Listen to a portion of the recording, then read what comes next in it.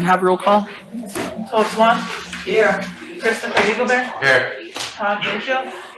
Cowboy Wright. Here. Stanley Waterknife Jr. Michelle Hollhornberg. Royal Yellowhawk. Robert Radley. Oh. Harold DeBray Jr. Bill Marshall. Here. Wayne Frederick. Emily Boyd Blondra. Alvin Bearhouse Sr. Sherry Wright Flake.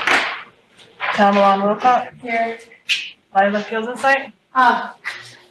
Michael Bolt Sr. Here. William Kindle. Here. Ben Blackburn III. Oh. Marion Little Thunder. Council, we have a quorum. Lila, would you like to say a prayer for us?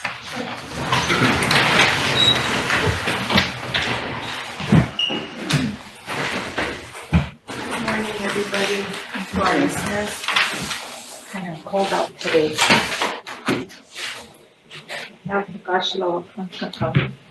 Gashila Lampetigio, Mita Roha, Victor Yukon, which was any walk your walk, Lesa washed there with Pia.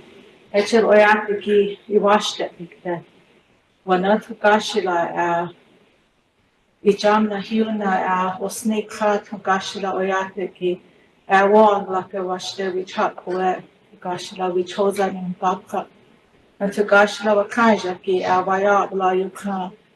He the one walk like a wash that to Gashla we talk with and to Gashla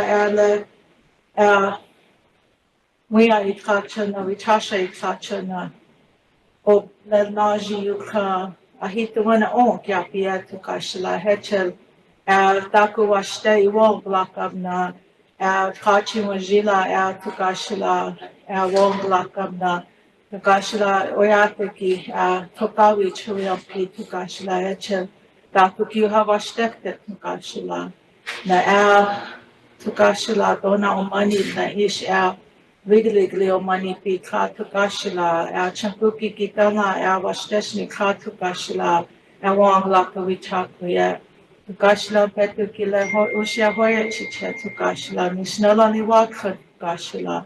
Oh.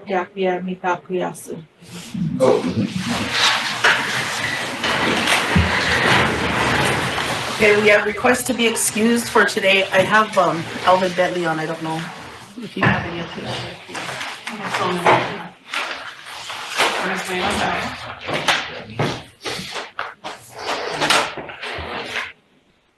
We have Alvin Bear Heels that will be on at request to be excused for today and tomorrow, and Wayne Fredericks also, he's on travel. The motion to excuse him. Motion by Willie or before we do that, could I be excused at 2 o'clock? at 2? Yeah. Anyone else need to be excused early?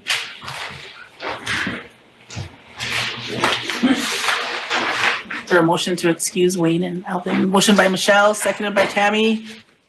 Question by Bill, all in favor? 1, 2, 3, 4, 5, 6, 7, 8, 9, 10, 11, 12, 13.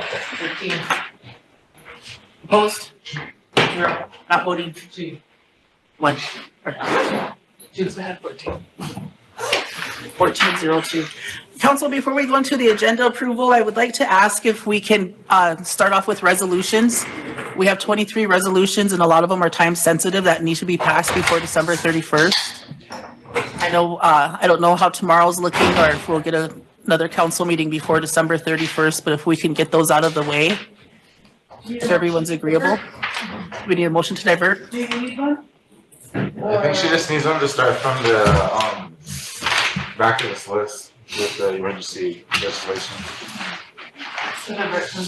Okay. We didn't approve the agenda yet. It was before agenda approval. So we could just put resolutions at the top. Okay. I have a question. Emily? If there's any resolutions that aren't on here, can we bring those up? If Yes. we have? Yeah, if they're time sensitive, anything we can get through before the end of the year would be good. So we'll start off with resolutions. I don't know if Tina wants to pass out the gray book.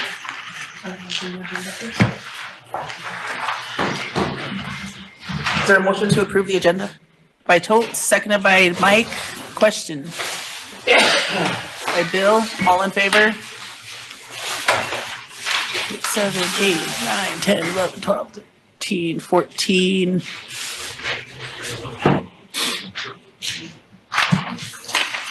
Tammy, did you vote?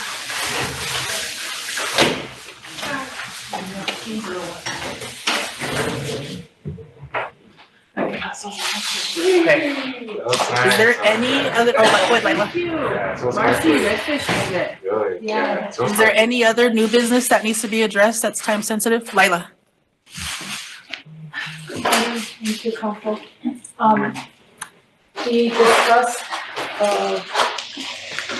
must have been the last meeting, but we didn't get a chance to go there, but, I'm wanting to make a motion to the, for the employees to get another $500 for Christmas.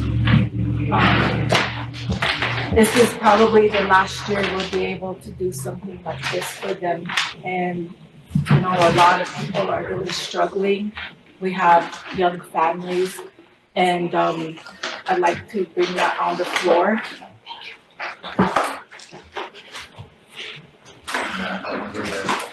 Is your motion to give the employees an additional 500 Yeah. to the bonus? Mike? Chair, is it proper to introduce a resolution in this fashion at this juncture? I asked if there was any new business that needed to be addressed that may have been time sensitive, so she brought up the motion. Well, yeah, I understand that, but I'm asking if that's proper. Yeah, we added it. I know we do things, that, sometimes in a haphazard fashion. At any rate, if we're gonna do that, I have a comment relative to that. I just want to state for the record that I cannot vote for any kind of a bonus for anybody, because in my community, I have a lot of people that are suffering without propane, and living, with the fact that they could run out of heat at any time. If in fact they're lucky enough to have any propane left at all. There's also a wood shortage in my community. And I understand it's because of the lack of resources that the tribe provides to get these services out there. So I in good conscience, cannot vote for this sort of thing. I think it's outrageous. Thank you. Totes. Good morning, everyone. Do you all recall when we had our very first council meeting, I requested a meeting from our Madam Chair for all of us to sit down together with EPP, with our community chair people, so we can bring up the issue, make sure everybody's taken care of before winter comes. And where are we at now?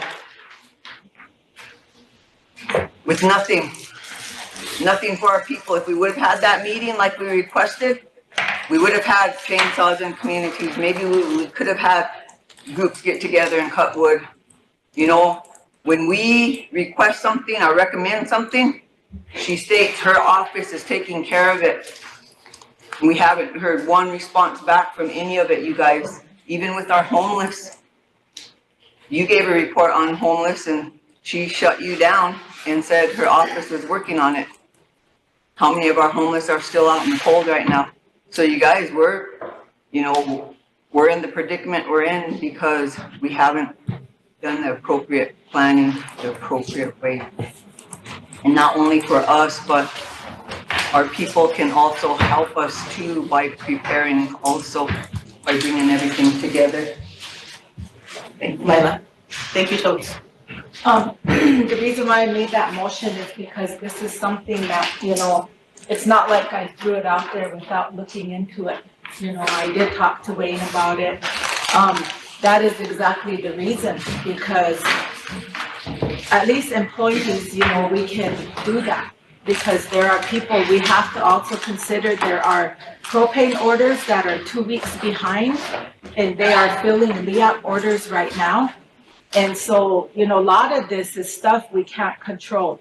Employees have to buy their own propane, they have to get their own wood, $500. A cord of wood is running about $400 to $600. And a whole cord is $600 just about. So, you're looking at, that as well. propane, they may have to get it from Valentine or somewhere else out here until those orders are fixed. But, you know, nobody should be cold. And that's also in the back of my mind. We never have a plan. We don't have a plan. And, you know, right now it just kind of sprung up on us, but we have time to talk about that stuff. And I think, wood, I got calls for wood. I don't know about, much of you guys have, if people called you.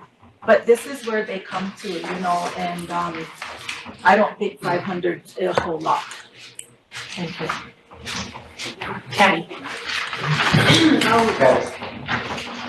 One of the things that I got asked to bring here today was about telephones for IHS employees for Christmas. If that's a possibility, if they can get a telephone for Christmas, maybe we can put some stipulations in there to make it more stringent so they have to pay it back. I know there was some employees from the last time that didn't, but that was one of the things I wanted to add to the agenda. Okay. I think we already approved the agenda. We didn't put it in. Okay. Yeah, we did. We did? Maybe we could bring that up under the treasurer's report? Okay.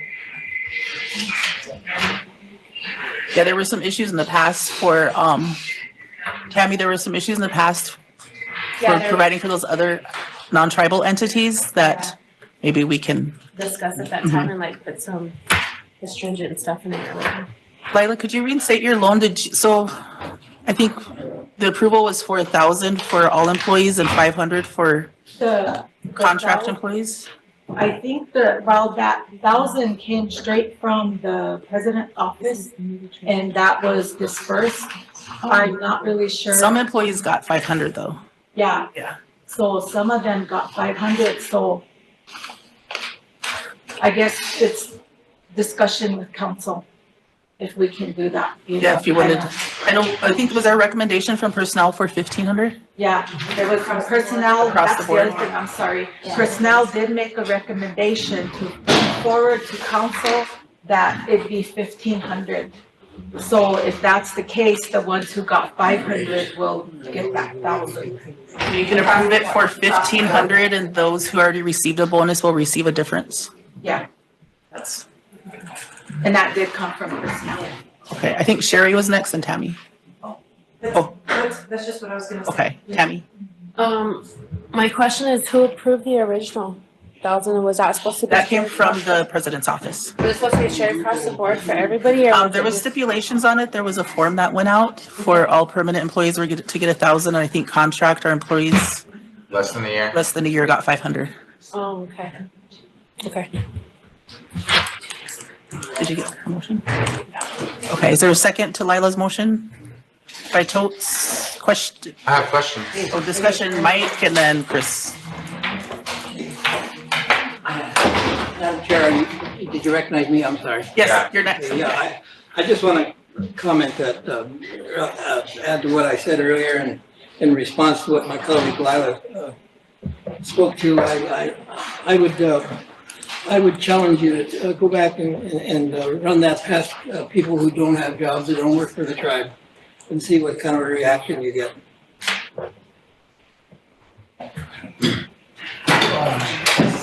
Good morning, council. Good morning, people. You do have to call it, I'm not sure if you're trying to watch not to choose up. So anyways, we already got 1,000, a lot of our employees did, and the ones that, the other ones got 500. Anyways, one thing I wanted to state clear is that there's $7,000 in this room alone, $500 for every person in this room. We want to talk about resources. That's $7,000 that we could be giving towards propane, that we could be giving towards all these other things that we do need, that we don't need to be taking home as individuals. I understand that when we do stuff for our employees across the board, it feels good, but at the same time, I understand that that's another way for us to get more money as well too. And so I don't agree with that either. $15,000 for 800 employees is $1.2 million that we're gonna throw away. And we're in the next coming years that we gotta understand that we can't be doing that. I mean, I know we could do it one more time right now, but why should we? We need to quit giving handouts. We really do.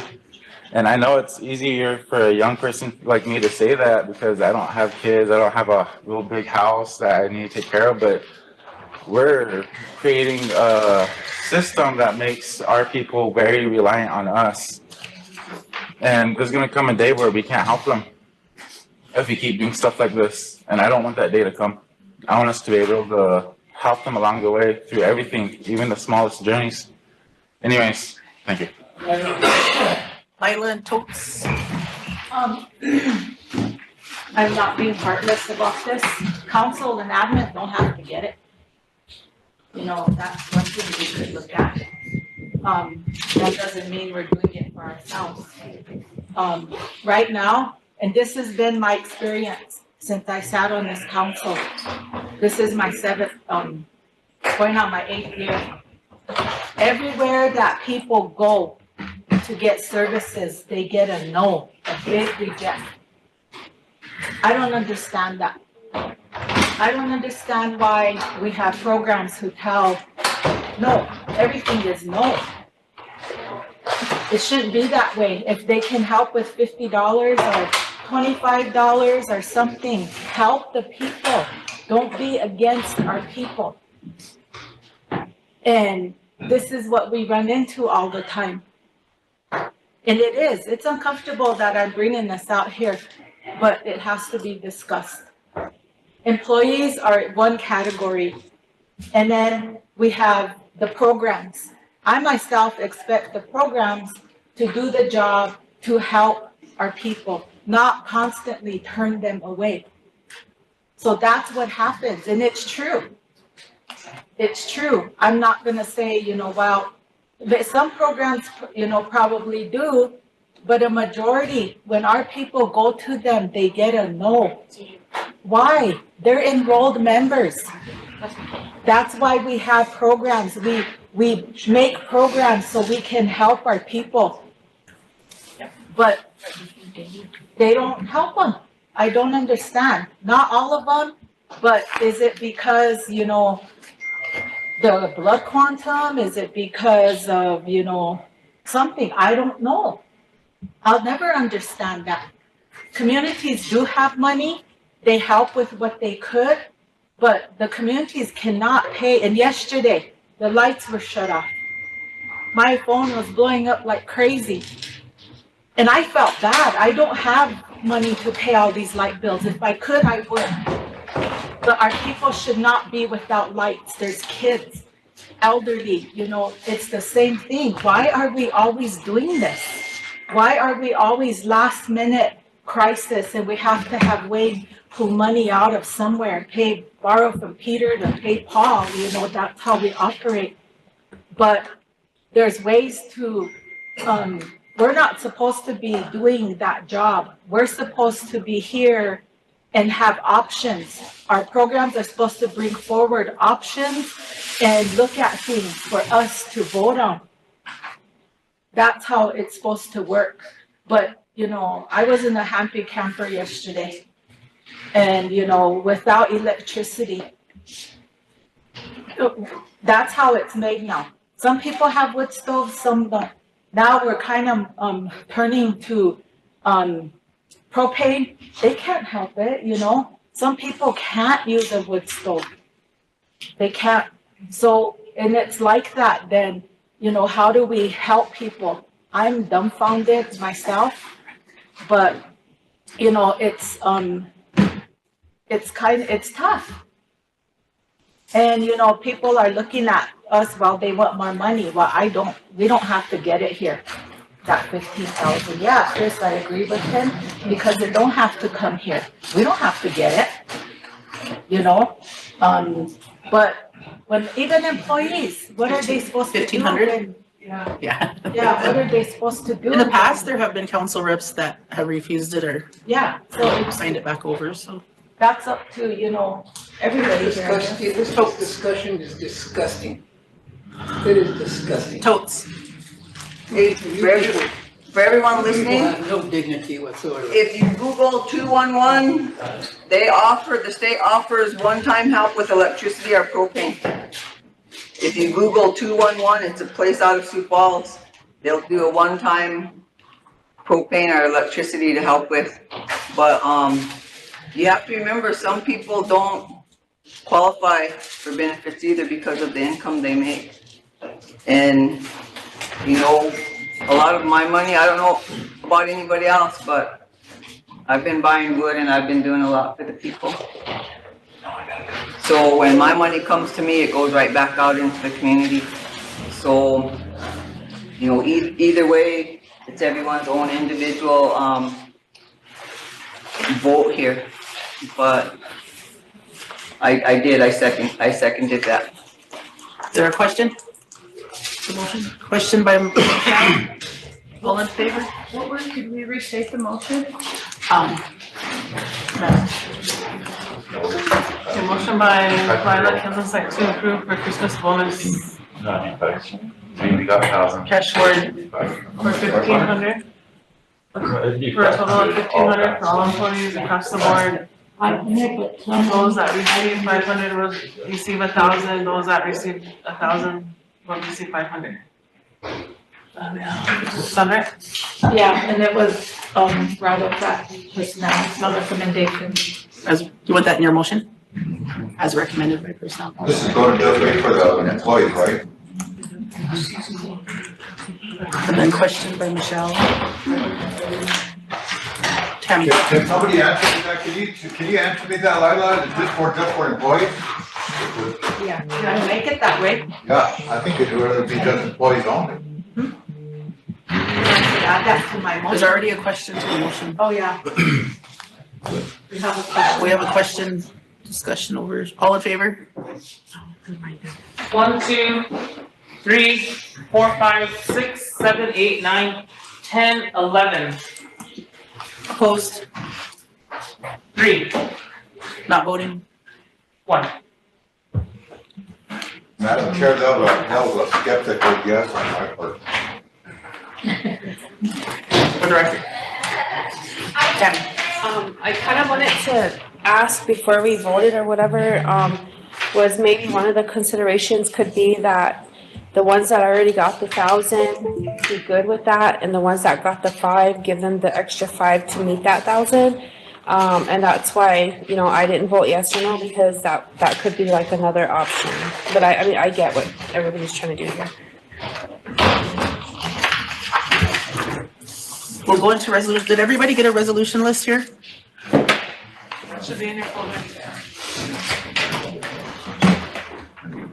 We have, it looks like 3 that need to be ratified.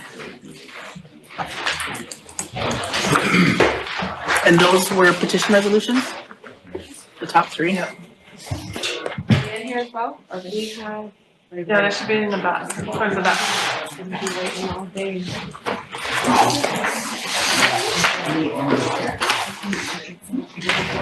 Madam Chair, Yes.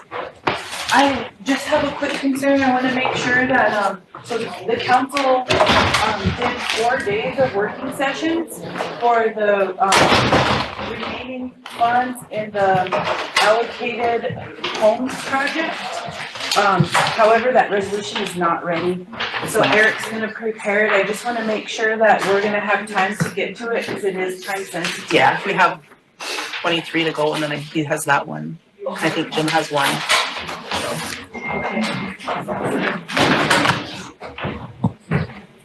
Wayne has a holding conversation. Okay.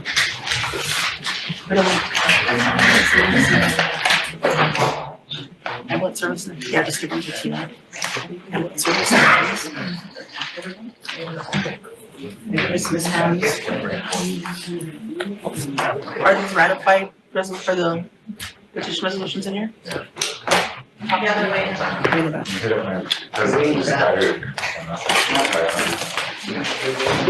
I said something.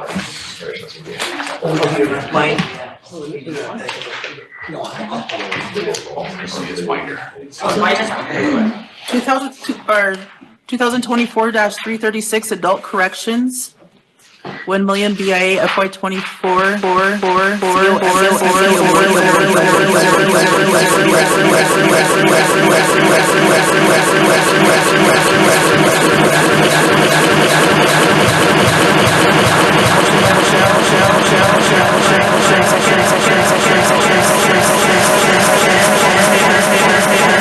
Three, 4, 5, 6, 7, 8, 9, 10, 11, 12, 13, 14, 15.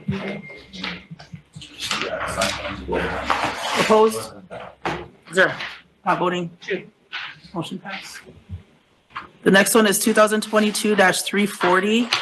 Sechongo Oyate Ho to secure funding through 297 grant funding for repair and replacement of the school's athletic track and field facilities. Is there a motion to ratify this resolution?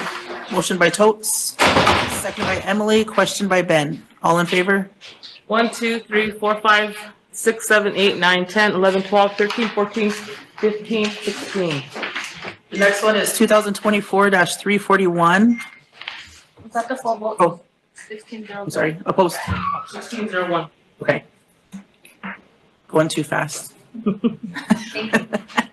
The next one is 2024-341. Sechongo Oyate Ho to secure funding through 297 grant funding for repair and replacement of the school's athletic track and field facilities, number 2. Is there a motion?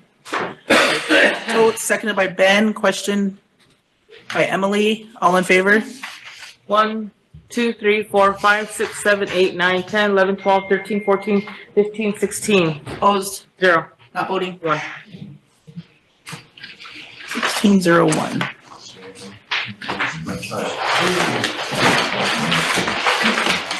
Black pipe, you want to bring yours on now or? Yeah, we're good. I just don't have them though. Does it pink? Okay, we'll go on down the list. Would the secretary have them?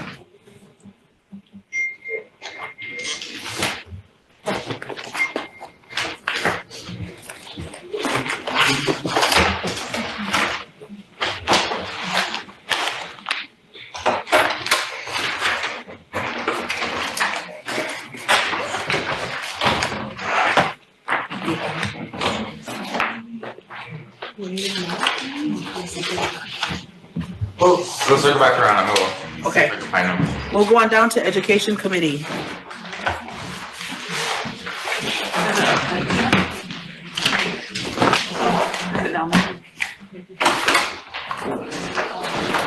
Which one are we looking at?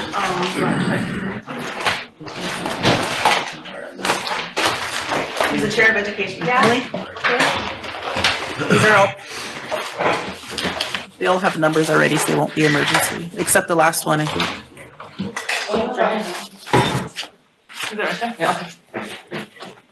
Motion to approve 2024-341. Motion to approve 2024-344 by Emily, seconded by Totes. Go ahead and read it in.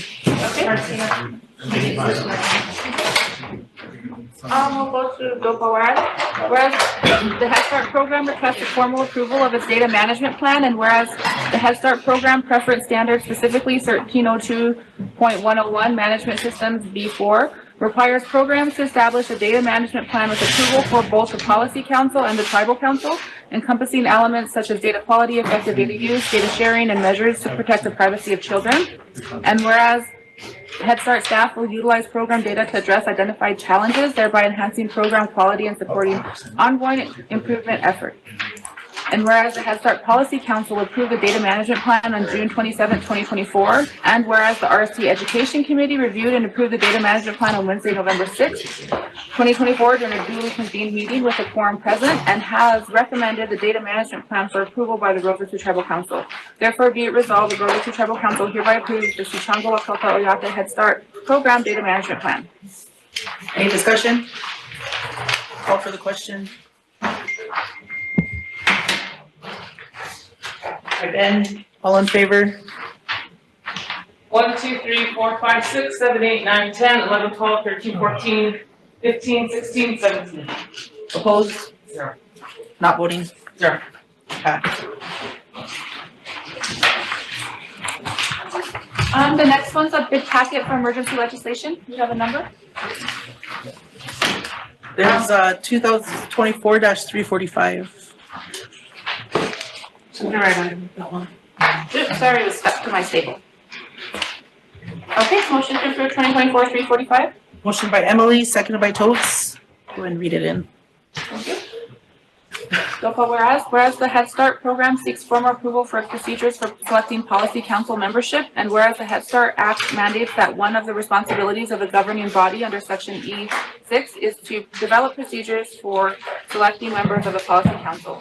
And whereas the Head Start program preference standards section 1301.3A required each agency to establish and maintain a policy council tasked with guiding the Head Start program to agency level. And whereas the Head Start Policy Council approved the procedures for selecting Policy Council membership on June 26, 2024. And whereas the Rosebud Tribe Education Committee reviewed and approved the procedures for selecting Policy Council membership at a duly called meeting with the quorum present on November 6, 2024, recommending its approval to the Rosebud Tribal Council. Therefore, be it resolved that the Rosebud Tribal Council hereby approves the procedures for selecting Policy Council members for the Sichango Lakota Oyate Head Start program. Thank you. Any discussion? Call for the question. Todd. All in favor? 1, 2, 3, 4, 5, 6, 7, 8, 9, 10, 11, 12, 13, 14, 15, 16. Opposed? 0. Not voting? 1. 1601 pass. Okay, this one is emergency legislation for Head Start's continuation grant. 2024-349. 349, Yeah. move for emergency legislation. Motion for emergency legislation, seconded by Totes. Question. Ben, all in favor? 1, 2, 3, 4, 5, 6, 7, 8, 9, 10, 11, 12, 13, 14, 15, 16. Opposed? 0. Not voting? 1. Pass. Motion to approve 2024-349. Motion by Emily, second. By Ben. Where do we read it in? Okay, so far whereas the Sichango Lakota Oyate Head Start Early Head Start program is seeking approval for the 2025-2026 continuation grant application in a total amount of $7,494,488. And whereas the grant application funding allocations of $5,126,874 for Head Start program operations and $38,461 for Head Start training and technical assistance, along with $2,289,034 for early Head Start program operations and $40,119,000 for early Head Start training and technical assistance. And whereas the deadline for submission to the Office of Head Start in Washington, D.C. is January 1st, 2025, and whereas the resolution has been reviewed and approved by the Rosebud Sioux Tribe Budget and Finance Committee at a duly convened meeting held on Tuesday, October 22nd, 2024, at which a quorum was present and has been recommended for final approval by the Rosebud Sioux Tribal Council. Now therefore be it resolved that the Rosebud Sioux Tribal Council hereby fully supports and approves the Sichango Lakota Oyate Head Start and Early Head Start 2025-2026 continuation grant application in the amount of $7,494,488. Discussion. Call for the question. Lila, all in favor? 1, 2, 3, 4, 5, 6, 7, 8, 9, 10, 11, 12, 13, 14, 15, 16, 17. Opposed? 0. Not voting? 0. Resolution passed. Move for emergency legislation. Motion by Emily for emergency legislation. Second by Totes. Question. Todd. All in favor? 1, 2, 3, 4, 5, 6, 7, 8, 9, 10, 11, 12, 13, 14, 15, 16, 16.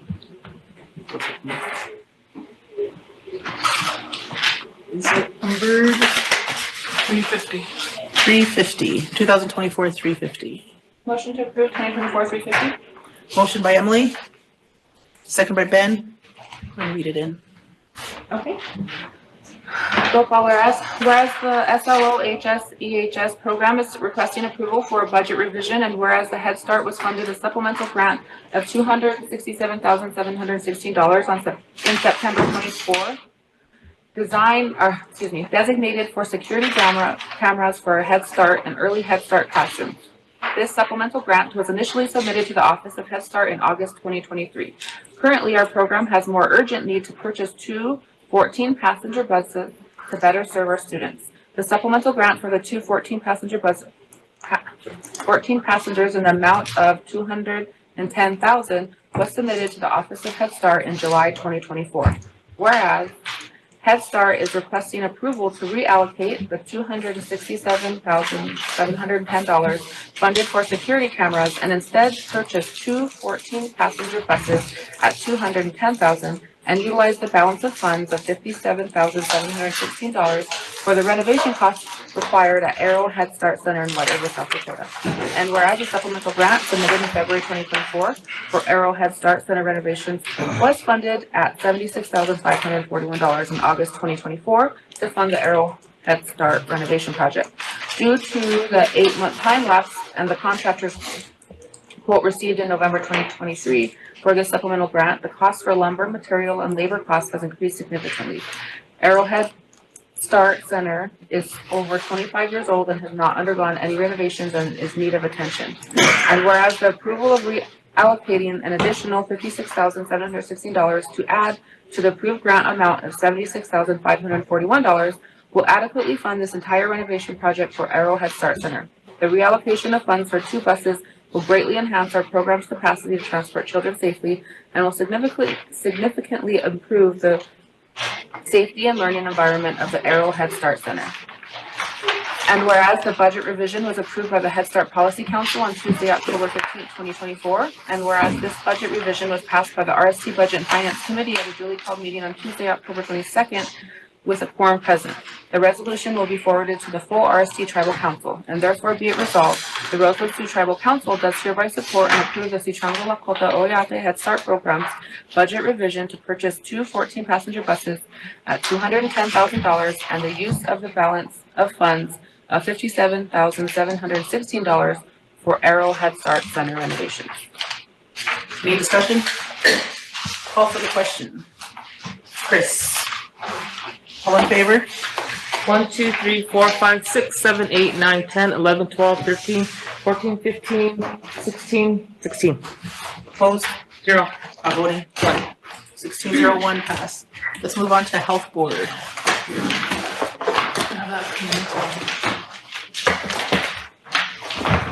I see that there's two in here. I was just wondering if you got the email from the ambulance last Yeah, night? it's right down here. I'll add that one into this one.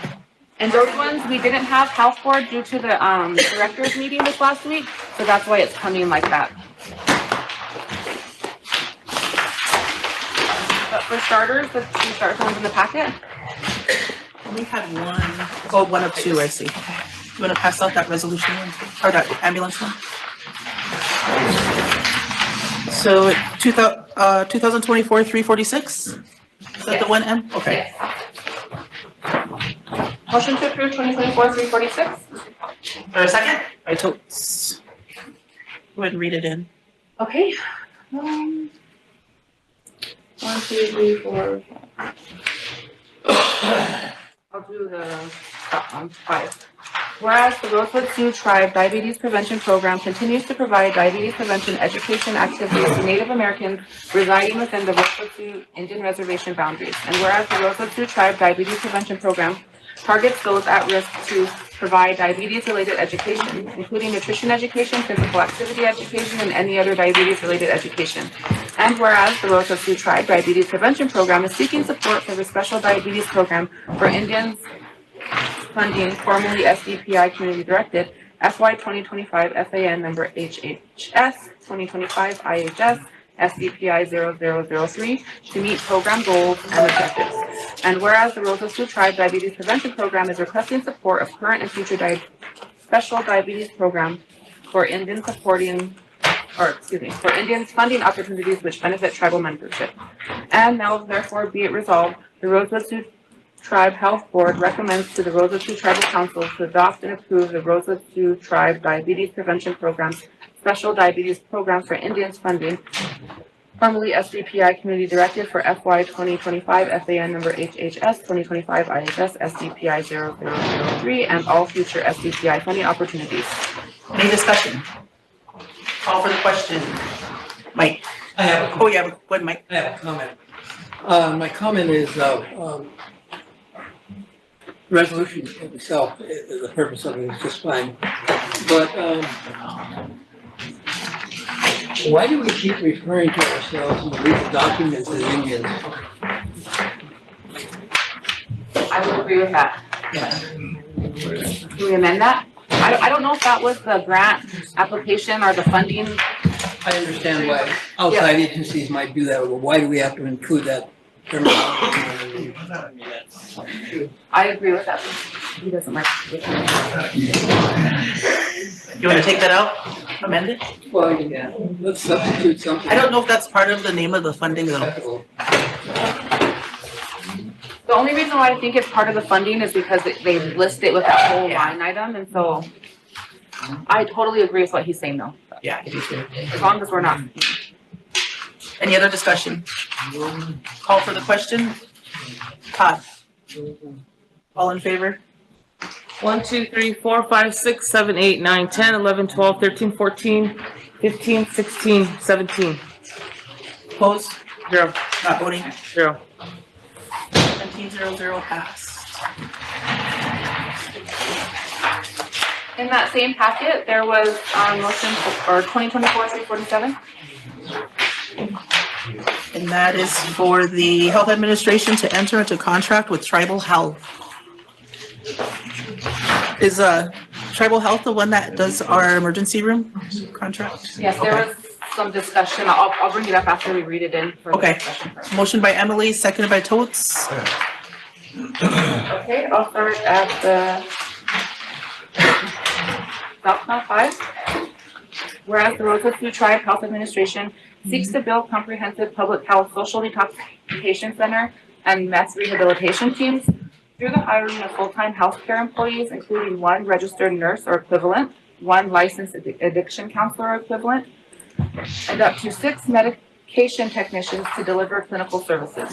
And whereas the Rosebud Sioux Tribe Health Administration has the opportunity to enter into an agreement with staffing agency Tribal Health, which has provided the attached rate schedule, and which would total a maximum annual cost, including arranging housing for these 8 staff, of $1,439,360.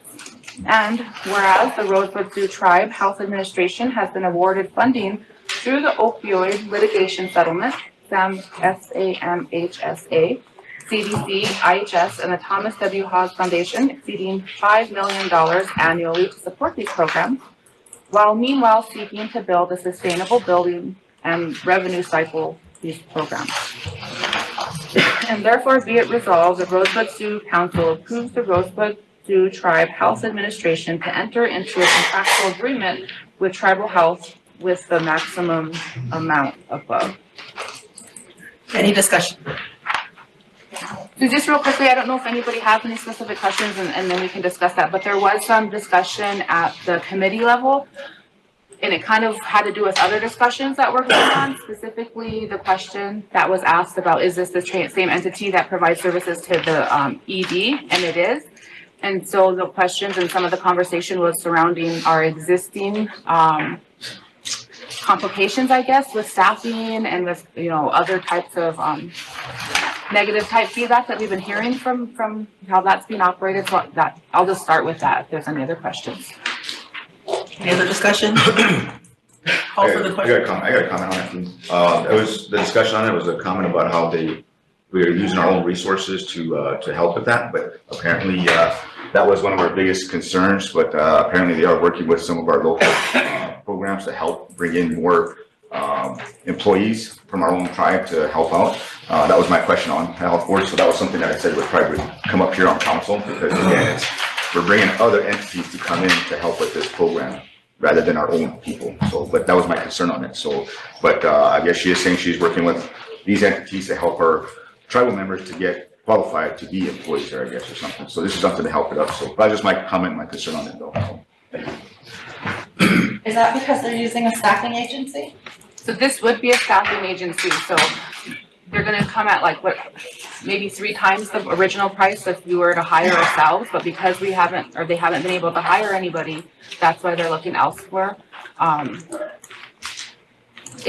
It's just unfortunate because the people that are, you know, supposed to help us with this issue are currently having issues staffing our ED. And so that was the only concern there, is if we're already having continued issues with staffing and other types with that entity, are we gonna be able to help this one, you know, meet their goals if we're still, you know, if it's still gonna be a shortage of staffing?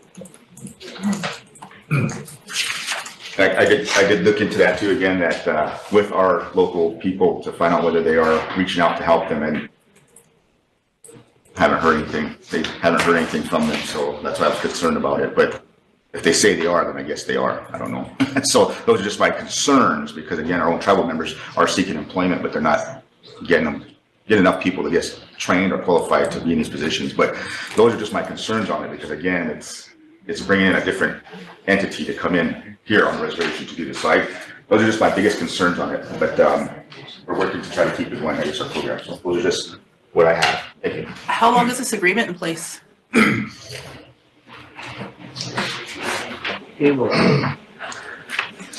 I'm not sure. I would have to follow up on that. I mean, there was a lot of other conversations. We didn't know who wrote the resolution. Does it have to go through any kind of legal before we have a contract? Can we approve contracts without seeing them? Those types of things kind of came up. So there's definitely more that has to be worked out with this. I think the urgency came about because a lot of the other conversations that we were having at Health Board had revolving around not having this detox staffed and up and going, and not having it 24/7. And it really came down to, not only do we not have staffing, but we don't have the qualified staff for that. And so it comes down to, well, these people are going to need training before they can even get in these types of positions. And so we're still out, you know, that entity or whatever.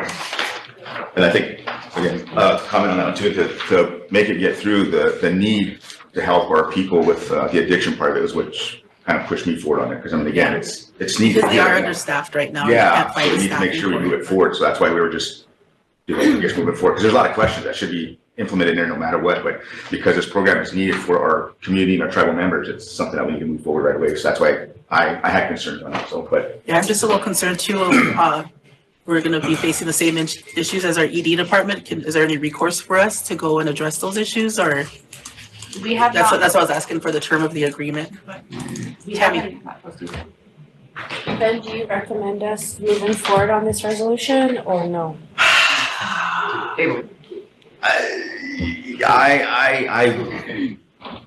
I wouldn't, because I mean, there's qualified people out there. We just haven't looked for them. And it's just something that they put in right away because this program is needed right away for our people for addiction and stuff. So that's why I moved forward. But I on a committee level, I said just to move forward with it because of what we need. But I don't know. I personally wouldn't, because I just don't think that they're ready for it right now. Okay, that's all I want. Okay. Michelle. I just think that since it's a really needed program and we need these, that we should go forward with it, but we also ask that you bring back all of that information as far as the contracts and the time frame and the timing. But that's what I mean, this would be approving that without having all of that in place, and we haven't seen any of that, so we don't. Do you know when you'll get it? Maybe we should then. Just Yeah, table it. I think we should. I'll do a motion to Maybe table it and refer it to Eric for review. Until we get more information on it. Lila. I think from what, I get what Ben's saying, but we also remember that whatever happened to our Indian preference policy, as well as our employee, our Rosebud people, for that challenge. You know, if they can, if they're qualified and they come here, you know, that's always something they, you know, because we're supposed to support our tribal members. And, you know, I've seen this body help out with that as well. But I'd hate to go back to program. Yeah, could have been a hard. Totes. Is it that? We have to hold it back, and Still we have to discussion. table it Waiting for the because question. it's been in existence up there. We haven't done as much as we should. And we're putting the cart before the horse again here.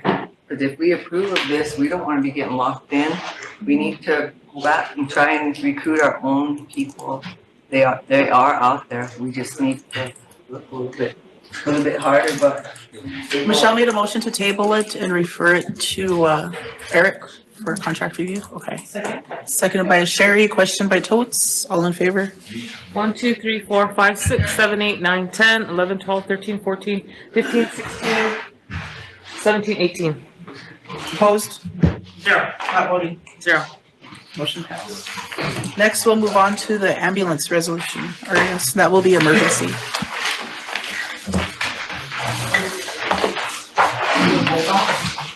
that this one that we handed out here?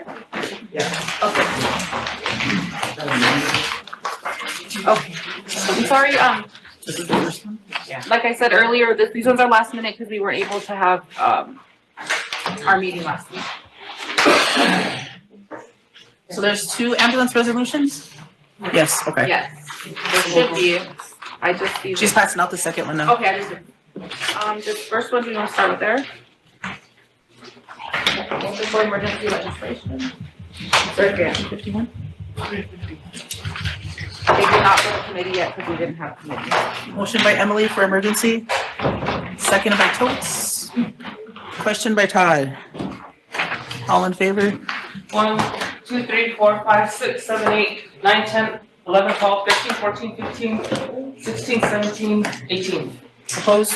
0. Not voting? 0. Motion passed. It will be 351. Motion to approve 2024-351. Seconded by Ben. Go ahead and read it in. Okay, the one that I have here is 1, 2, 3, 4, 5, we'll start with 5. The Rosebud Sioux Tribe Ambulance Service will maybe execute a purchase agreement for a brand new 2023 Ford F-450 Type 1 ambulance from Aero Manufacturing, Inc., Rock Rapids, Iowa, for the amount of $387,950.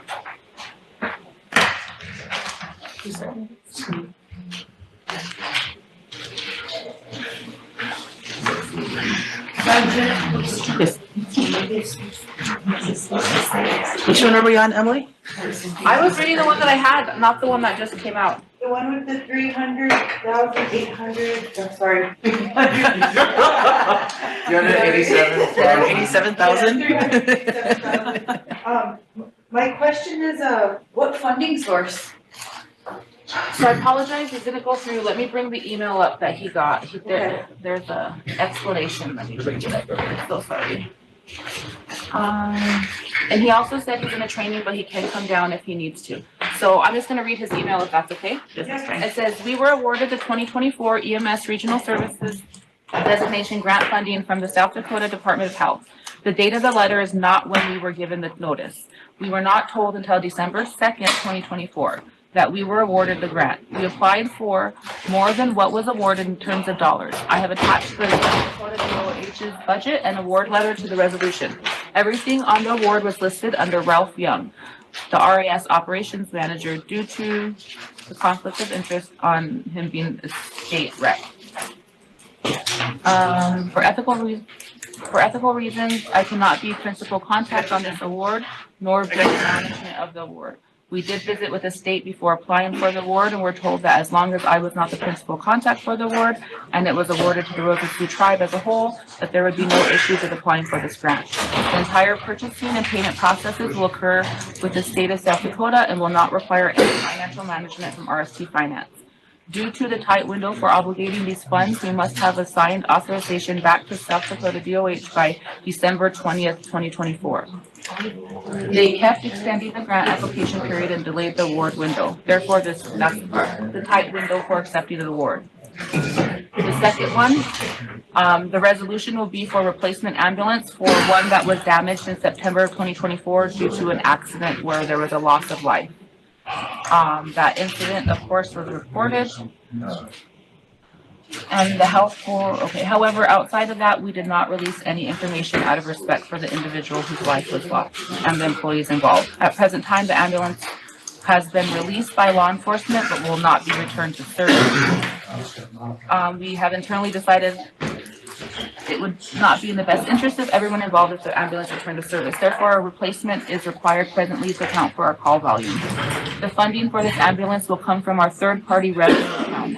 Because it was not a loss of vehicle in terms of being totaled or similar, there is no insurance to cover this replacement.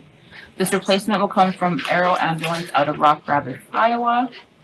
They have been the primary source of ambulances since 2013. They informed that this 2023 Ford ambulance was built for another customer but did not deliver. So this first resolution is time sensitive due to the grant that was awarded? Yes, because they have to have the signed agreement by the 20th back to the state in order for them to get. By December 20th? Yes. Okay. Tammy, did you have a question? Well, I think maybe we should address accepting the grant first and then do the expenditure second. I apologize for being backwards. I was just reading the first one I had here. Yep. Does that make sense? Do you want to withdraw your motion on this to approve the Yes. resolution and then make a Does that motion change to? the number? No, Okay, it'll just go to 352 and they'll just be backwards. they'll still have the same number, right? Yeah. Motion by Emily to accept the grant. And 2024-352 is emergency legislation. no, No. so this first one, you made a motion to approve it. It was seconded by Ben. And after discussion, Tammy brought it to our attention that we should accept the grant first. So I don't know if you want to withdraw your Is that motion. the other resolution? It's 351. But that's in this other resolution. What was it? Okay. So that's what I'm asking. Do we change numbers or do we just call it 352 and then read this one first? You already gave it a number. Yeah. This other one would be 352. So Okay, the one that I'm reading first is actually numbered second. Sorry about that. okay. Okay?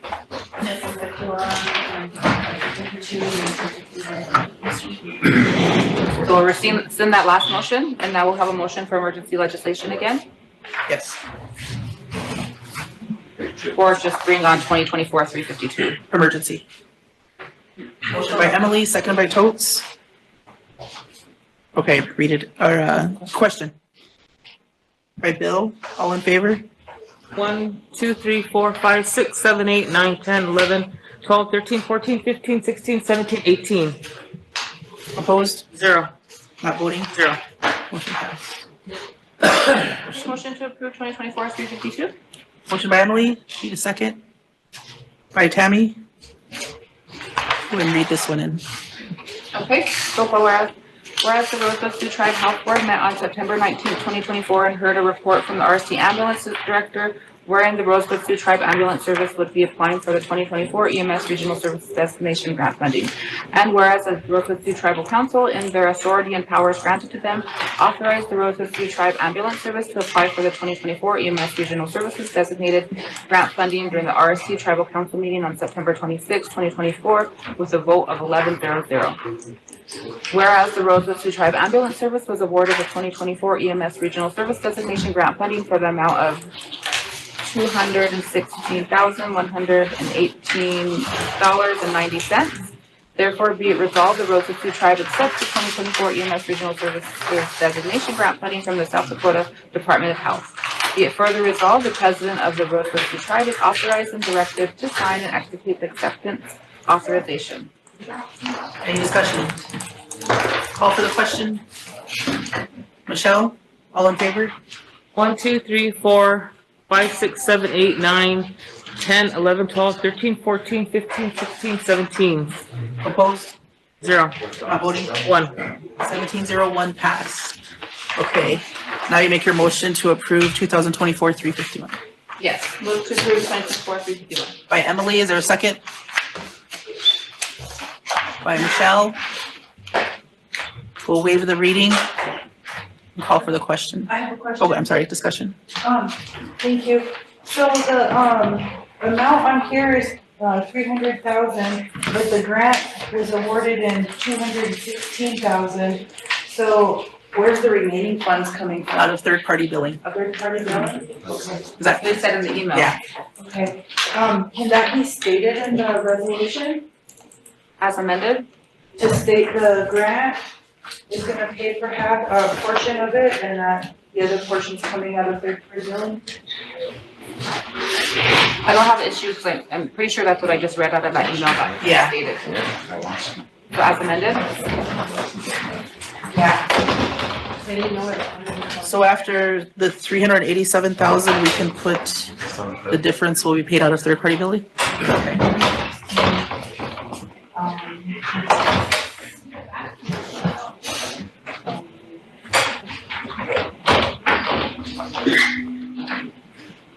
Any more discussion?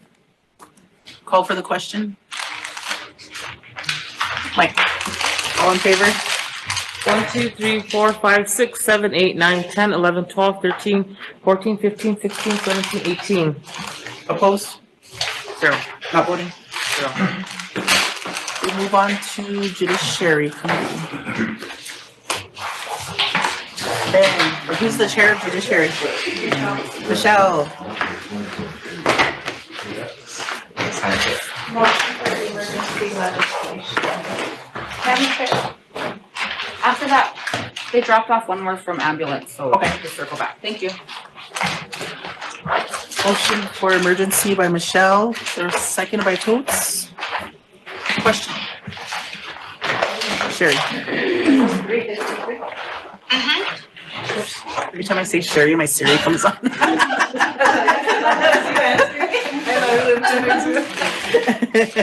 All creepy. All in favor? 1, 2, 3, 4, 5, 6, 7, 8, 9, 10, 11, 12, 13, 14, 15, 16, 17. 353, right? Yeah, 353. Let's start at the fourth whereas. Whereas the So wait, Rosebud okay, motion to approve 2024 Motion to 350. approve. Second by Ben. You can go ahead and read it in. Rosebud Sioux Tribe has been awarded funding from the Bureau of Indian Affairs for the Rosebud Sioux Tribal Court in the amount of $60,397 for court staff and administrative costs that contribute to the operation of the tribal court. And whereas the Rosebud Sioux Tribal Court is responsible for the implementation of this award from the Bureau of Indian Affairs as part of its tribal court service self-determination contract. And therefore, be it resolved, the Rosebud Sioux Tribal Council authorizes and approves the acceptance of the Bureau of Indian Affairs funding to be implemented by the Rosebud Sioux Tribal Court and approves the attached budget in the amount of $16,397. And be it further resolved that the Tribal Council hereby authorizes the tribal chairman or official designee to sign all pertinent applications, contracts, and documents thereof. Any discussion? Question. Question by Sherry, all in favor? 1, 2, 3, 4, 5, 6, 7, 8, 9, 10, 11, 12, 13, 14, 15, 16, 17. Opposed? Zero. Not voting? 1. Motion passed. Next one is emergency for the tribal court to accept the JAG grant and budget. Motion for emergency legislation. Motion by Michelle, there's second by Ben. Question? By Todd, all in favor? 1, 2, 3, 4, 5, 6, 7, 8, 9, 10, 11, 12, 13, 14, 15, 16, 17. Opposed? Zero. Not voting? 1. Motion to approve 2024 354. By Michelle, seconded by Sherry. Go ahead and read it in. I'll start at the fourth whereas. Whereas the Rosebud Sioux Tribe has been awarded a grant from the United States Department of Justice, Bureau of Justice Assistance. You want me to read the award number too? Yeah. The number 15, PDJA 24 EG05068 JAGX. In the amount of $47,565 with the project period of 10/1/23 to 9/30/27 for the Rosebud Sioux Tribal Court Public and Advocacy Information Project. Whereas the Rosebud Sioux Tribal Court is responsible for the implementation of the new grant award for the Rosebud Sioux Tribal Court Public and Advocacy Information Project. And And therefore be it resolved that the Rosebud Sioux Tribal Council authorizes the acceptance of the grant award number 15 PBJA 24 GG 05068 JAGX and approves the attached grant budget in the amount of $47,565 to be implemented by the Rosebud Sioux Tribal Council. And be it further resolved that the Tribal Council hereby authorizes the Tribal Chairman or official designee to sign all pertinent applications, contracts, and documents thereof. Discussion. Thank you. First question is, what exactly are procurement contracts? And then the second question is, why is there no indirect costs? Did you have any input on this? Resolution.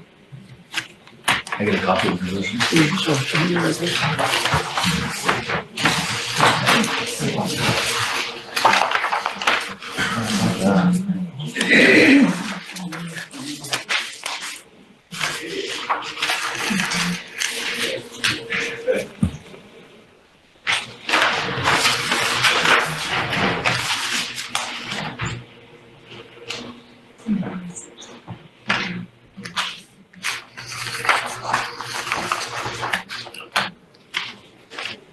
There shouldn't be any indirect costs because there's no salaries in it. Okay. So even though, the tribe processes, finance processes, any contracts or, drawing down of the funds, we still don't receive indirect costs? Our indirect cost is, based on salaries and fringe. A certain percentage of salaries and fringe. It's probably gonna change here soon, but last several years, we pulled up our total salaries and fringe, the our indirect cost, what it is, percentage of that, and that's what our. Okay, so contracts are excluded from that? Yeah, we can't charge indirect costs, anything. I mean, we can't collect indirect costs, anything but our salaries and fringe. Okay, thank you. Any more discussion? Question?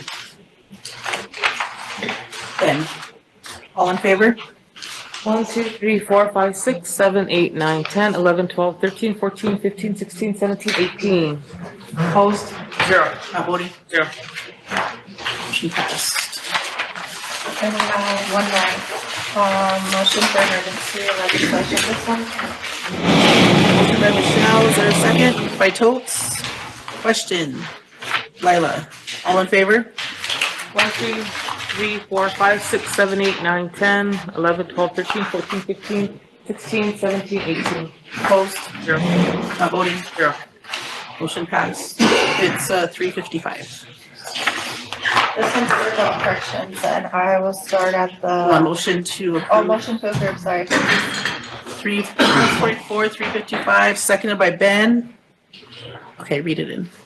Number 5, whereas the Rosebud Sioux Tribe Adult Corrections is in need of an inmate transport vehicle. And whereas the Rosebud Sioux Tribal Adult Corrections received a proposal from Joe Watt Auto Sales Inc. as a sole source in the amount of $37,860. And whereas the Rosebud Sioux Tribe Adult Corrections is recommending to utilize the ACF revenue for inmate transport vehicle in the amount of $37,860 for Joe Watt Auto Sales Inc. Now therefore be it resolved that the Rosebud Sioux Tribal Council accepts the recommendation of the RST Adult Corrections to utilize Joe Watt Auto Sales Inc. in the amount of $37,860. And be it further resolved that the president of the Rosebud Sioux Tribe or his designee is authorized and directed to execute any and all documents pertinent. Any discussion? As amended. As amended? That last one. Their designee. Her designee, okay. As amended, call for the question. By Emily, all in favor? 1, 2, 3, 4, 5, 6, 7, 8, 9, 10, 11, 12, 13, 14, 15, 16, 17. Opposed? 0. Not voting? 1. 1701, motion passed. Emily, that one was for adult corrections, and I was also asked in the shared committee to bring up the issue with the audits because they had gotten million grant and they're unable to get that grant because of the audits not being done. So just bringing it up as requested. The tribe's audits in, I mean, with the indirect cost issue has to do with, our entities not auditing on time. Because the entities didn't get the audit in, like 5 months ago. We weren't able to submit for an indirect cost rate until we don't have a rate for last year. We probably won't get one until the end of January for last year. We can't even apply for a rate for this year until all of our entities get the audits in. None of them are now. The tribes is in, but theirs aren't. So whenever their audits get here, we do a tribe-wide and then we apply for our indirect cost rate. But best case scenario, if they get theirs in February, we get our proposal in by March, we're not going to get a rate down. The year's over again. And what Melissa was worried about is that they're holding the whole grant up because of indirect cost.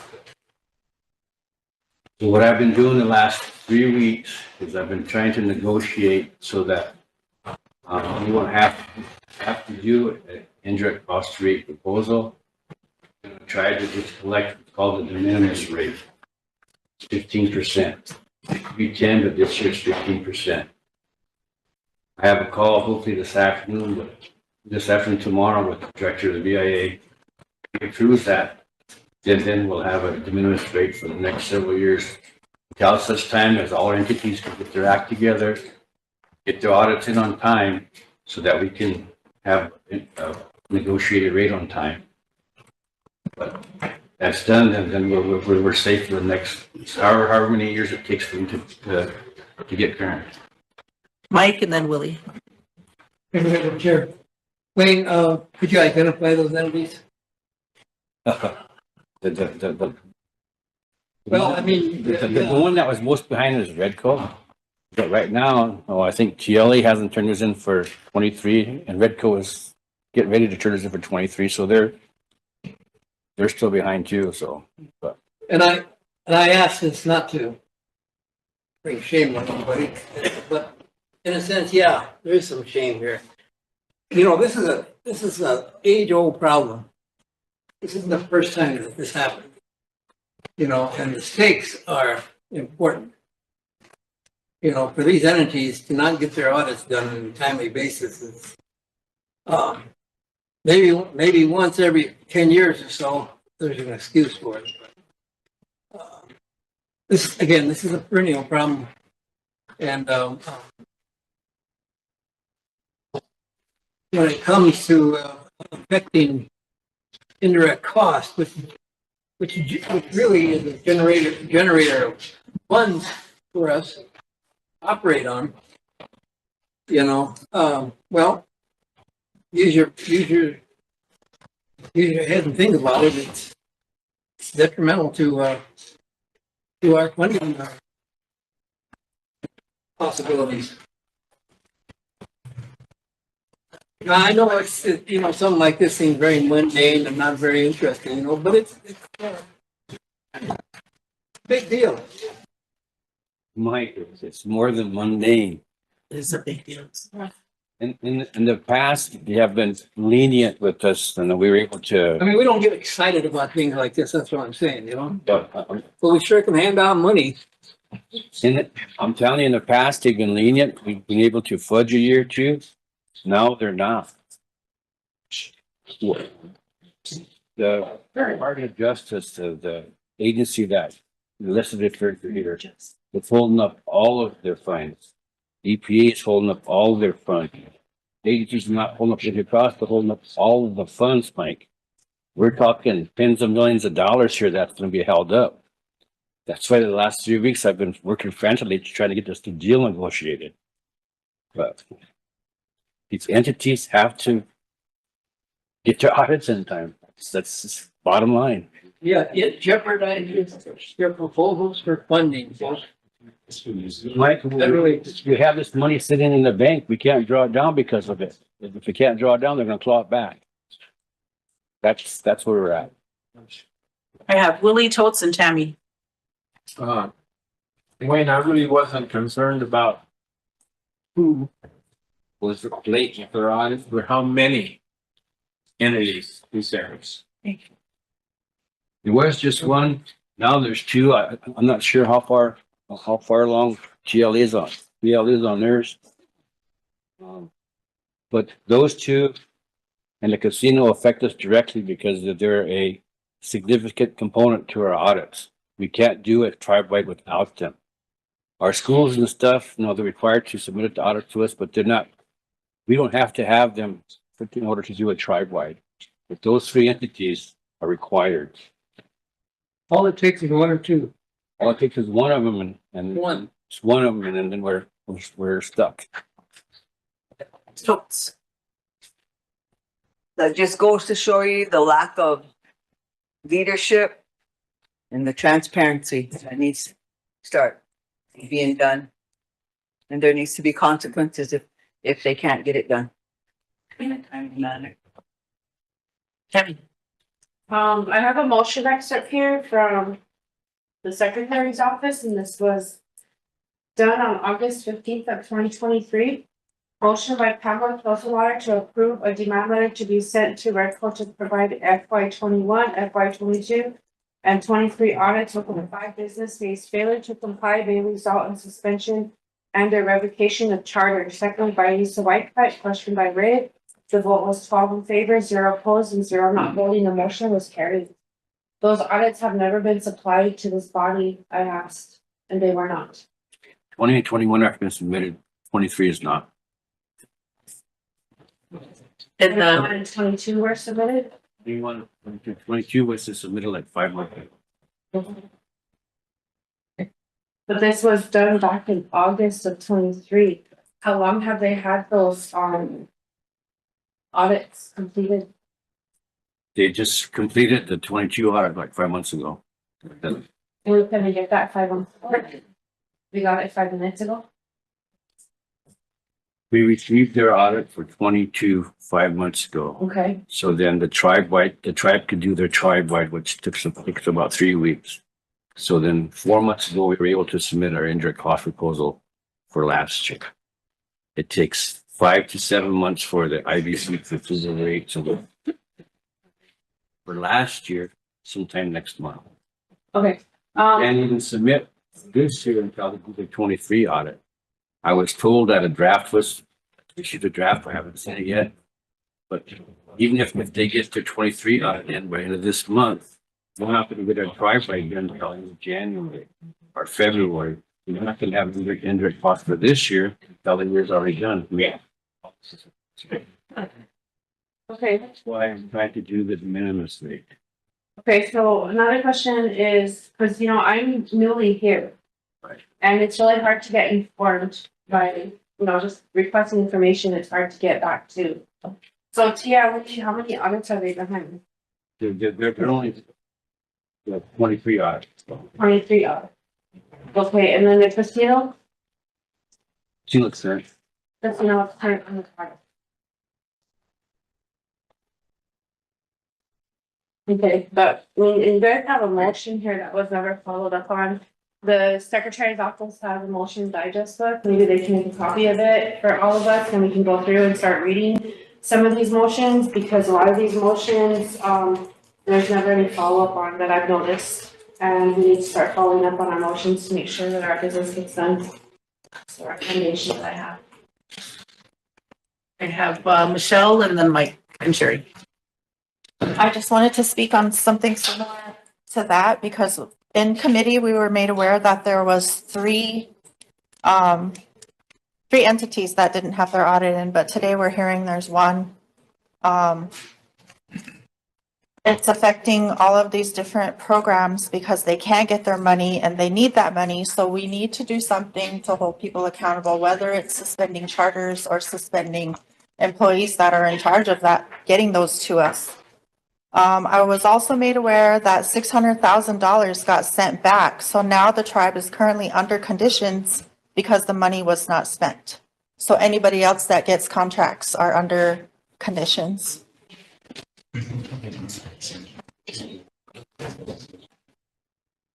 Mike, I'll bring.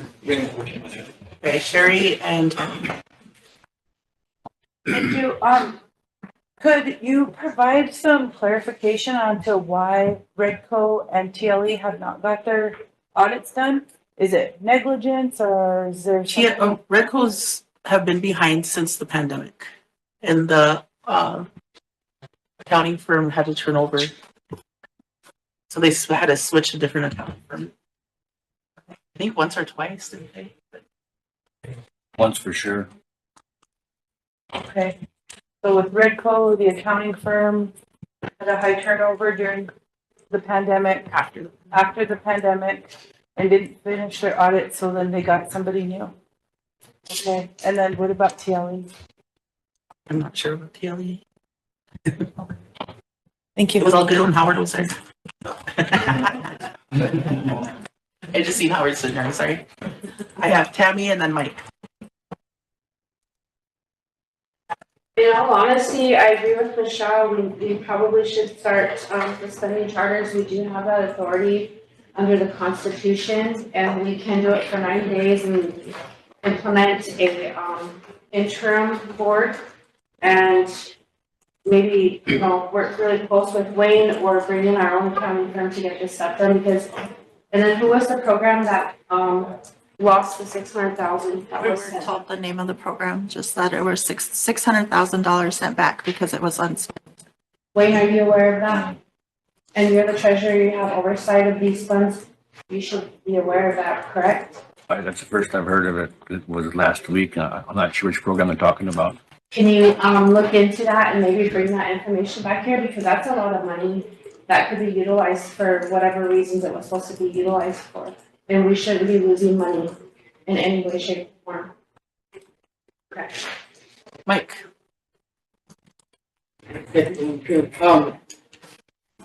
Again, I'd like to just comment that, you know, the COVID event, you know, did cause difficulties when it came to finding auditors. I know that from experience over at SG, but that was then, this is now, and that's not an excuse anymore. So aside from that, there can't be too many other reasons for not having an audit. One of them might be maybe you can't afford it. Tina. And secondly, and more worrisome, maybe you don't want one. I got that ambulance resolution that Emily has. No, I have no qualms about saying it. We'll move forward and go back up to health board with the ambulance resolution that was just handed to Emily. Move for emergency. Yeah, move for emergency. She's passing it out right now. Seconded by Toltz. Question. By Charles. Would it be 356? 356, yes. All in favor? 1, 2, 3, 4, 5, 6, 7, 8, 9, 10, 11, 12, 13, 14, 15, 16. Opposed? 0. Not voting. 2. 1602. Put it over there. Motion to approve 2024-356. Motion by Emily, second by Lila. Go ahead and read it in. Okay, and I apologize, this one just got dropped off, so I don't have any background information. So far, whereas the Rosebud Sioux Tribe has established a tribal budget and finance committee pursuant to RST ordinance number 8007 to operate with input from the director. Did this go to budget and finance? I'm not sure. Do we just need to strike that then if it didn't go? Yeah, since it's emergency, we can strike that. Oh, Yeah. okay, I will strike that one. Okay, next, whereas the Rosebud Sioux Tribe Ambulance Service will execute a purchase agreement for a 2025 Can-Am Defender Max Limited from No Limit Power of Valentine, Nebraska on a sole source basis with a total cost of $46,987.83. This purchase will be made from the third-party revenue account.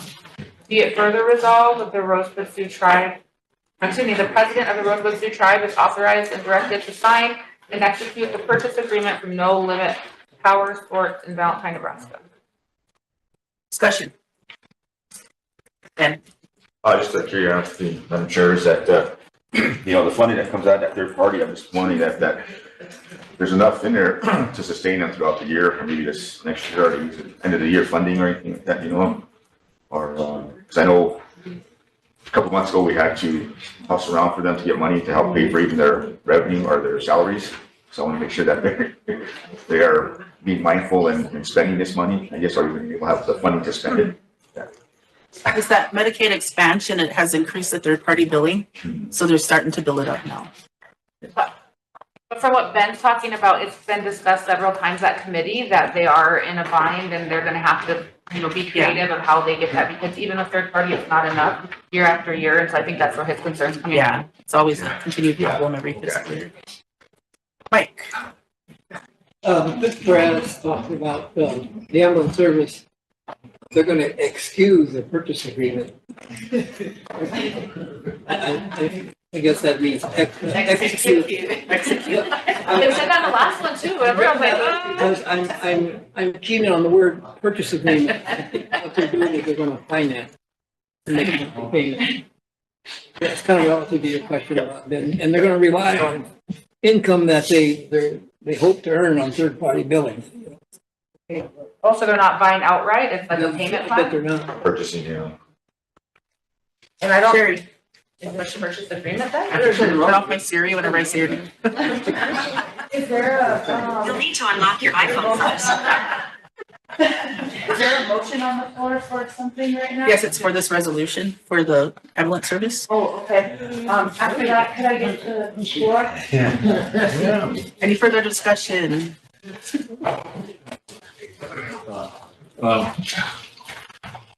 I'm not opposed to them getting this equipment that they need, I guess. They must have been working all this time without it. What I'm kind of concerned about is a few months down the road, they're going to come to committee and say they need 46,000 for something else. I think I brought it up in the committee, we talked a little bit about it. I'm certainly not opposed to them getting the equipment they need. I'm in favor of that, but I wouldn't want to see them come 6 months from now and say, have Wayne Boyd find $46,000.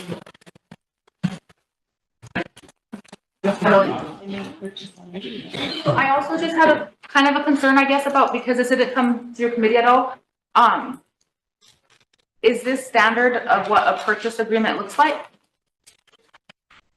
I just don't feel comfortable signing off on things without being able to review. I think this is just a quote. It's not a purchase agreement. Well, I would rather like to see like the actual agreement that we're agreeing to. But is it time sensitive? I don't even know. I don't know. That's 8 times. I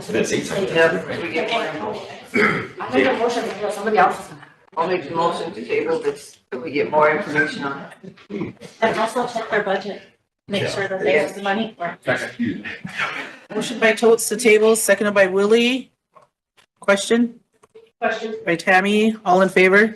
1, 2, 3, 4, 5, 6, 7, 8, 9, 10, 11, 12, 13, 14, 15, 16, 17.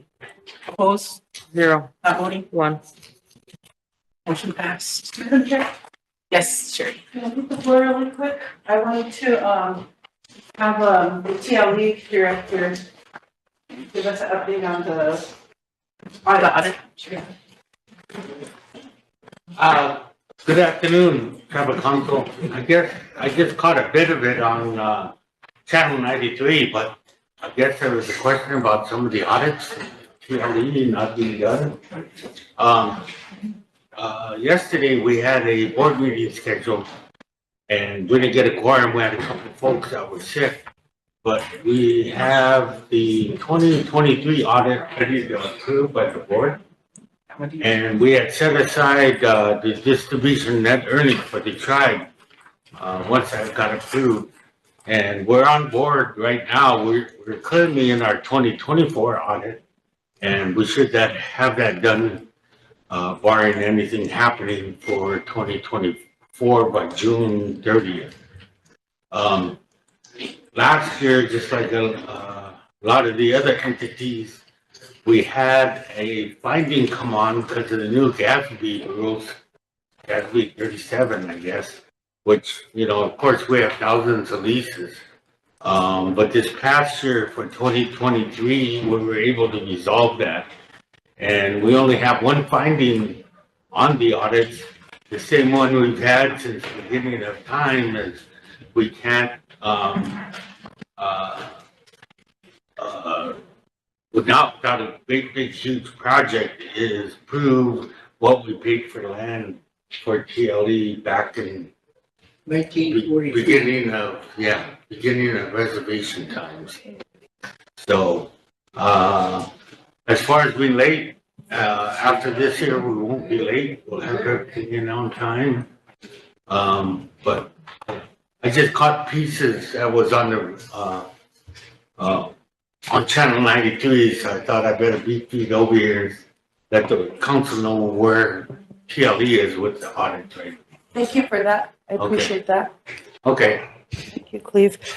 Council, I wanted to also state, not in regarding TLE or the audits, but I think I would like to recommend that the health board revisit the master contract, because we're always talking about the ambulance services shortfalls. In some of the research that I've done, I found out because they're contracted, not compacted, they have certain restrictions to the HHS contract, to the master contract. And in that, their allowable billing is only $150 per ride.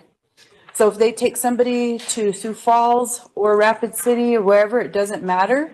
They only can bill $150. So I don't know what we can do, but if the health board would look into that and see if that's something we could negotiate as far as the master contract, because I do think that the third-party billing for the ambulance service could be lucrative, and they won't be in the certain position that they've been in the past few years if they're able to bill at market value or the standard market value.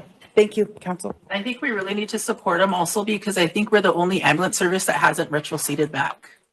So just for information, Emily and Mike. I just want to give. Oh, I'm sorry, Ben, did I skip you? Sorry, go ahead, Ben, if your hand was up first. Yeah, it was just a question for the, for TLE, I think, just to give them an insight, I guess, of why it was brought up on the channel 93 and why it's up here right now is that, you know, our funding is in jeopardy because we can't get those audits in on time. So just to relay to TLE and other entities that we need to get those audits in on time so that way we can get funding for other entities to help as they move forward in providing services for a reservation or tribe. So that's what I wanted to relay to you guys. So that way you have an understanding of that. This is important, that these audits need to be put in a reasonable time rather than waiting till the end of the month or end of the year. So that's just what I wanted to relay to you. That way it was talked about on the TV there. So, but I know there was 3 entities that the treasurer brought up, and TLE is one of them. So I just want to make sure that you are aware of that we do need those on time. And it has been brought up about some accountability type measures maybe in the future here. But that's just what I want to relay to you to make sure. So yeah, I understand that. And I guess when I was sitting in May's shoes, TLE audits were never part of what was required of the tribe's audits June 30th timeline. I'm not sure from then until now what has changed to do that. Maybe it's updated accounting standards or something. But yeah, we're on track to meet this coming year. Shouldn't have any problem doing that. Thank you. I have Emily and then Mike. I wanted to comment on. Hold on, can we go with Emily first? I wanted to comment on the third-party billing thing and the amount, the rate that they can bill for. keep in mind that, keep in mind that, probably a good part of the third-party billing is for Medicare and Medicaid. Those rates are set by congressional statute. You know, they only allow you to charge so much, and it's generally under market. You know, and there's nothing you can do about it. You know, that's the federal law. So, if you're on Medicare, just look at your billing sometime. You know, your provider will put in a claim for $400. Medicare will only pay for $195 of it because that's the limit set by law that they will pay for that service.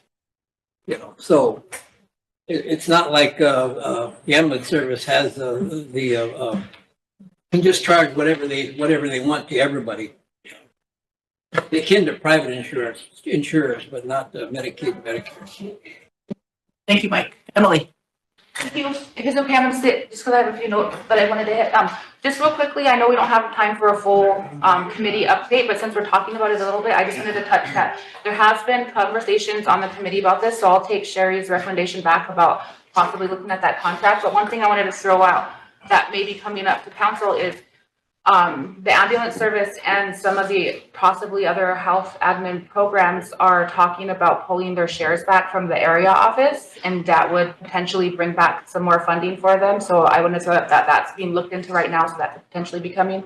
I also wanted to say that at the last health board meeting, we were told that after the discussion that we had kind of with that group that was here about that joint venture option, we were told that the ambulance service is going to be putting in their own application separately than what was talked about that day at council, because they were under the impression that if we do not compact, or if we're not compacted, that we won't be as successful in that application process. And so they're going to be applying as by themselves.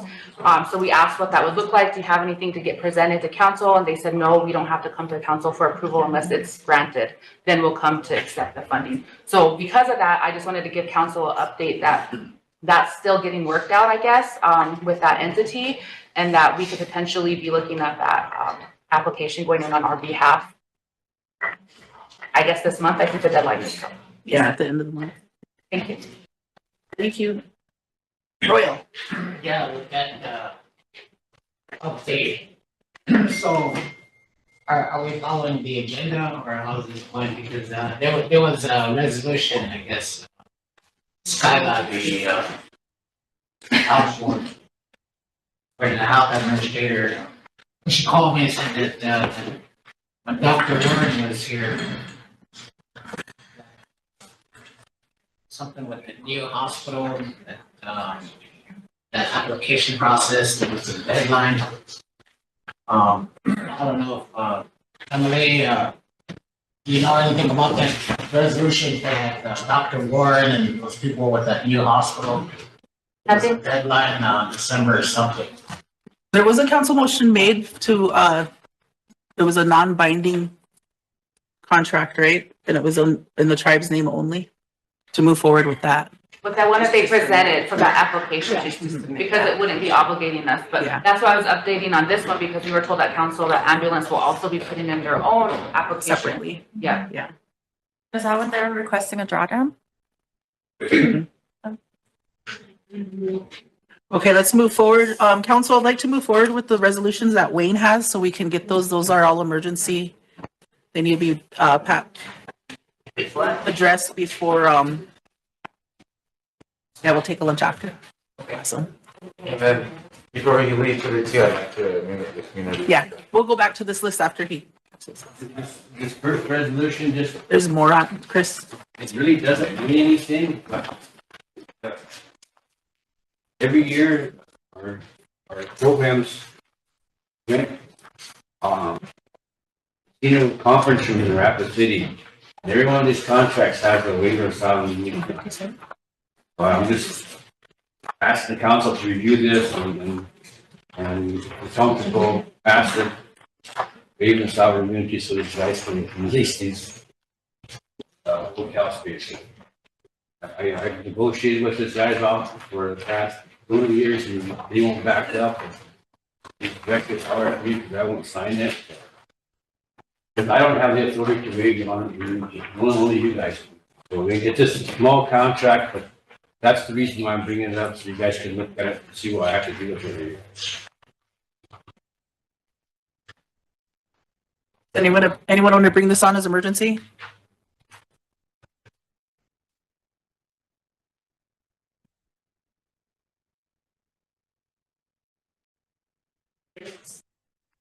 Mike? Yeah, I wanted to ask a question of Wayne. So Wayne, ordinarily, in these kinds of agreements, there can be a limited waiver of sovereign immunity, right? Is that the proper terminology? Yeah, and that's what this is. This is a limited waiver, but I can't grant that. Right, okay, so just to clarify, this is a limited waiver of sovereign immunity. It only applies to activities that are engaged in under this contract. Correct. In this contract only. Correct. Yeah, and that's how we deal with waiver of sovereign immunity concerns in our contractual agreements. And it's a perfectly acceptable way of doing it, provided the wording is correct. I've been trying to talk to this representative for years to, if you can do this, put it in your own name. That way there's no problem with waiver of sovereign immunity. The tribe's gonna pay for everything, but they won't do it. They won't take responsibility, but don't give them a bonus. Does anyone want to bring this on for emergency? Budget and finance? Chair?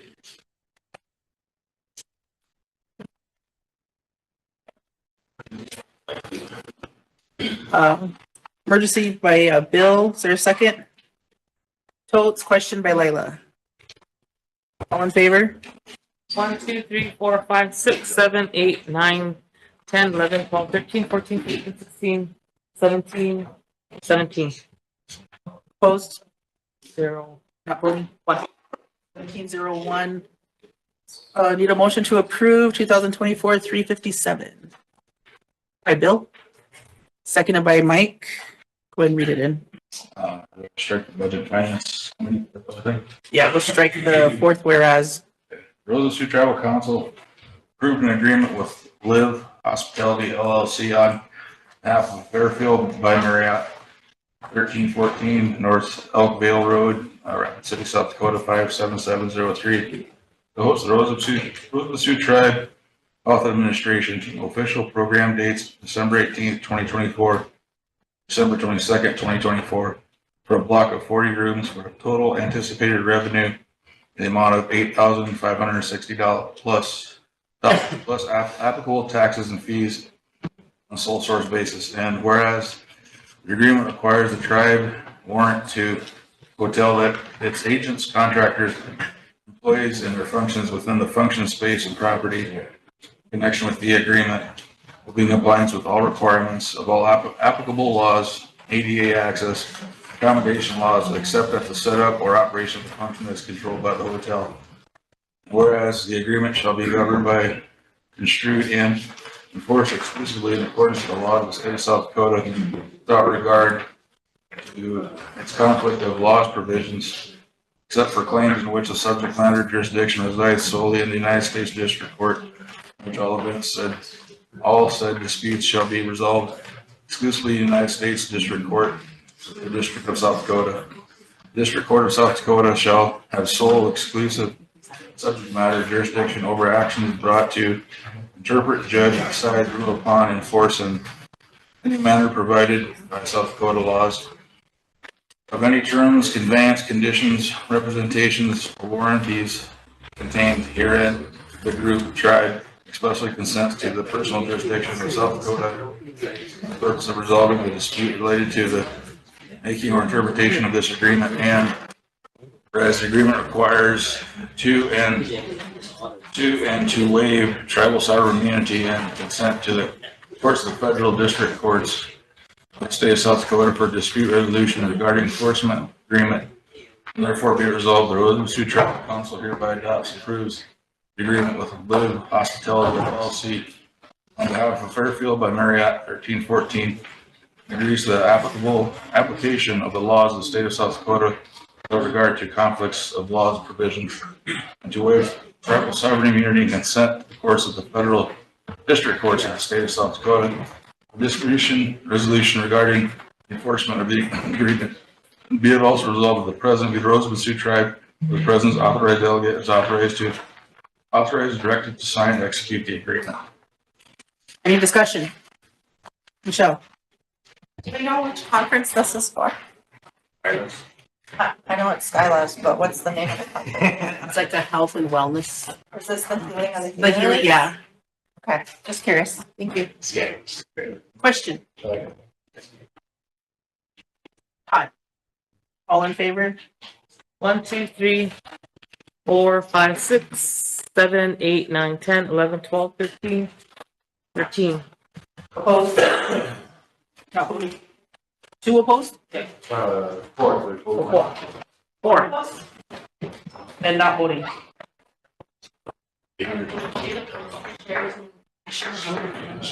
One vote, one not voting. 13-4-1. Adam Sargent? Yep. 13-4-1. Yep. Pass. 13-4-1. Is this 357? This, next resolution passing down has to do with, a lawsuit that was filed regarding, indirect cost. I think the Apache tribe down in San Carlos Apache filed suit against the, government, claiming that the tribes were entitled to collect indirect cost from third-party revenue funds. And the court ruled in the tribe's favor. So the tribes can now sue going back to 2018 for any received indirect costs pertaining to third-party revenue. And estimating maybe about $300,000 to $250,000 a year, we would have been entitled to during that period. So it's quite a bit of money. So what this resolution authorizes People's Law Firm to go ahead and file that claim on behalf of the tribe. And that claim has to be filed by the end of this month in order for us to go back to 18. If it's not filed by the end of this month, then we can only go back to 19. I'm sensitive. Anybody want to bring it on for emergency legislation? Lila, second. Michelle, and question by Chris. All in favor? 2, 3, 4, 5, 6, 7, 8, 9, 10, 11, 12, 13, 14, 15. Opposed? 1. Not voting? 2. 15-1-2, motion passed. We need a motion to approve 2024-358. Motion by Lila? Yeah. For a second? By Michelle?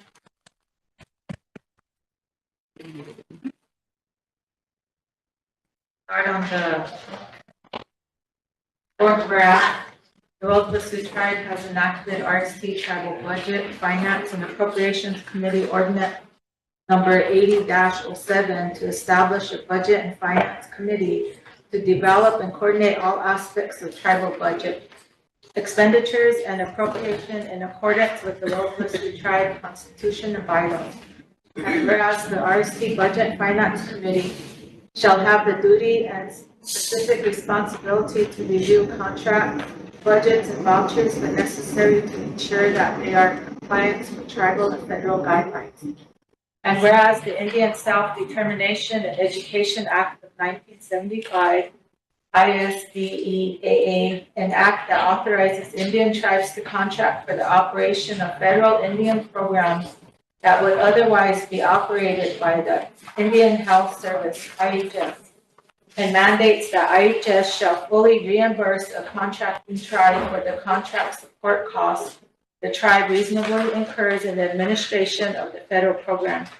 And whereas on November 20th, 2023, the United States Supreme Court, Sarah versus San Carlos Apache Tribe, 144 SCP 1428, 1433, 1439-1445, 2024, ruled that the ISDEAA requires IHS to pay the contract support costs that a tribe incurs when it collects and spends program income to further the functions, services, activities, and programs transferred to it from IHS in a self-determination contract. And whereas the IHS fiscal year reports to the United States Congress, the Rosebud Sioux Tribe had an estimated shortfall in contract support costs in the amount of an estimated shortfall of $94,886 in 2018 and $10,639 in 2019. And whereas the RST Budget and Finance Committee recommends that We can strike RST that. Oh, yeah. Because it's emergency. The RST Tribal Council authorizes the legal services agreement with the law firm of Peebles, Bergen, and Robinson LLP to provide legal services related to prosecuting an ISBEAA claim against IHS to cover its CSC shortfall, expenditures, and expected third-party revenues for CSC reimbursements for 2018-2024. And whereas the tribe agrees to pay an initial retainer fee of $7,500 and maintain an evergreen retainer. An evergreen retainer is an arrangement in which the client pays a sum upfront, the attorney invoices against the sum, and the client tops off the funds whenever the balance reaches a predetermined minimum. And whereas the proposed fee schedule is as follows.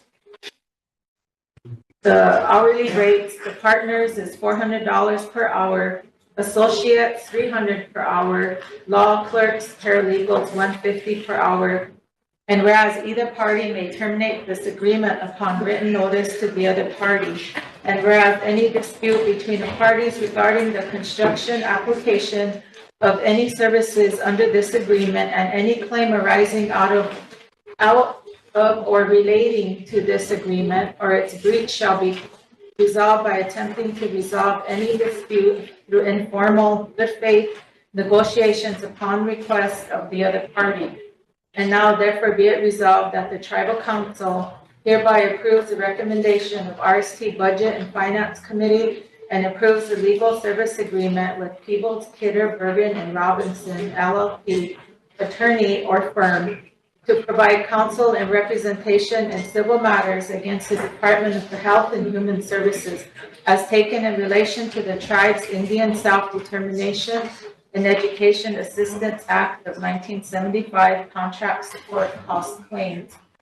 And be it also resolved that the president of the Rosebud Sioux Tribe or his designee are authorized and directed to execute any and all related documents to sign and execute the legal services agreement on behalf of the Rosebud Sioux Tribe.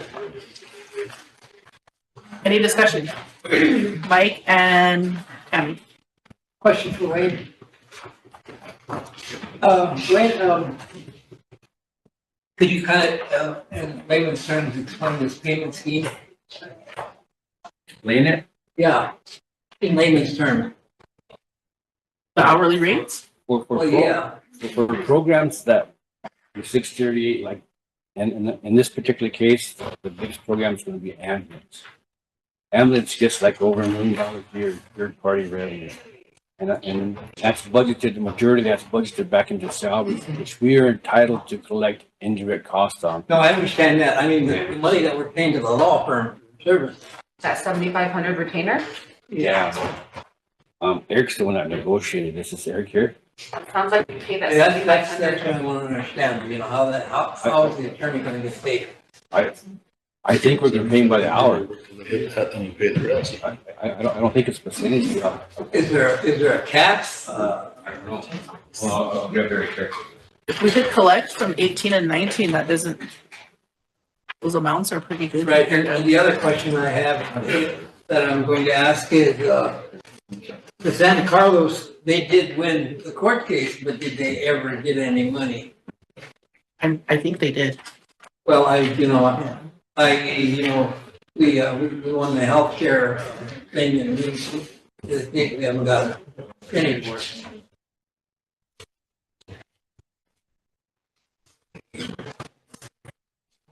Tammy, go ahead. Well, Oh, wait, no. Oh, here's Eric. Okay, Eric's well, coming here. I wanna ask my question real quick. So, I'm looking at their contract and what they're supposed to be providing. Wouldn't this fall under it? Or is this something totally different? I mean, we have an attorney general who we have a contract with. Why aren't they providing this representation already under their contract instead of having to read the contract like or something else? Do you know why? Sure. Yes. The first question I heard, and I think that Tammy should say, did you want me to answer your question, Mike? yeah, just how, I use the word scheme for lack of a better term, but how the attorneys are gonna get paid, you know. As That a retainer. with the attorney, with the retainer, and then, you know. Okay. And I had to look this up too. Good morning, council. I look up the term evergreen retainer. That's it's a monthly retainer that as they bill against that amount, then the tribe replenishes that amount for the next month. $7,500. Yeah, right. That's all that is. So, and as far as the contract support cost claim, it could be assigned to any other member of that law firm, not necessarily currently the attorney who's providing the AG services. That's why the retainer is with the entire firm. The other contract is for, just for one person specifically for AG services. That's why they wanted to propose a different. Like I said, that's up to the council to decide whether or not it wants to approve that or not. Okay, then my other question was, my second question was, San Carlos won their case, obviously. Have they actually received any money? I assume they did. I could double check. We don't know for sure. See, are we just gonna be another one of those cases where we get a moral victory out of it, but there ain't gonna be no money back it up? There's a contract support cost claim is for damages, and it's like So, and then it's like the what was the name of that case a few years ago where they were large set? The opioid one? No, it was an indirect cost case about 15, 20 years ago. Yeah, Rama, that's what. Rama. Okay. So there was a recovery in that in cash. In cash amount. Now, my third question was, San Carlos won for themselves, but doesn't that really apply to all tribes? Why do we have to follow it? Because each tribe has a separate claim for its. Are we filing a claim or a separate suit? That's a separate claim. No, separate claim. The way I understand it, this is like a class action. San Carlos says that the federal government owes tribes money for this. Right. So the court agreed. Now each individual tribes has to file what that claim is. We have to. Oh, yeah. So we're putting in a claim then, basically. Yeah. And if it goes back to 2018, the amounts are here. Right, yeah. We have a potential of obtaining these amounts. We should go for it. File this claim or win this case. Pardon? In 23? 2023. 23. 2024.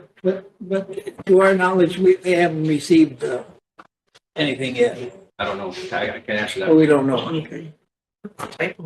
So the claim would be based on that decision, which said this. Well, I asked that question in light of why should we start spending money to at this point unless we know it's going to bear fruit and if the proof of that would be if San Carlos actually has received something, then but if they haven't received anything, why don't we just wait until they do? Why are we paying attorneys to, There's a timeline on this. Yeah, I don't know why there's timelines. There's a timeline? Now explain that. I don't know why there is, but according to the law firm, if we don't file by the end of this month, then we're prohibited from going back to 2018. Okay. We'll go back to 19. If we don't file next year, then we'll go back to 20. So there's a 6-year statute. Okay, yeah, for money already owed. Right, gotcha. Thank you, Mike. I have Tammy and Emily.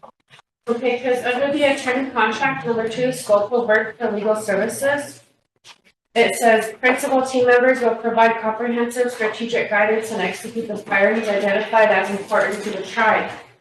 As the primary attorney contract, Blake Fellis will spearhead out efforts, but we take immense pride in functioning as a unified team. We propose that the primary team include Blake Fellis from Topeka, Kansas office, Patrick Bergen, equity partner from our Sacramento, California office, Associate Aiden Graybill from our Colorado office, and Rebecca Kidler, equity partner who is no longer there.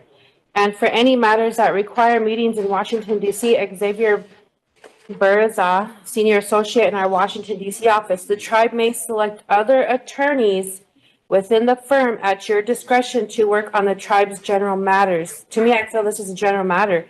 And it goes on to state, we do not assign any attorneys to perform work without written authorization from the client. So I feel that this could fall under our attorney general contract instead of having to do a whole nother contract just for this one issue. Do you want I can't answer, the firm would have to answer that. I can't answer this. Emily? Thank you. I have just 2 quick things. The first one is, I think that it makes sense to move forward with this if we know that the timeline is like a short turnaround, right? Like, if we know that that 7,500 is gonna stay there for a while and it's gonna last us a few months, in my mind, that makes sense. If this is something that's gonna take a lot of hours and we're gonna have to replenish that, 5 times or something, then it starts to not make as much sense if we're looking at only recouping $100,000. So I guess my first comment, I guess, is just about that. If we know the timeline because of these specific claims for the 6 years statute or whatever, then in my mind, that kind of is a yes, it's gonna be a speedy thing. We could get this done in a relative low amount of time or low amount of money. The second part of that is I wanna be able to establish some time, obviously not on today's agenda, but on an agenda, because in several of our communities, our committees, we've been having discussions and there's a big need for legal help, whether it's a lawyer, whether it's a clerk, whether it's just somebody helping develop policy. But almost every committee I'm on is requesting either funding from the council, assistance that they could use that, or just questioning can they reach out to? Is that what the AG's office is supposed to be for? Is that something that we need to look in for? Is that something that we should be pooling some of these, healthcare, legal type things together, and each one should have their own legal service? I don't know what that is, but I just wanted to throw that out that this is kind of bleeding into a bigger conversation that I hope we can get some time on one of our Zoom meetings on. Thank you. Tammy?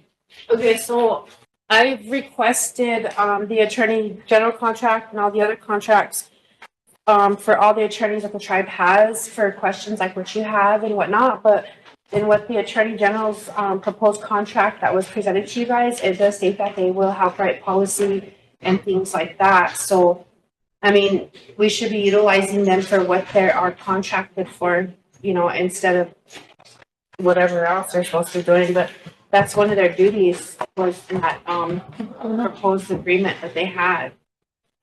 So, I mean, I would really still appreciate the contracts and what they were paid year to date and everything like that, because, you guys approve this stuff. I'm new here. I think I have a right to review all that. I've been asking for it. I got resistance, but for reasons like this and for, our committees and stuff needing to update everything, we actually do need to see what those attorneys are supposed to be doing. Thank you. I think our attorney general gets paid by. Michelle's next. Mike? I know there's a timeline on this, and I think it's really important that we get involved in this too, so I'm wondering if we can set up a time either later today or tomorrow to have Blake on the phone to answer these questions. Before we move forward. Is there a question to the motion? Okay. We have a motion by Life. Yeah, we can do that.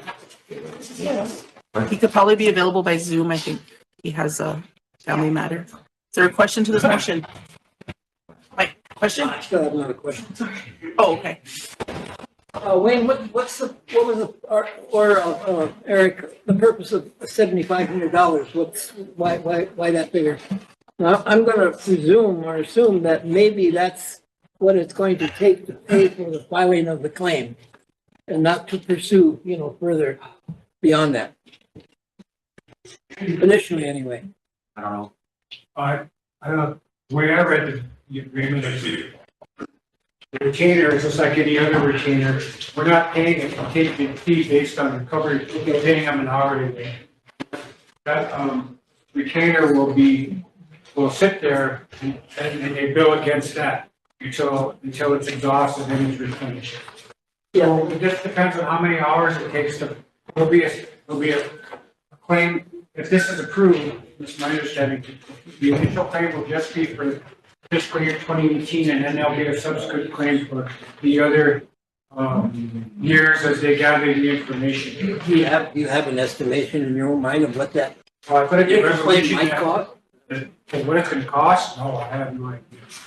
I just How many hours? The value, see, they looked at the congressional information on the appropriations, and that 98,000 for 2018 is what they feel the tribe should file a claim.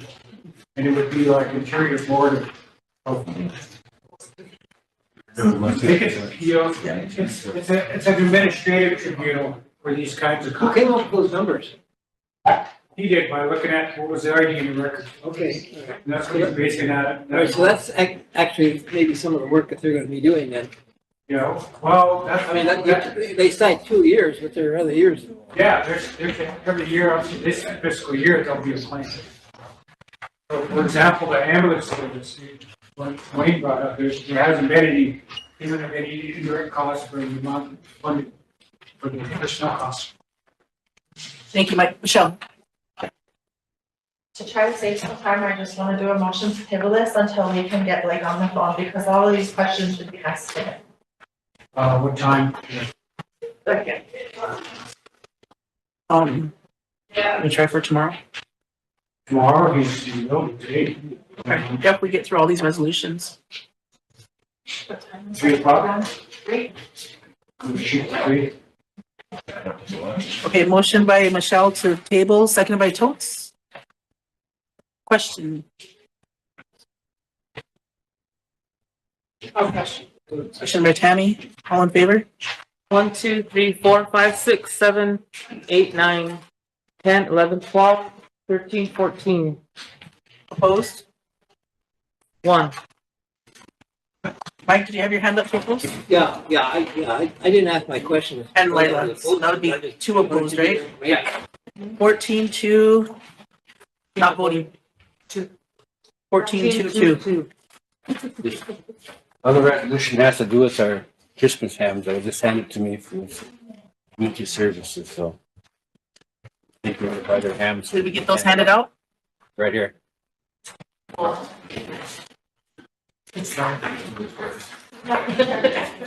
she's handing those out. I just wanted to let council know that we have, Sakala and Nagios here, and they would just like a few minutes on the floor before we go to lunch too.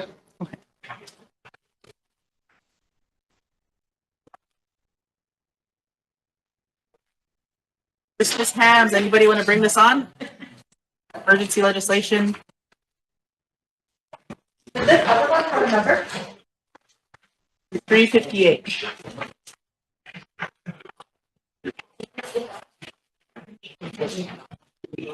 No motion? I'll motion to emergency legislation. Motion by Go ahead. Chris for emergency legislation, seconded by Chris. Question? What? Motion by Chris. No, you can do it.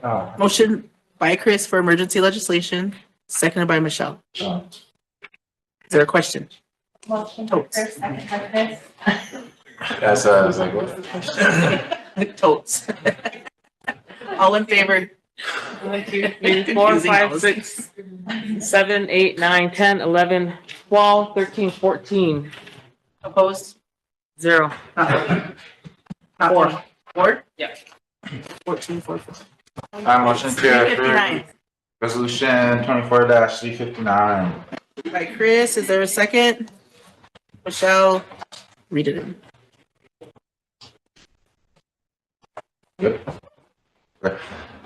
Start with fourth whereas the Rosebud Sioux Tribe Community Services will provide hams to tribal members during the 24 Christmas holiday season from general account funds already budgeted by the Rosebud Sioux Tribal Council. Whereas the Rosebud Sioux Tribal Community Service Program has solicited bids for 3,000 hams, 45 pounds for the 24th Christmas holiday season.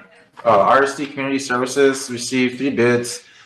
One from Scotty Ranchland Foods for 33,000, one from Bowie's Foods for 33,000, and one from Audit for 24,000. And the Rosebud Sioux Tribe Community Services awards the bids to Scotty's Ranchland Foods to provide 3,000 hams in the amount of 33,000, and Scotty's Ranchland will deliver the holiday hams to the RC Community Service Warehouse no later than the 16th of December 24th.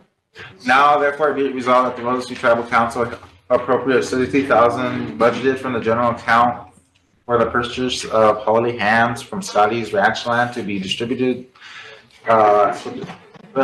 equitably to all tribal members' households. See, question, discussion. I have Michelle and Lila. Why are we going with Scotty's and not All Stuff if All Stuff's is cheaper? Because they couldn't get them available or why? I don't know. I don't know. It didn't go to social services, has it? This was just handed to me like about an hour or so ago, so I don't know.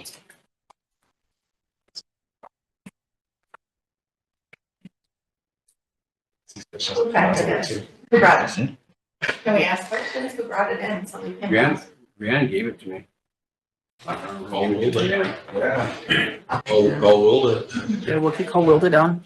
Yeah, because I think if All Stuff's 24,000, we should be going with All Stuff. Supporting locally. I agree. Agree. I have Michelle, Lila, Totes, and Emily. That was just the same question I had, Madam Chair, about the difference there and if all stops. Do you want to have Lila or Wilda come down later? Okay. Okay. Yeah. Totes, yeah. Mine was the same question too. I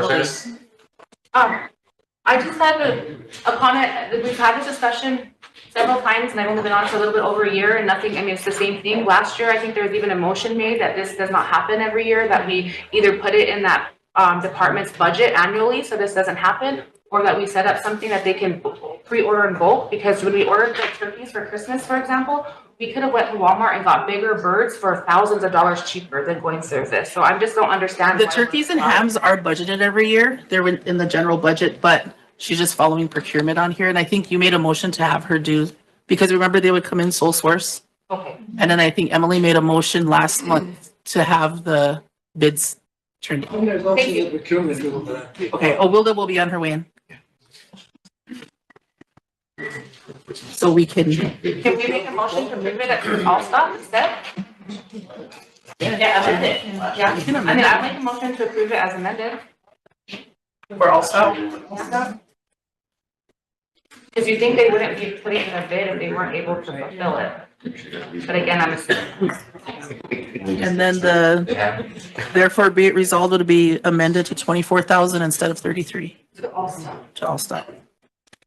You get a lot of resolutions, so tight, maybe that's typo. Madam Chair? Yes. I just wanted to say something. You know, I know that Allstop does a lot for our community here in Rosebud, provides a lot of jobs and day labor and a lot of donations. So I do agree with everybody saying that we should use Allstop. And the last time we had this discussion, one of the things that I brought up also was that not just putting out bids, but we should also work with the wholesalers and see if we could do a purchase agreement with them too. So I just wanted to remind you and the council of that as well. Wholesale. Yeah. Will that?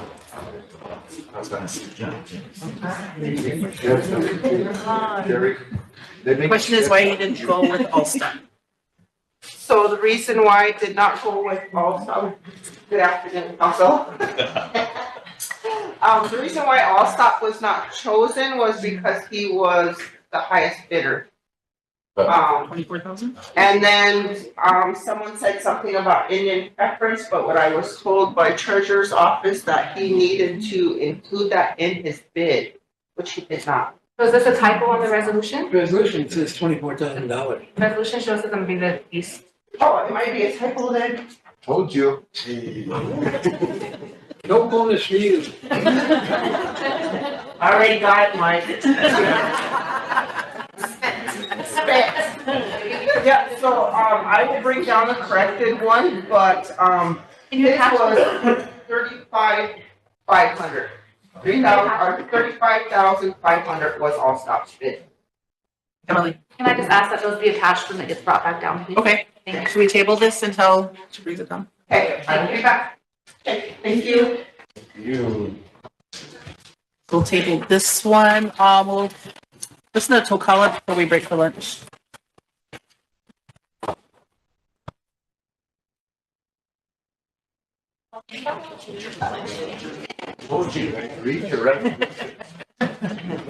It was a typo.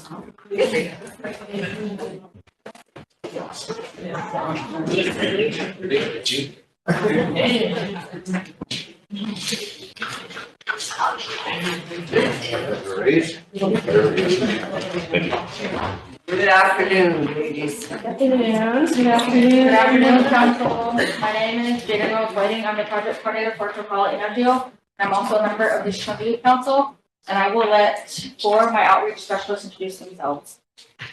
Good afternoon, everyone. I'm Gracie McCloskey. I'm a youth outreach specialist here at Tokala, and I'm also a member of the Sioux Youth Council. Hello, everyone. My name is Brooke Espinosa. I'm also a youth outreach specialist, and I'm also a member of the Sioux Youth Council.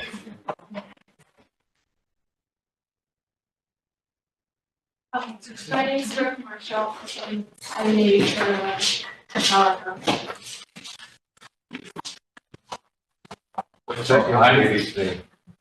Scott Kilman.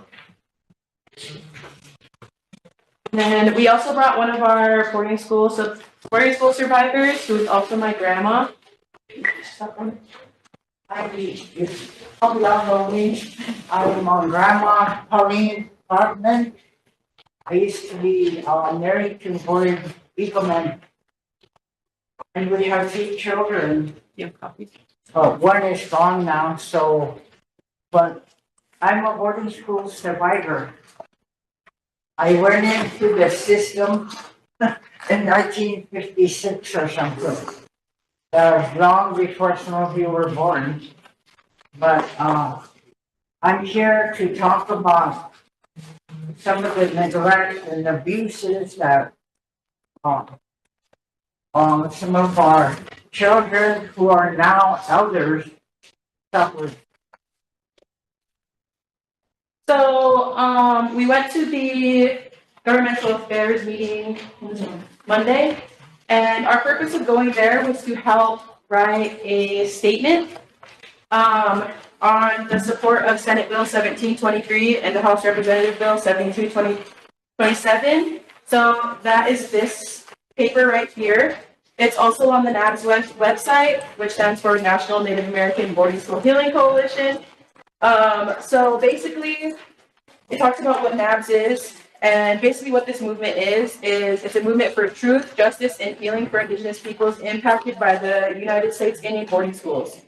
So on the front page, there's a QR code. That's where you can sign as a person to become an advocate for this bill.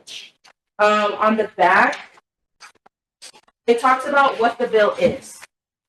So NABS works with Congress in hopes to pass the Senate Bill 1723, which will establish a Truth and Healing Commission on Indian boarding school policies in the United States.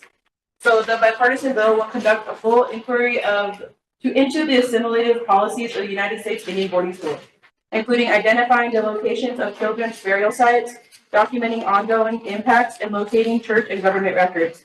It also will collect testimony from boarding school survivors, tribes, and subject matter experts, create a findings and recommendations report identifying legislative and administrative actions to address the impacts of the United States Indian boarding schools, and investigate beyond the limited scope of the Department of Interior's Federal Indian Boarding School Initiative by looking into state, local, religious, and private institutions that operated Indian boarding schools to carry out the assimilative U.S. policy. So I have attached that so you guys know what the bill is. We have also brought a couple of things. So whenever we came, I also had brought up if the tribe will ever sue on behalf of boarding school survivors. And if there already was, then what was the outcome of that? And so we did bring a few resolutions that were passed on our behalf, which talk about the boarding school, supporting the bills. And this is very important because if this doesn't pass, they have to start all over from day one, back to the beginning. And, you know, we can send letters, but it would mean more if it came from you guys. So that's our purpose of bringing these, is to help you guys understand why this is so important to us and why this should be something that we're pushing for. It should be something that we talk about every day. And it is hard. It is hard for people to talk about this. It is really hard. And it's hard for people to acknowledge what happened to them, especially because we didn't start talking about this until 2021. We didn't start really listening until 2021. And it took us years to bring back our relatives from Carlisle. And now that's a national monument. And so our purpose here and our purpose as Togala is to always get this out there, always talk about it, always teach our youth about this so they know, so they're understanding of what's going on. And so that they can heal. They can heal as youth. They can understand. They know what intergenerational trauma is. They understand what's going on and they're aware. And so we did bring some of our resources. So this is some of the stuff that we do offer to our survivors. So we do also go over this with them. We talk with them. We listen to them. And sometimes that's what they need. That's what they need, is to someone to sit there and to listen. Because some of them haven't talked about this. They haven't said a word about what happened to them in the boarding school until they come. And from whenever we first started this, back in, our first group was in 2022. And seeing how much progress we've made now, if you were to have came to that first meeting and to come to one now, you would see the healing from them. You would see a lot of them. Our first time, it was heavy. It was heavy. And for some of us, you know, we were kids when this first started, but now we're adults and we have voices and you have to listen. And we continue to fight for them and continue to speak for them about this. And so that was one of our main questions, is about the lawsuit, if that will ever come. But we also brought a copy of some of the letters that we sent. So we sent letters from our office to the senators. This one's just from Senator Mike Brown, to Senator Mike Brown. But we have sent letters. And the same thing with those is it would just mean more if it came from you guys, from our tribal council.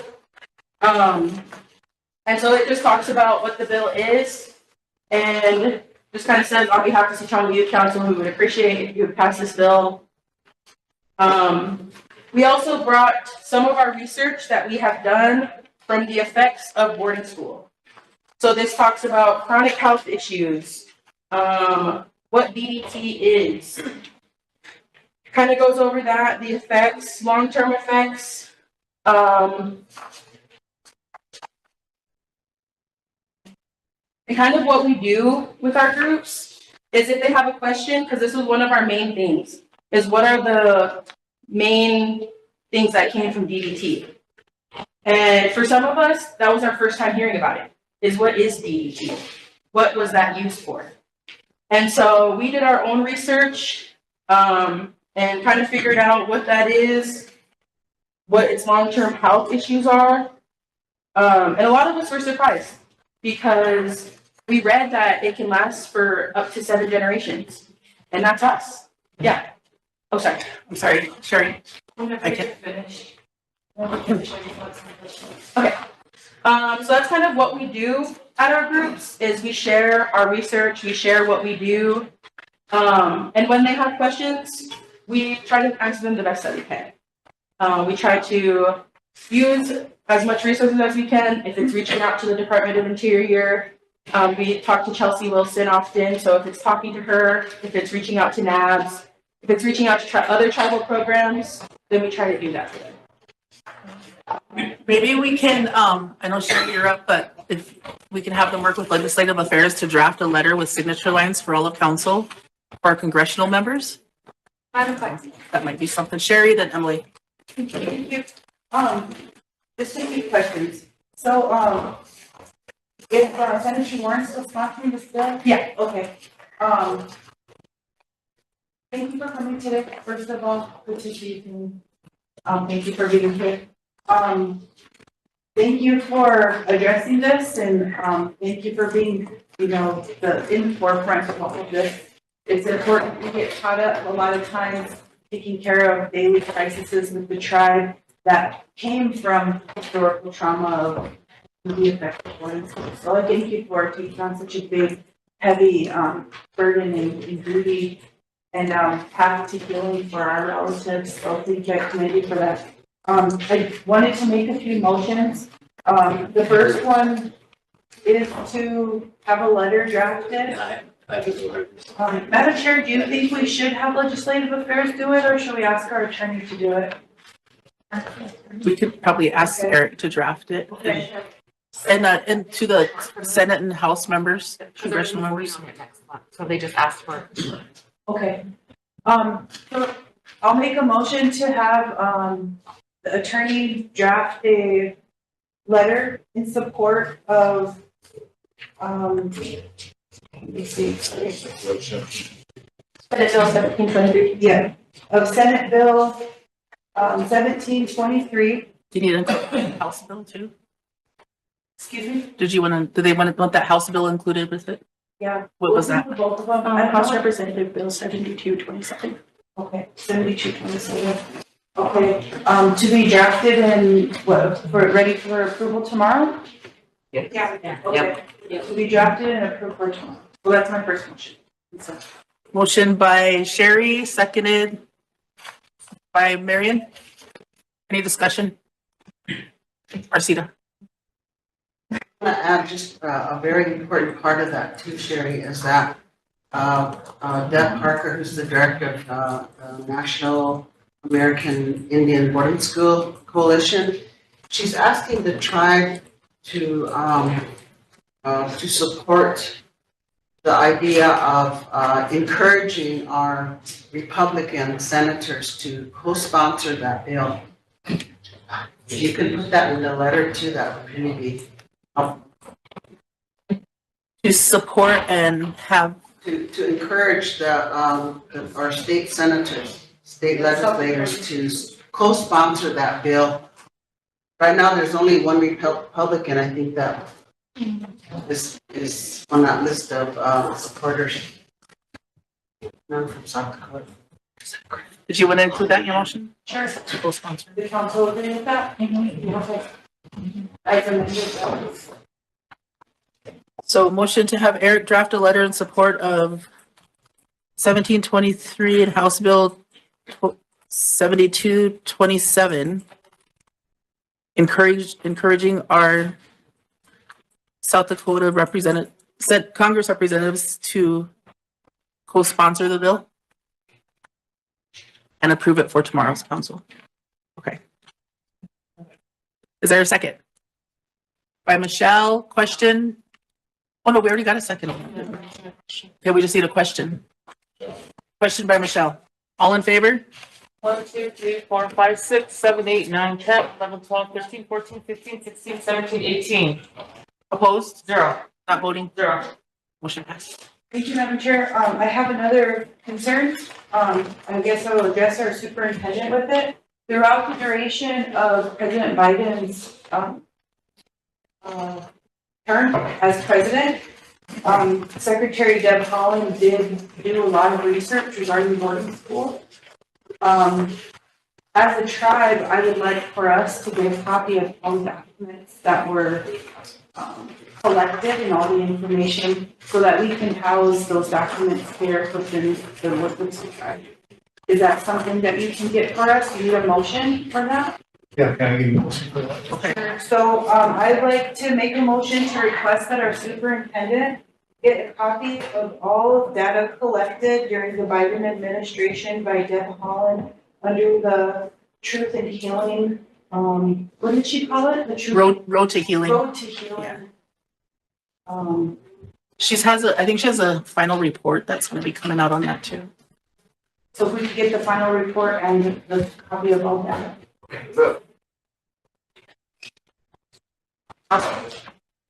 Provided to RST? Yeah. Okay. There's actually two federal reports that she did. One was in May. Seconded by Michelle. Any more discussion? Sorry, didn't want to. You're back. One was in May of 2022, and then the second one came out in July of 2020. So to include both of those reports. And July of 2024? Yes. We'll include that in your motion. Okay. Question by Todd. All in favor? 1, 2, 3, 4, 5, 6, 7, 8, 9, 10, 11, 12, 13, 14, 15, 16, 17, 18. Opposed? 0. Not voting? 0. Motion passed. Thank you, Coca-Cola. We'll get that passed tomorrow. You want to say something? Madam Chair? Yes. Sure. This group came and asked us if we would file a lawsuit on behalf of all of our relatives. Is that something we should forward to Governmental Affairs Committee for discussion? Or is that a motion? Wait, it was there. They brought it to government. I was just gonna give a quick update. Yeah, Next. go ahead. Or they can do it through here, but What did you recommend? if I can, is that okay? Yeah. Okay. I didn't see you. I'm sorry. That's why I had my hand up earlier, just because they did come to committee, and that's why, because there's a short turnaround, we asked that they could prepare this information and bring it for council, because we wanted everybody to be on the same page, knowing that there was gonna be kind of a quick turnaround here for this letter. I think we're all aware of that, but to Sherry's point, a lot needs to be done here. This isn't just a one and done conversation. It's kind of just the starting, or I guess the continuation of a conversation. But so what we asked them to do is kind of gather what research they've already done, which they've done. We also had the secretary's office put in a request for research to be done there, just for anything that the tribe's done on their end.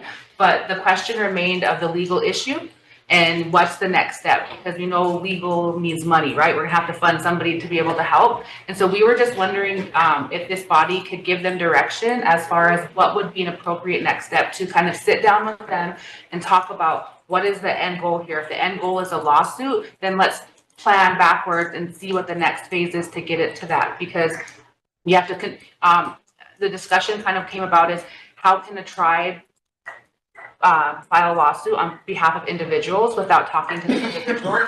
If the individuals may have passed on, do we reach out to their families, those types of things? So there's a lot of that kind of legwork that needs to get done before we can even jump straight. Council, maybe that might be a something that you can have a first task for the Assistant Attorney General to start with.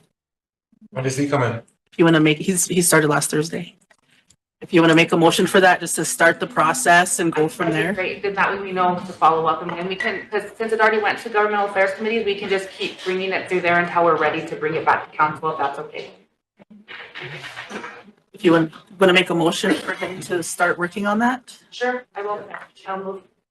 Motion by Emily to have, I always say Bo, is it Brett LaCroix? Or Assistant Attorney General start the process on the lawsuit. Yeah, visiting with them and just. Or started, or just to inquire and. I was just mainly just trying to see, like, can we just have a sit down and be like, this is what's been going on. This is the kind of long-term goal, is this lawsuit for our people. And then talking about what's the best plan of action to get us there. Because like I said, there's probably going to be some prep work or, some planning that's going to have to happen. At least he could, like, for him to lay the groundwork, and then we can build it from there. So to have him work with Tokala regarding legal action. And governmental affairs. And yes, and governmental affairs committee. Thank you. Yes. I'm sorry. Okay. Can I get the floor for Marcita? Yes. Oh, hold on a second. There's a motion on the floor. Oh, okay. So motion by Emily to have Bo LaCroix, Assistant Attorney General, work with Tokala and Governmental Affairs on starting the legal action. Or starting discussion. Starting discussion. Yeah, potential legal action. On potentially, okay, potential legal action. Regarding boarding school survivors. Yes, thank you. Okay. Could we, Madam Chair or Emily, could we include loss of language and culture in there as well? Yes, I definitely think that's a very important part, yes. Boarding school survivors and loss of language and culture. The multi-generational issue, I mean, there was a lot of stuff that needs to be discussed. Okay. Is there a second to that? By Michelle and question by Tammy. Totes. Oh, I'm sorry. Okay. All in favor? Marcita. Oh, I'm sorry. All in favor? It's hard because I can't see all of you guys. 1, 2, 3, 4, 5, 6, 7, 8, 9, 10, 11, 12, 13, 14, 15, 16, 17, 18. Opposed? 0. Not voting? 0. Okay. They don't want you to talk. I can't even see her over there. I have to leave. So back in 2016, which is a year after the kids went to Carla and came back and presented here at the council, word got out, and sometimes in 2016, I got a call from North office out of Denver, and it was a lawyer there, and he said that they were very interested in what our kids brought back to the tribe, their wishes to bring relatives home.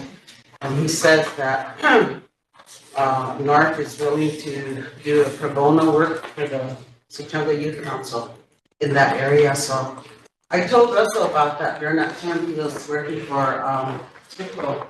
And so they contacted him. So that's kind of there too. So I think because this is not your typical lawsuit, it's huge, and it's going to take a lot of brainstorming and a lot of consultation with professionals. And so I think this is a really good start. But I thought I'd let you know that NARP is willing to help the Sioux Youth Council in any kind of legal. So if that kind of died down a little bit, we put that aside until we got the relatives home, but we still have relatives all over the country yet. So I just thought I'd bring that up. Thank you, Marcita. So you might want to get a hold of Russell on that. Mark. Phyllis? Pardon? What's Pauline? I'm sorry. Oh, Todd. I can say something. Do you have I didn't see. Yeah, there was this discussion, is present. I feel like you're talking about me. I spent 13 years at St. Francis Indian School, the boarding school student.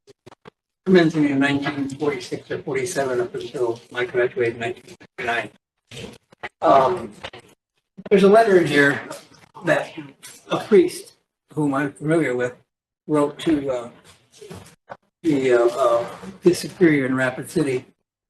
And I've been aware of this letter for a long time, but I'm still trying to wrap my head around my experience there and the perception today amongst all of you folks, particularly young people, as to what went on. I guess and I'm not sure that I've haven't really figured out, whether I'm damaged goods or not. I have a friend, his name's Matthew Warburton. Originally, he sat on this council one time, and he when he lived here, he lived in Ring Thunder. He lives in Washington now, and he and I we talk 2-3 times a month. We talk about. He's more deeply involved in it than I am, primarily because I think it was more impactful on what happened to him. What he experienced. I don't say what happened to him, but what he experienced was more impactful on him than it was me. So I think the best thing that can come out of this is for us to do the research, of what happened to, to us. And the impact, I guess, that carries over into today, and what we, what burdens, I guess, that we may carry, and we don't even realize, what caused it all. So I think when it comes to, I hear this term intergenerational trauma and stuff, and I know that that's probably the most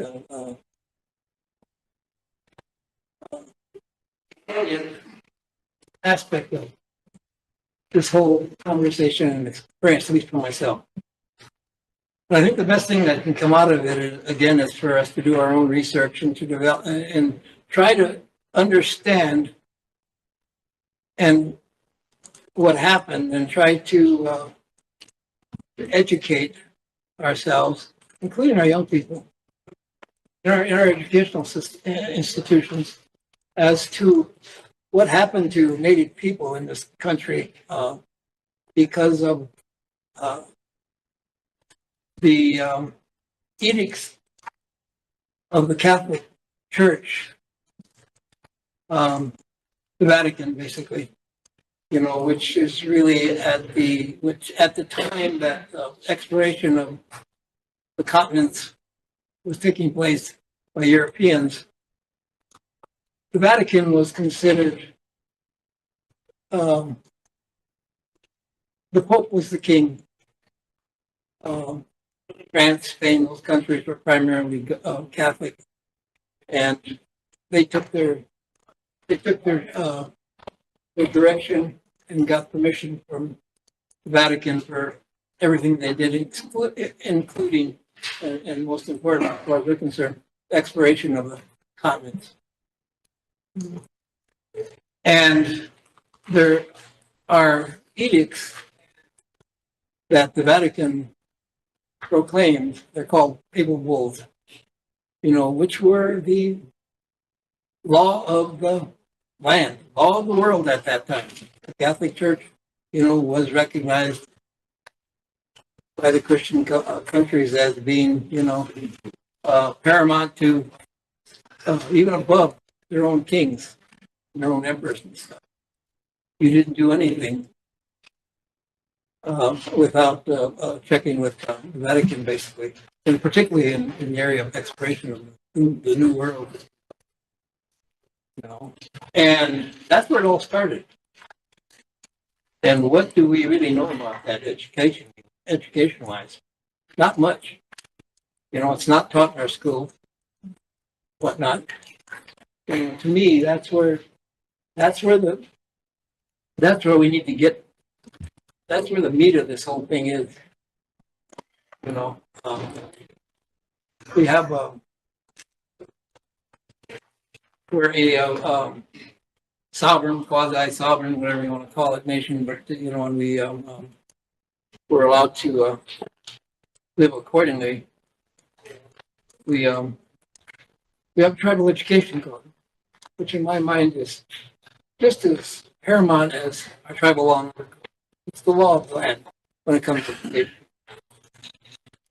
And that's where some of this history needs to be addressed. With that, I won't say any more than that. There are people who, my generation, who can speak more eloquently and more informed than I can. Mr. Broadband is one of them. Another one is Richard Underman. Thank you.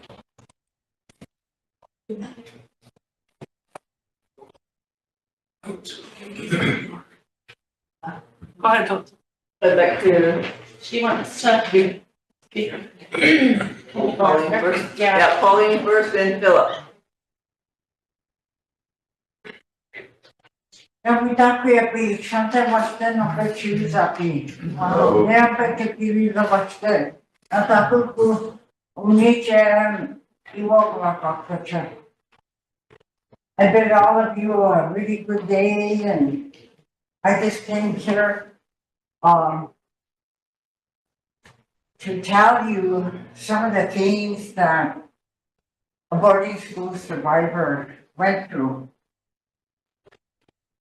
And those of you that already lost your language in your homes at that time were very lucky, because they didn't have to beat you, because you weren't talking their language anyway. You forgot it, or your parents forgot it. So you were lucky in that sense. So I'm not here to throw anyone under the bus, and I'm not here to downgrade the Catholic religion. That's a good religion. It's humbling connection with God. But we also have our own before the Europeans came, which we lost in a flash, but it's slowly coming back. Because that was ours. We practiced it for thousands of years. The sweats, the sun dances, the ceremonies. But I'm trying to do a little bit of a research as to after World War II, back in the 40s, the mid-40s, when the Allies went into Germany and start liberating all the camps, Auschwitz and all of them. All the guards, they hung like 580 guards, both men and women, that were killing the Jews, torturing and killing. But there was a number that got away, and they were criminals on the run. They ran to the Vatican. At that time, Pope Pius was pro-Nazi. There are pictures. I just laughed. I couldn't stop laughing because here are all his top cardinals and all them. They're all standing like this, like Hitler. So Pope Pius, I believe, took them in. All these war criminals on the run. And they dispersed them through the world as nuns and priests. Boy, those ones, I think we had at St. Pat.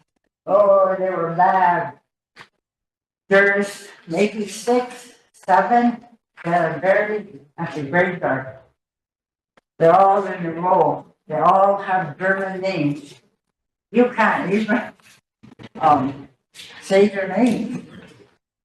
But I remember when I was little, some of those nuns talked German with thick, heavy accents.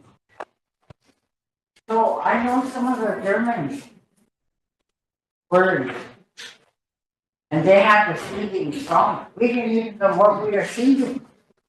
But I went to the Sound of Music, that movie.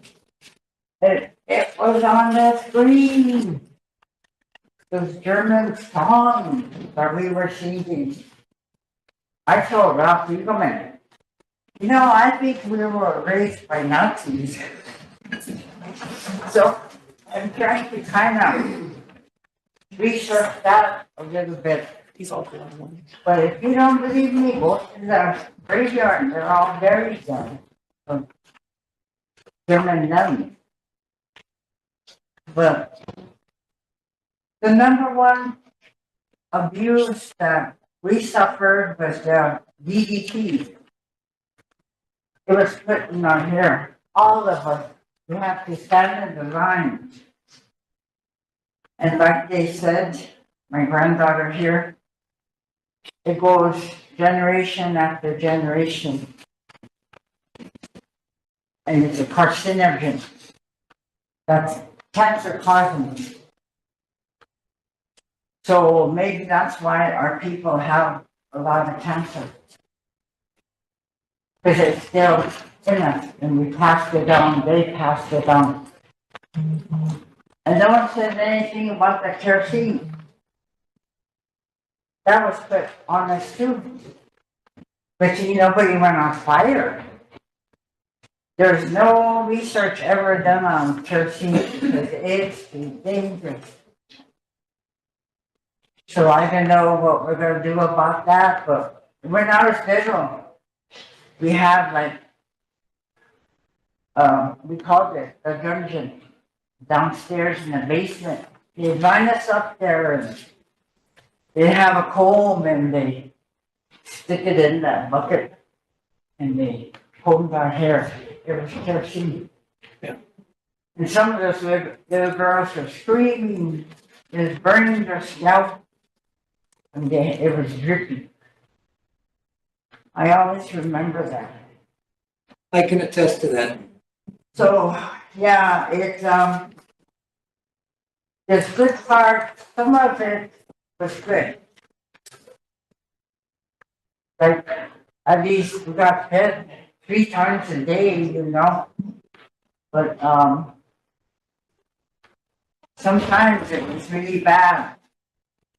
And at night, they, all you had was a sheet and a thin blanket. It was cold all night, and they shivering. To this day, I gotta have a whole bunch of blankets on me because of that, even in the summer. So things like that are hard to forget. And for a long time, I stuffed it and I put it away over here so I wouldn't have to think about it. Slowly, it's coming back. And every day, I think about things that it hurt. I don't blame. I try to be like an outreach survivor, but some of the survivors said, no, I don't want to do that. It hurts too much. I just want to be left alone.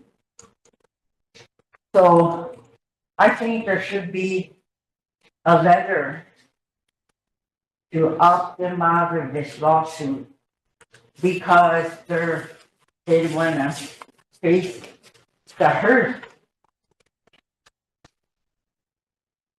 Boy, they drilled us around military style, My son, when he first went into the Marines, he called back. He finally got the call, and he said, Mom, I can eat a full course meal in 10 minutes. So I said, so can I. I grew up in a boarding school. But they had a whistle halftime. Remember that, Mike? Yeah. We got exactly 20 minutes. So, but, yeah. We had to get up at 5 o'clock in the morning, get ready, and we were in church. We're always in church. What good did it do? All of us, almost went down the tubes with alcohol and whatever. But anyway, some of the little girls we slumped over when they were kneeling. And this nun, Sister Anne, she had this needle. If you were slumped over, or she stab you in the butt, same needle she used on everybody. And I'm a nurse. I said, good thing nobody got hepatitis. Good thing they didn't have HIV back then. We would have been all dead, But like I said, I'm not here to downgrade the Catholic Church. I respect the Catholic Church. if you wanna practice that way, that's your choice, that's your right. You know? They just had some bad players. So, but we get good at stuffing, you know, our feelings, our emotions. And after a while, it's kind of like normal. If somebody beats on you, you don't say nothing, you just stuff it. But, gee, that must have been my fault, you know? Just get good at that. So some of the survivors that don't want to have nothing to do with it are really good stuffers. But like I said, I don't know what's going to happen to them. You know, even worse when I think about the money that may be coming, there's going to be some dead, you know, survivors too because of their families. Because they have all that boarding school behaviors. So anyway, that really bothers me. We tried to do a conservatorship ahead of time for the survivors, but we're so lawless here, that's dangerous. That's dangerous for these guys, dangerous for the survivors, because of the young ones, how they were raised. You know, so I think that it's best to just let that go and let it go. Just give them the money and let them do what they want to do, you know. All they can do unless it's some reaction minded person to take care of that bravery. Because if you try to intercede with the young one, you'll end up dead or something, one of your relatives. So that's all I gotta say, but please pray for us because it's coming out. And I don't know, some of the survivors are really angry. And that's not good either. I don't know what to do because, but these guys, they're not, you know, social service people. I mean, we need a psychiatrist or a psychologist or something, you know, to help us, a professional. But maybe that's out in the woods, who knows? But that's all I got to say. Thank you. Holtz. I'd like to give the floor to Bill Rosander.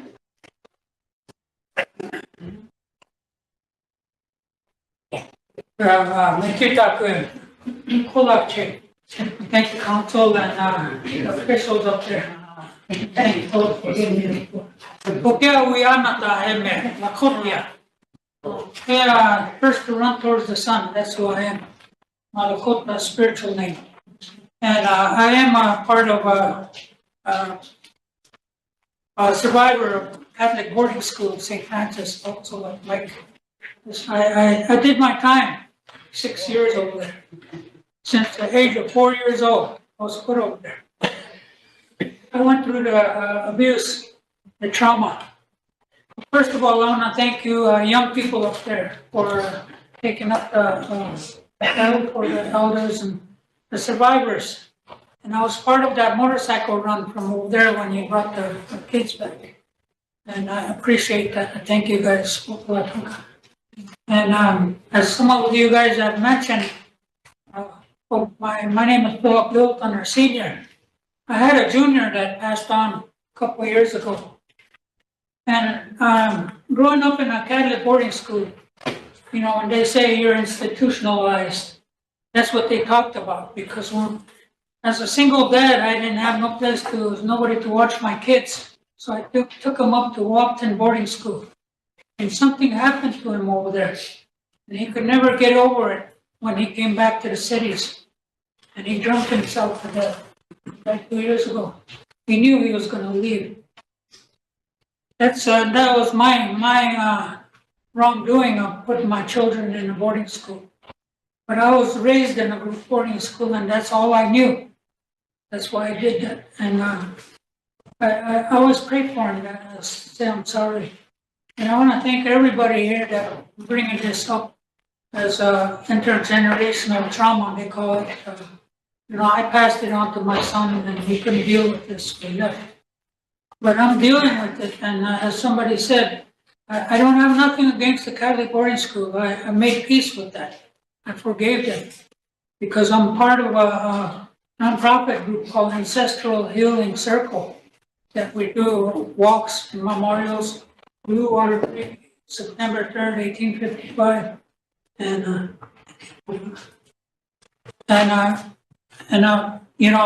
part of that is bringing up the past. In order for us to go on with the future with you young people, is to heal our past. And our elder over here talked about kerosene in the hair. I remember being pushed in a shower room, 12 by 12, and the cement was slanted downwards where the drain is, and the soap water was ice cold. They just pushed you in there, and sometimes you slip and crack your head, and I think that's why I got early pre-Alzheimer's disease. I can't remember the names of things, and it's getting to me, but for now that you guys are bringing this up here on the council, and you talked about a lawsuit for the survivors, and I probably won't be around, but I'm also part of another lawsuit of veterans. I'm also a United States Army veteran that a lawsuit's going on, and I probably won't be around for that either. But for our younger, I have 6 children left, and 7th one left. So, anyways, I want to thank everybody here, and especially these young people standing up for taking on the cause of our elders, and the things that the U.S. government put us through. I'm sure our parents had they had to go to work to get food for us or clothing, 1 or 2 pairs of pants for the whole year. That's what we got back then. The saddest part, the happiest part was Christmas. That's the only time we got to go home. From September to end of May, Christmas, the only time we got home. So I'm part of the survivors of the Catholic boarding school there. And my brother, he's still at home. And some of us are learning to deal with it, and some of us have left because we couldn't deal with it. And the memories that we walk with today, and we have to share with our younger people so they can take on our fight to the future. Thank you, Phil. Is there any more discussion, anything? Thank you, Tokala, for coming, and it's really disheartening and saddening to hear those stories. Go around and shake hands. Yes. I was gonna wait to discuss this at the governmental affairs meeting, but I think that the motion that I made earlier should include the Catholic Church as well for the lawsuit. You want to amend it? Yeah, so I'm gonna make a motion to amend the earlier resolution with the lawsuit and to include the Catholic Church. Everyone okay with that? Okay. Thank you, Google. Shake hands. Chris. Yeah, while they're doing that, I just want to do one more thing, is just so that we're all aware of their situation too. Is that these kids, they've been doing this since they've been in high school. They've been doing this. This is the whole purpose. This is what makes them move and everything that they do. I know for a fact that for a while they didn't get a lot of support. And for whatever reason, it is what it is. But they still do what they do because it's what they want to do in this world, is make it a better place for the next generation. The people that was above them, that made it better for them. But anyways, what I'm talking about is with the work that they've been doing, they've also been coming into a lot of problems with their own facility that they come out of. With break-ins, things that have not been looked into from the health administration. It has nothing to do with these kids, but it has to do with what they're under. And right now, are you guys still at the alcohol program? Yep. They still have the alcohol program. Whenever the building at Bristol Ranch was broken into, and that was 3 months ago. And they left it like that, exactly how it was. If you guys want to see what it looks like, by all means, go out there. But the health administration really needs to do better for these children, for these kids, because these kids are going to be sitting here one day. And with the work that they're doing, I know that they're going to do a good job in the next 7 generations, because they are doing stuff for the next 7 generations to see. Anyways, thank you. And it's good to see that you guys have a lot more workers now. Thank you, Chris. Thank you, Topher. Gonna take a half-hour lunch break? Yeah. We'll come back at 1:45.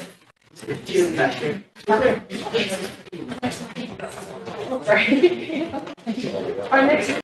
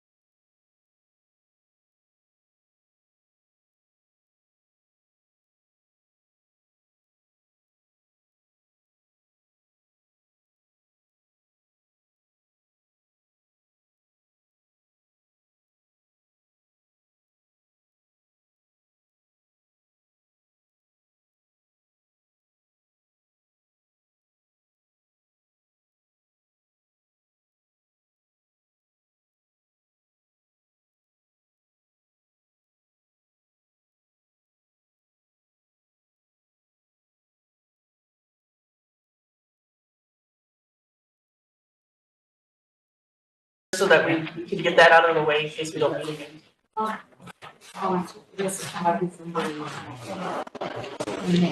Council, I think that most of you are aware that we have to obligate these funds by the end of the month. This is the last time you guys are gonna meet until next year, so we need to, our strategy is we're gonna do 2 contracts. One with ARPA Construction and one with the ARPA office to administer these contracts so that you guys are gonna approve them. So there'll be 2 resolutions authorizing what we call the, Jim, what are these contracts called? Are they just a master contract or what are they called? Interagency agreement or? They're basically like interagency agreements. So there'll be an interagency agreement between the Rosebud Sioux Tribe and ARPA Construction, between the Rosebud Sioux Tribe and the ARPA office. The ARPA Construction will handle all of the construction projects. The ARPA office will handle non-construction projects like the programmatic stuff, the clothing orders and that kind of stuff. Underneath these master contracts, then there will be subcontracts. There'll be subcontract for HTC for the $4 million you're going to give them. The Dynamic Homes contract would be a subcontract. Whoever you're going to hire to do these tiny homes. And there's some equipment that we have in this budget, and all that stuff will be handled by the ARPA Construction under subcontracts. The whole idea is to obligate that money by this resolution and these funding sources. So having said that, I'll turn it over to Jim and let Jim give it to you. Tina. Yes.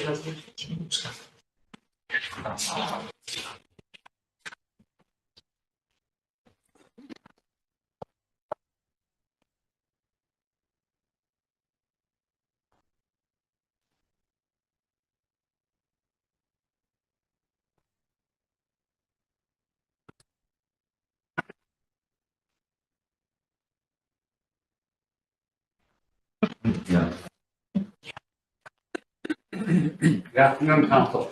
The first one handing out is a budget modification. All I need for this one is a motion. What we're going to do is we're going to take the leftover amount, consolidate them all into 507,304. 304 is the home purchase requisition. Put it all in there. For the first one, I'll probably need a motion to. If you look at the second and third sheet, you'll see that the amount in the red here will reduce their balances to 0. That means basically all the small amounts on the far right side of the available balance, like the $99, $500, all these small amounts, we're going to take them and reduce them to 0. And we're going to increase the 304.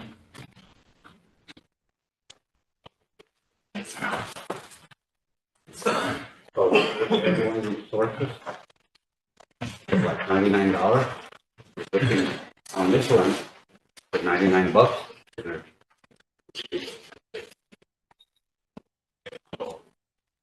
Is this, We're taking all of the small available balances and moving them to home repair, all into that one. Real. And the sum total of those is $7,010,000. Yes, that's the total.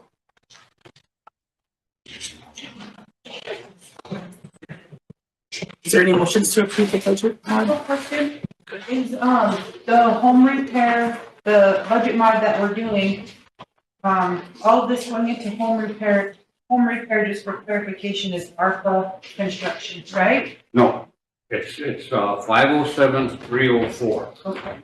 Home purchase requisition. So as we go through these resolutions, and ARPA construction is gonna administer that, the contract, how we get the money. So this is on top of the 2 million that we already did for the ARPA construction office by petition resolution. They're throughout the gonna summer. administer all the funds that's remaining for the home. That money remains intact, basically. Yeah. It's not part of the modification. Michelle? Is that for supplies and labor or? Everything. Materials, labor, everything. You'll notice in here, in this mod, there is no mod removing any school closing orders. But there's gonna be 685,000. You look at 507, 207. 685,949.33. The only ones that are changed are the ones that are shown on that front page. So, secretary, we're gonna do a contract with secretary's office to do the 800 lineals, and then the I think you guys just rolled 300 more. I'm not positive on that. You guys got more than that. There should be around 800 total, but we've only enrolled about 300, a little over 300 of that total Okay, so potential. all the school clothing age kids in there, that's gonna reduce that. We're gonna do a contract with the secretary's office. They're gonna come in and fill out applications, and she's gonna process those checks for the kids. Okay, so now, I don't know how much that's gonna total. If they could come up with a $300 number figure, then take that back to 250. That's what's gonna be minus that, that's what's gonna be available for the next year. Next year, because we have a number of 26 to spend this money. We're gonna do a contract. Madam Chair, I'll move to approve the modifications as shown on page 1, budget modification request. Motion by Mike to approve the budget modification request. Seconded by Coates. Question?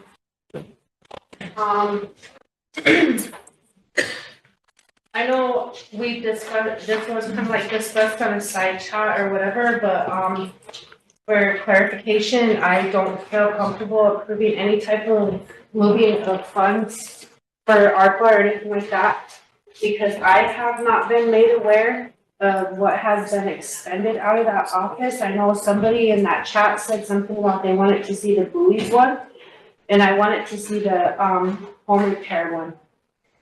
And I want to see that from finance. And I was told that it needed to come by motion here in order to get that done. And there's a lot of us that haven't seen that. And we need to see that. But prior council has. Madam Chair? Mike and then Coates. I believe that can still take place, because what has been spent hasn't been spent, and that's what you're asking about. Yes. Yeah, those records are there, so that can happen. This has nothing to do with that. This isn't taken away from that at all.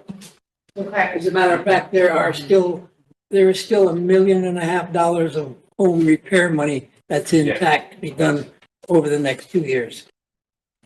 In addition, that's in addition to the $1 million allocation. Coates. Now, this is the best, we agonized over this, and this is the best we could come up with. We considered everything.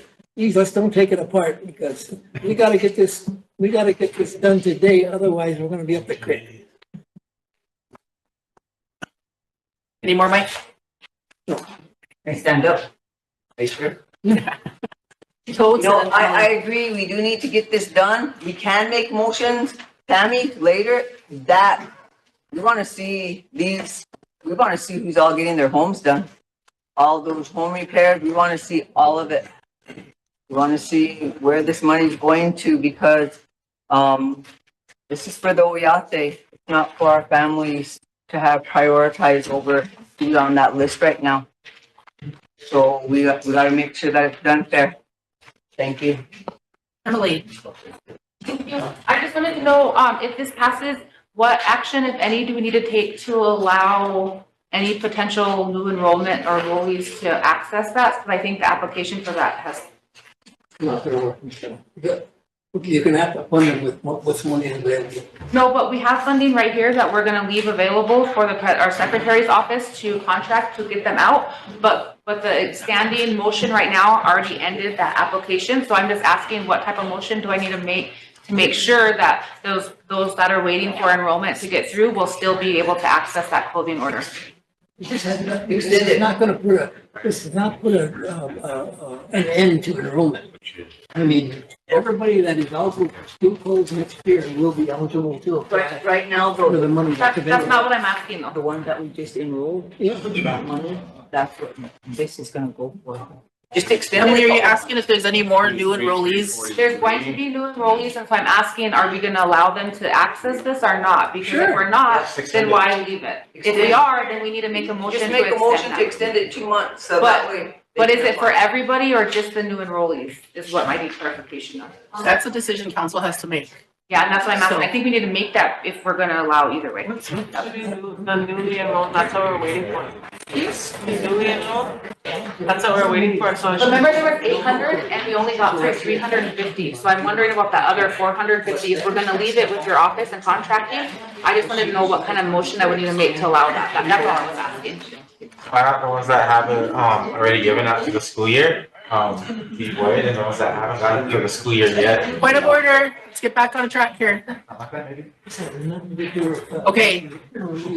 So Mike made a motion to approve of the budget modification request. Totes seconded it. Question? By Chris. All in favor?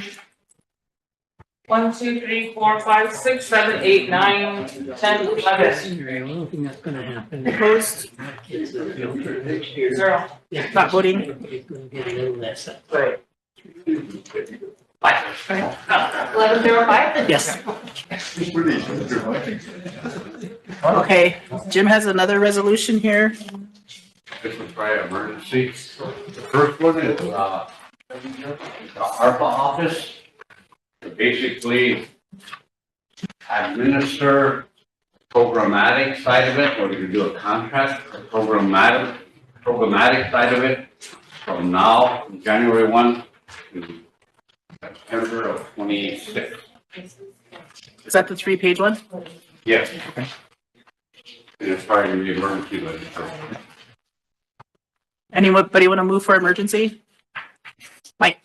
Motion by Mike for emergency, second. Royal.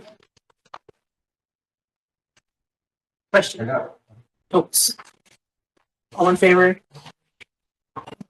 1, 2, 3, 4, 5, 6, 7, 8, 9, 10, 11, 12, 13. Opposed? 0. Not voting? 3. 1303. And the new number on this will be 360. 360. 360? 360.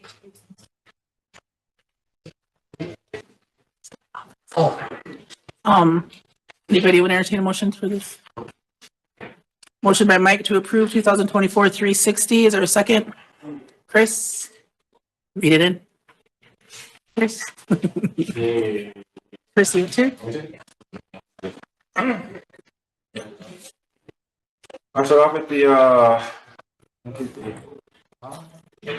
so with the fifth whereas.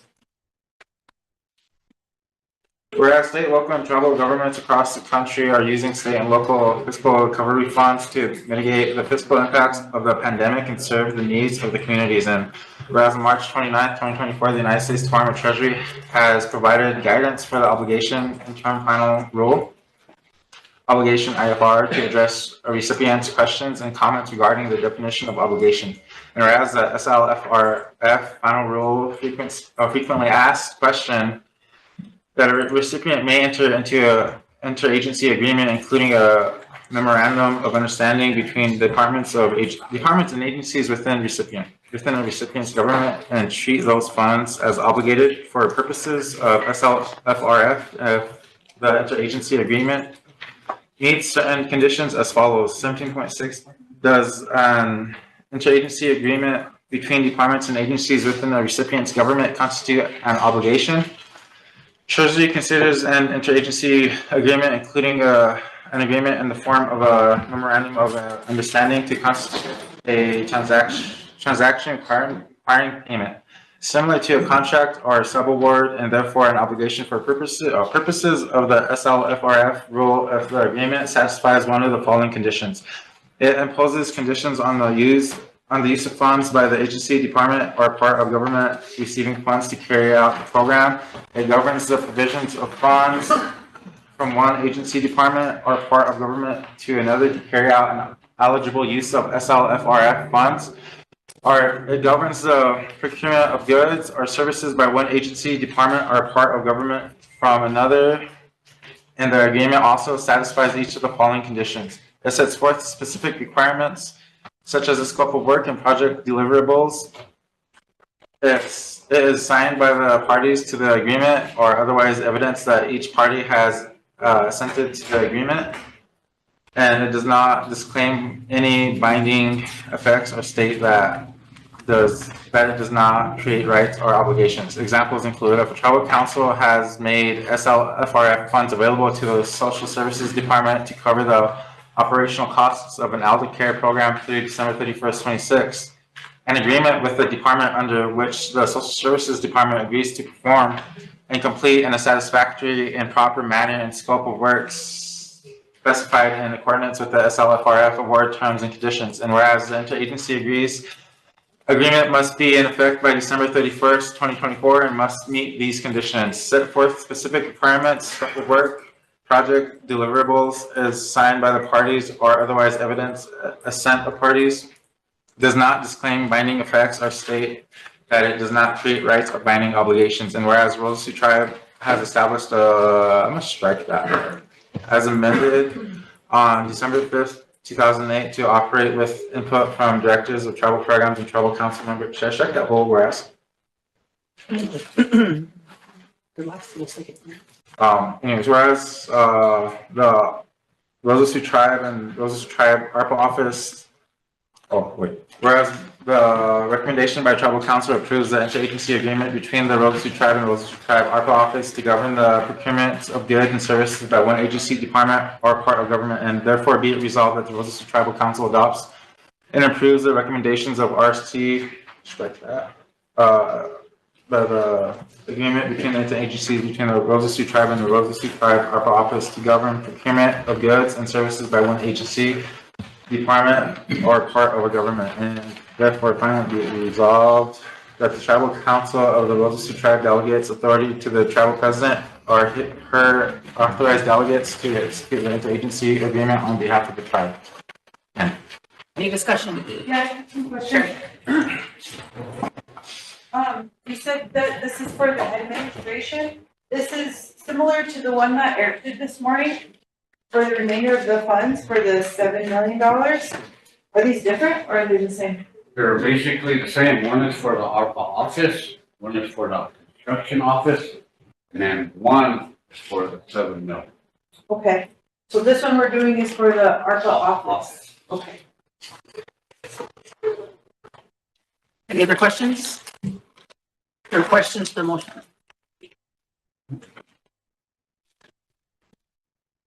By calling for the question. Bill? All in favor? 1, 2, 3, 4, 5, 6, 7, 8, 9, 10, 11, 12, 13. Opposed? 0. Not voting. 3. 1303. Bill, did Uncle Todd leave for the day? Okay.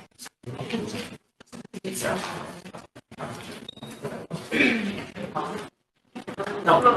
Okay.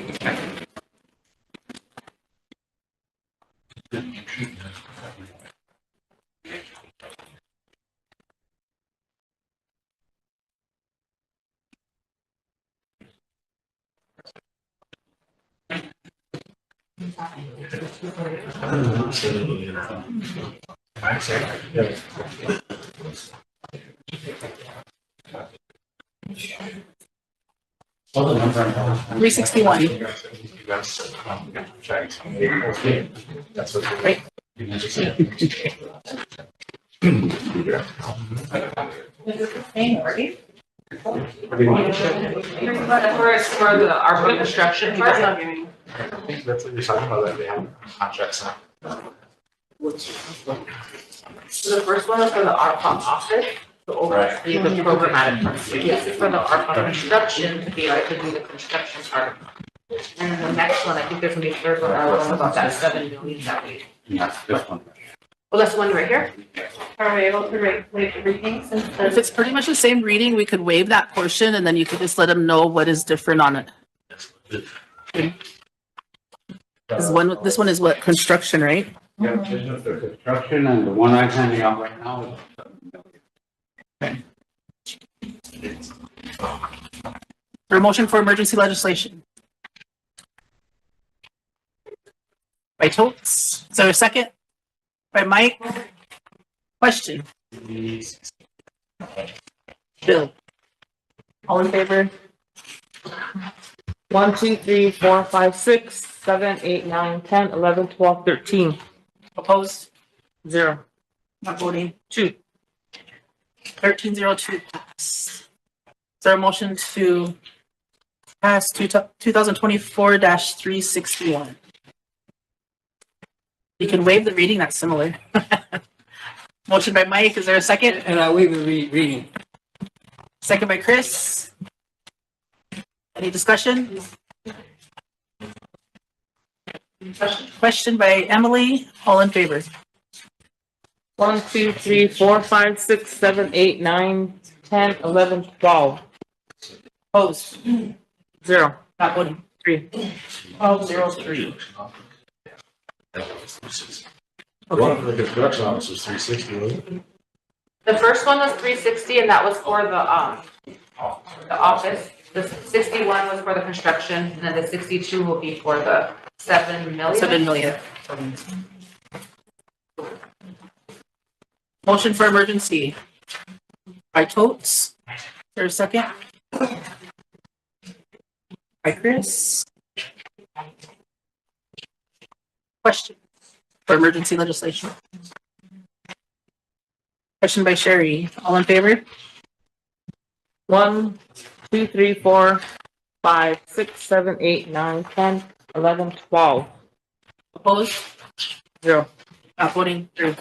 1203. Motion. This number is 362. Motion to approve. Oh. On this one, I discussed it with Gary, and the budget part of it, we need to remove. If we don't remove that, we're gonna be locked into these exact figures. Talking about that last page. Yeah. So council, don't get confused. I sent a spreadsheet and they printed the whole spreadsheet from the working session. So the budget that he's talking about should be the third page that says homes project budget. Everything else is just working documents that we had up on the board that day that we were talking about. This first one here? Yeah, this first one. And I just want to make a note that now that you guys did that budget mod for that 700,000, that changes this top balance number that we budgeted for that day. The spreadsheet I went off of, the balance, I was under the assumption that all that spare money for that budget mod was going to come to this, but it didn't. It's going to ARPA construction. So, or for home repairs. So that 700 and whatever thousand that we just moved, we're gonna have to subtract that from this 7.3 million that was supposed to go to the 100 homes project, the homes project. So now the number that we're working with is the 7,100,000. 7,001,062.75. And it's on this budget modification request that we first handed out. So, this came from the 4-day working session that we did. And, what, Director White is worried about is if we approve this with this budget, that we lock them into these costs, and some may be over and some may be under. I have some concerns about us doing that, because if we take it away, how do we know that our intentions will be followed up? I want to give you an example. HVAC called just before I came down here. Their prices have now doubled. So anything that you have on that sheet, if we're locked into that HVAC, you're not going to get as much as you would have. HVAC for what? HVAC for those dynamic homes. It went So from- HVAC just doubled. And we're not talking about lumber or anything else. They're all going to go up. We know that. Tariffs. That's for the tiny homes, the ones that we got in order now. Not tiny homes, dynamic homes that we got in order now. Yes. But those are separate than this one right here, right? The contract for the dynamic homes is separate, but all the costs associated with it, we need to figure out and assign them to the homes. Is everybody aware that when the dynamic homes were first agreed on, they were consistent? If we went through that, they would have gotten any heating or air conditioning, what's new? Yes, again. Now we had to basically find money to put that back in there, and that kind of dampening everything, but we did it. But now it turns out that it's gonna cost twice as much as what the committee thought. What do you recommend, Dwayne? I recommend on the budgets? So we can, we just had a question from Chair. If we take this budget away, how are we gonna track it? How are we gonna, so what would you recommend when we take this away? Because everything's gonna fluctuate now. It's gonna go up, down. So we're not locked into this budget here. You probably should just leave your categories so that whatever you want to do, tiny homes, infrastructure, whatever you do, leave that category in. Those categories, they have contracts with. Dynamic homes, you leave that amount there. But these categories, like Jim's talking about, that there aren't contracts with, just say like, for example, tiny homes, 50 tiny homes. Don't put an amount there. Because if you put that amount there and it's a bit higher, whatever, you could get in trouble. So what's the latest estimate of what the HVAC and stuff is gonna cost for that tiny home? It was like 2.4 million at one point when we were discussing it, wasn't it? It's gonna be twice that much now? Well, let's put things on the table here. You know, this whole dynamic homes thing was plugged up to begin with. I think right now we're really concerned about just making sure that this money is obligated. I know that. So, but keep going back and We changing. agonized over this other stuff that is critical when it comes to future needs too. Emily, and then Tammy and Sherry. Thank you. I just had a couple, I don't know if they're questions or comments, but the first one is, somewhere in this resolution, I read that the scope of work and everything will still need to be in order to be considered obligated, it still has to be done by the end of this month, and I don't see any of that here. So if we pass that, is that still gonna give you guys enough time to get scopes of work and everything? And I'm leading up to a second question is how do we find the balance? Because I agree in having some built-in flexibility, but I also agree that we need to have some guidelines so it's not just a free-for-all, next year or next month or whatever. So if we're gonna talk about like what's right here and maybe be more flexible in the actual amounts, then do we need to do that for all of the 22 million or 26 million or whatever? Because I was under the assumption that, for example, dynamic homes, that was already done by a resolution. We already have contracts. So in my mind, that was obligated. So I just don't understand why we're talking about that in this money, other than we're going to be paying for the ground prep for it, or if we're going to have to be paying for the HVAC and utility or the appliances from this for those homes. which is why when we had our conversation, I recommended leaving flexibility in that one so that if we had 30 homes, maybe we're only taking 28 homes, and the savings of those 2 homes would buy the appliances, would buy the whatever we need. But it doesn't sound like we did any of that. So I'm just making sure that what we're approving today is only that 7 million, not the total 22 or 26 or whatever is still unobligated. You're approving the 7 million, but for all we know, most of it's gonna end up going into the dynamic homes to put air conditioning and heating into it. That's why they don't want these numbers. Point of order, Mike.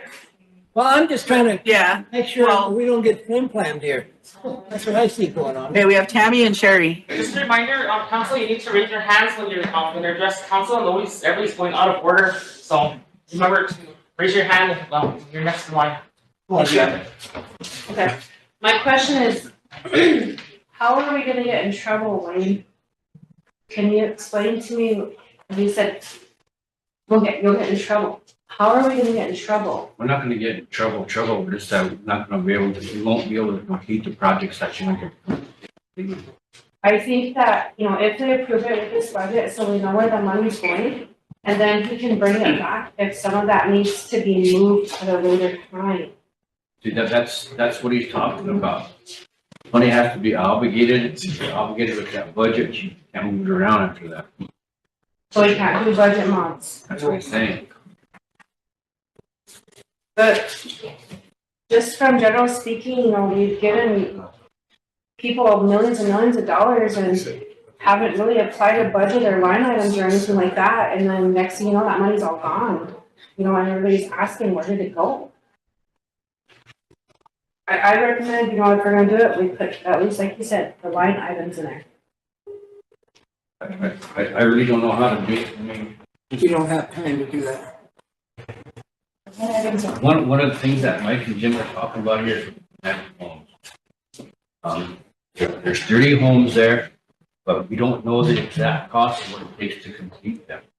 You know the cost of what we construct. Now you're not complete.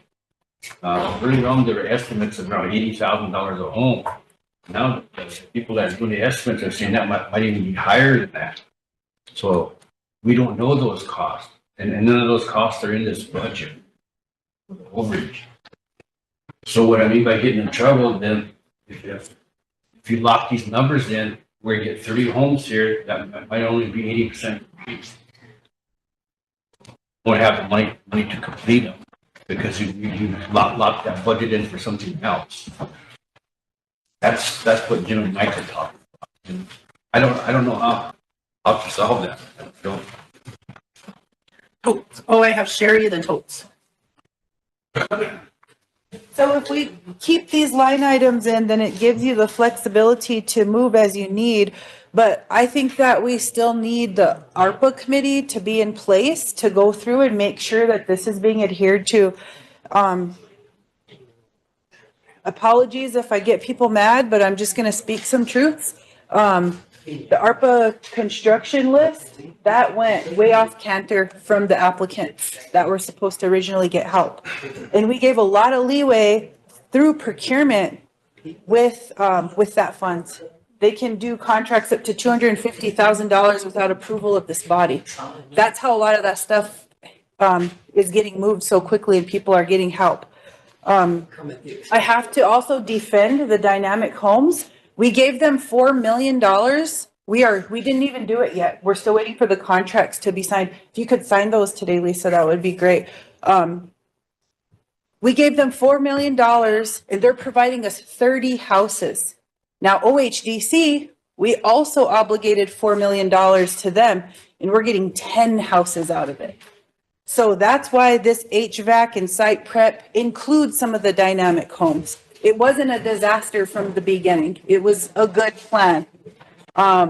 So I just take offense to that because I helped work on that plan, trying to get us as many homes as we can for this money. It was supposed to be 100 homes. Now with what we did, we sat for 4 days. Well, I didn't sit for 2 of them. I sat for 2 days out of the 4 that the rest of the council sat. And we came up with this budget.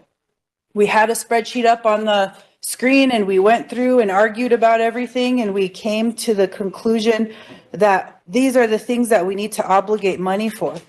And we did include some equipment for a program in there, if you see that there at the bottom, because we felt that that was something that impacts all of our people.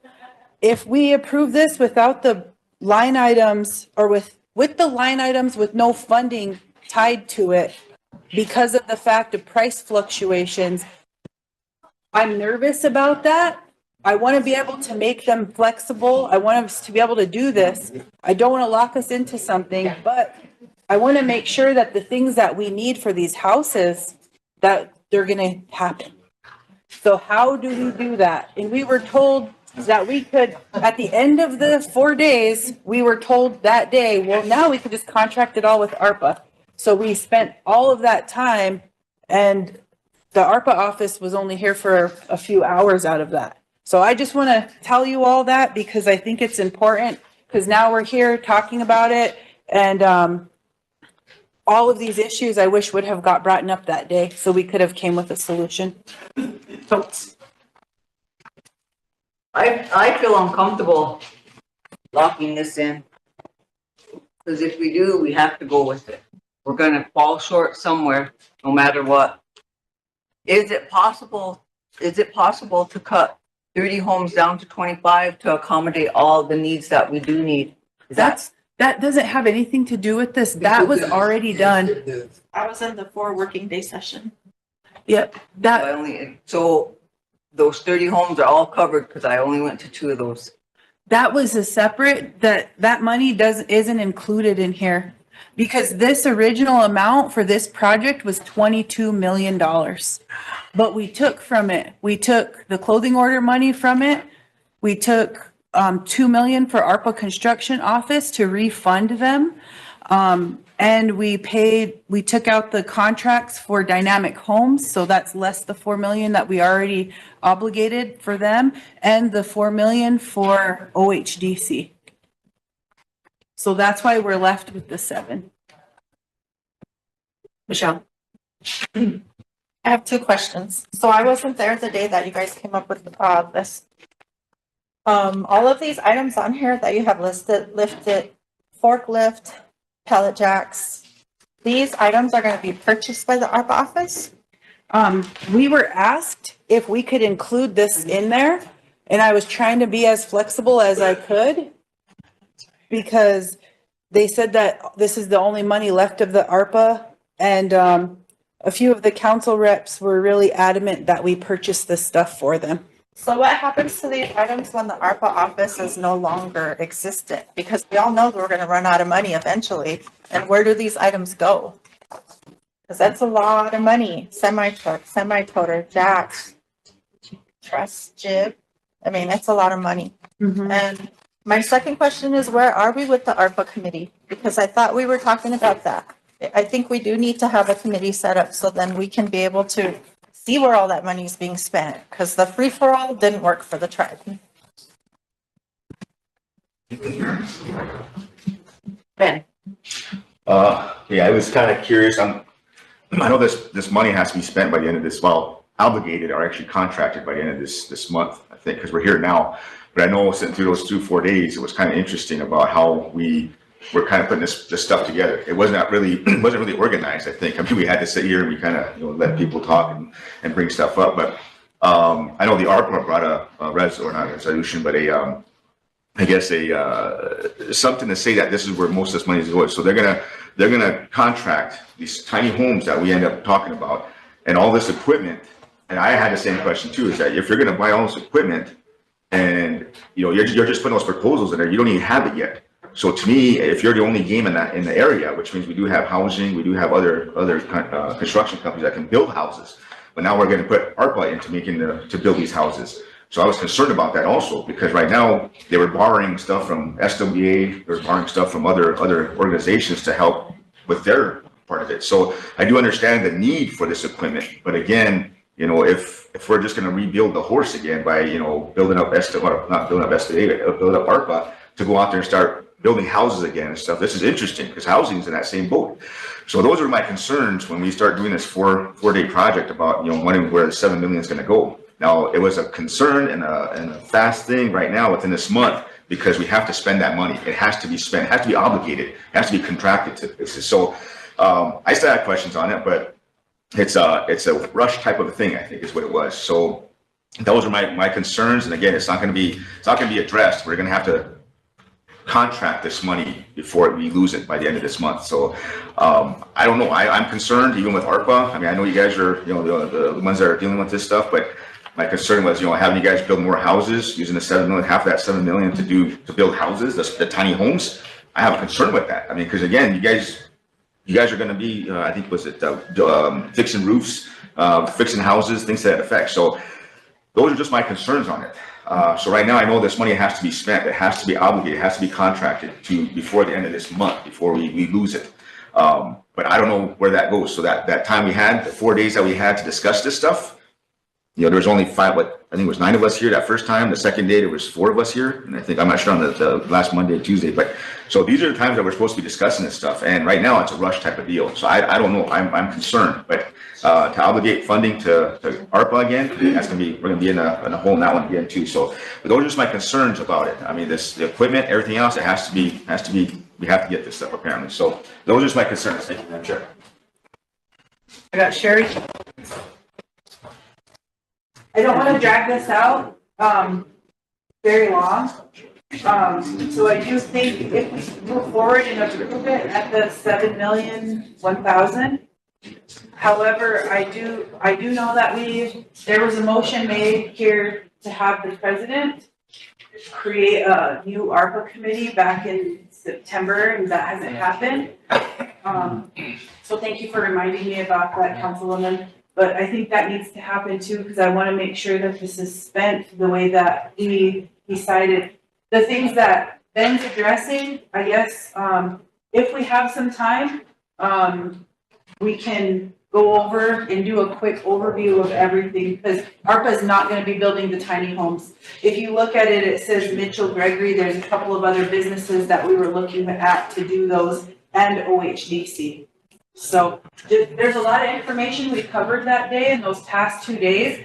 And when we made the initial plans for those meetings, that's why I asked for us to not meet that Monday and Tuesday, because I wasn't going to be there. And being the person who had most of this information, I could have shared that. And it sounds like you guys got burnt out the first 2 days. And you guys did a big working session without a lot of the information that I could have brought for the committee, which I did bring the next week. So I just wanted to say that I'll call for the question. No, we haven't even made a motion to approve this resolution yet. Oh. So you want to make a motion? I'll make a motion to approve the resolution with the line items. Hold on. Motion to approve 2024-362. Is there a second? We could go into discussion. Seconded by Tammy. Okay. You want to read it in? Can we have some discussion yet? Let her read it in and we'll go into discussion. Can you restate your motion? Yep. So just motion to approve resolution 362, 24-362.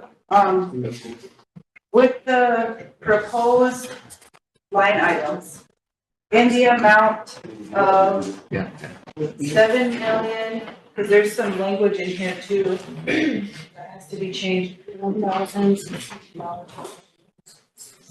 $7,001,062.75. Where that 7,334,000 is? Yeah. Okay, 7,001,100,000.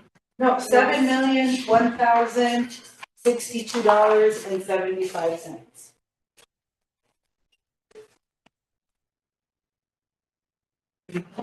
And that wasn't a typo, hey. That was the original amount that we started working with that day from the report that was given to us. And then yeah.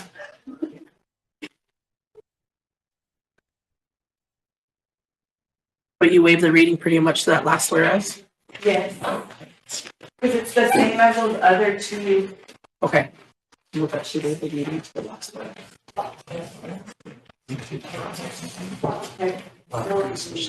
Therefore, be it resolved that the Rosebud Sioux Tribal Council adopts and approves the recommendation of the Rosebud Sioux Tribal ARPA Planning Committee and authorizes the interagency agreement between the Rosebud Sioux Tribe and the Rosebud Sioux Tribe ARPA Construction Office, and further approves the proposed budget in the total amount of $7,001,062.75 for the Rosebud Sioux Tribe Home Project to govern the procurement of goods or services by one agency, department, or part of government, and be it further resolved that the tribal council of the Rosebud Sioux Tribe delegates the authority to the tribal president or their authorized delegate to execute the interagency agreement on behalf of the tribe. It's two amendments. Okay, now discussion. I had Totes, Emily, and Mike. That's right where we're at right now. That's why it's important we follow this agenda. Because you could have brought that forth to council a long time ago if we would have got to that committee. And now look where we're at today. We're all off balance because some want this through, some don't want to lock this in, some do. And you know, when there hasn't been no transparency. And things that should have been done or said they were going to be done in September, we're in December and they're still not done. And the Oyate is the one that's really suffering because of the no transparency. In ARPA, you guys get crapped on all the time, but how many times are you guys, administrators have gone to you and said, nope, stop what you're doing, and this is what you're gonna, this is home you're gonna take care of. This home, this home, this home. So you know, we need to prioritize that the Oyate come first. Not our families either when it comes to situations like this. But we really need to follow this agenda. We never get to the committees. So like in judiciary, we have a lot of stuff that can bring are brought forth, but we don't ever get to it. So we just need to follow this so that way you could have had the opportunity to bring this forth earlier rather than coming right now to this. Emily and Mike, and then Michelle. Thank you. So earlier I had a question. I'm just going to re-ask it to see if anybody can answer it before I make my decision. Will we have those scopes of work and everything that we're saying we're going to have done by the end of this month? Since we don't have it in front of us, will that be enough time to get done? Because I just hate to obligate us to something that we don't even have in front of us, and we're leaving them 2 weeks. So that was my first question that I didn't get answered the last time. Jim, can you answer? First thing I gotta say is, you know, I gotta defend Mr. Leader Tark. He's doing a good job. He gets on track, he gets a list. Okay, he starts on it. But he gets calls from you guys in administration. You need to take care of this right now because it's leaking right now. So he drops everything over here, does this, does that. Okay, the only reason why I'm saying to give the construction office the latitude to take care of those dynamic homes first, then we could take care of the rest of this. We all got calls. We need a trailer house moved. SWA is the only person with a trailer house, with a semi to do it. We're merely trying to provide equipment for that. Yeah, that's so we my could do question that. though. Can you answer the question? But yeah, so we're going to do a contract for each one of these funds, and it's authorized by resolution. If you look at it, we're going to do it if any money is available. Just like I said, we're going to do a contract with the Secretary's office to do those. We're going to do a contract for any of those programs that have money remaining. We're going to do a contract with every one of them. And those contracts are going to be attached to that funding source. So when the auditor comes, he's going to hold us to our own word. I understand all that, but the reason why I'm asking is because it doesn't seem like we're clear as a council, as a body of what we're asking of you. So it's hard for me to ask that of you if we don't even know what we're asking of. That's why I'm asking, is it possible for you to make all of these scopes of work and meet the requirements that we said that we're going to meet by the end of December, knowing that we're not giving you the best direction? That's all my first question is. I understand everything else that you're saying. We are going to do. And so why are they not included in this, or why are we not able to? Because if we include them in this, we're going to be here till the end of the month. I'm just asking because at the last time that we met, we said we'd have this for this meeting and we don't have it yet. So that's my first question. The second question I have though is it possible to have the amended version of this so that we're all on the same page? Because I don't know if what Sherry's version of the amended budget is the same as what I have. Because I'm thinking in our conversations that we had that were all over the place, that were not very productive, we were all over the place, we weren't very productive. So how do we hold ourselves to, you know, Mark's home repair? Who knows, Mark's still gonna be doing home repair next year or whenever these actually get implemented. So I don't agree with having the detail of that first column in there. I also don't agree with the detail of all of the budget on the secondary when we were literally doing math to try to add things up, right? If now you're saying we don't need to have that level of detail, then I don't agree with it. It needs to have movement. However, I do agree that we need to have some guidance. And so if the guidance is site prep, if HVAC, is water and sewer, because we talked to water and sewer, they might not even have capacity to do all this. So why would we name them for that amount if we haven't even had that conversation?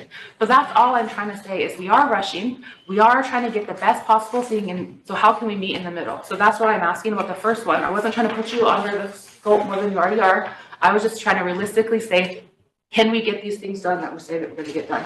And secondly, can we get this budget or whatever it is in the intermediate manner so that we're not locking ourselves into those things, but we're still able to say this is our intentions. If we want home hauling stuff, it does make sense to have it. We could have that discussion next month or in 6 months on who gets to own it, who gets to maintenance, who gets to house it, all that kind of stuff. But I'm just saying, if that's what this body wants to do, then why can't we just generalize these a little bit more than what they are, excuse me, so that we can get this approved today? Because if not, what I fear is we're gonna be sitting here and having those whole 4 days that we met and doing it all over again. And I don't know if any of us have time or the want to do that. Thank you. I have Mike, then Michelle. Yeah, I agree with Emily's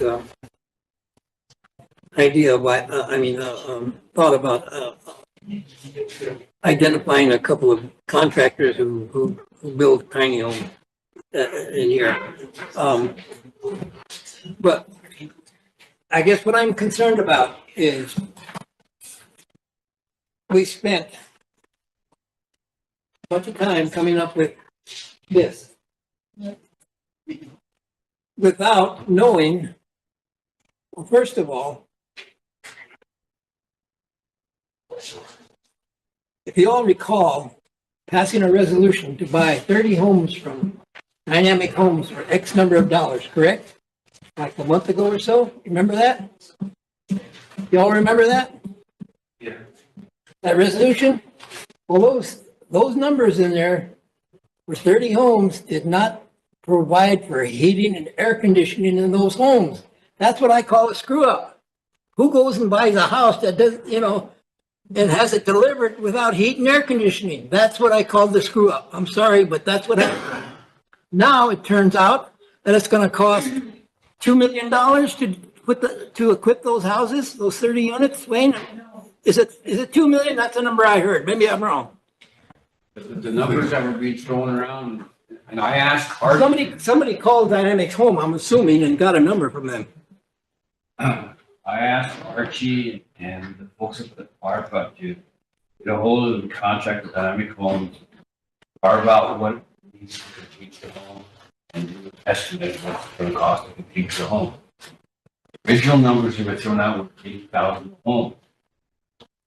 I haven't.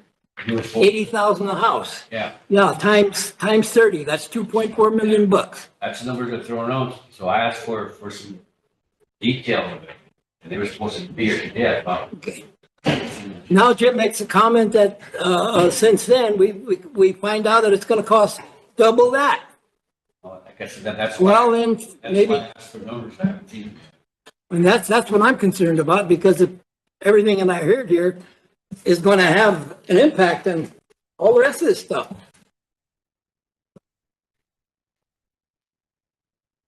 Shall we move forward? Do you guys want to take this back and think some more on it?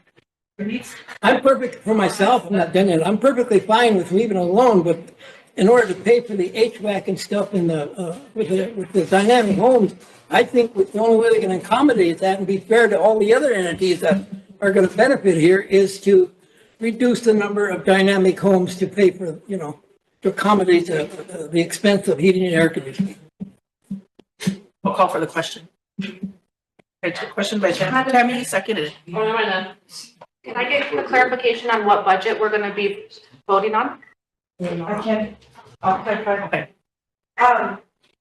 Whenever we said that we would do the $7,162. Oh yeah, sorry. $7,1,062.75 is the budgeted amount to the ARPA office, ARPA construction, without the assignment of funds to any specific line item.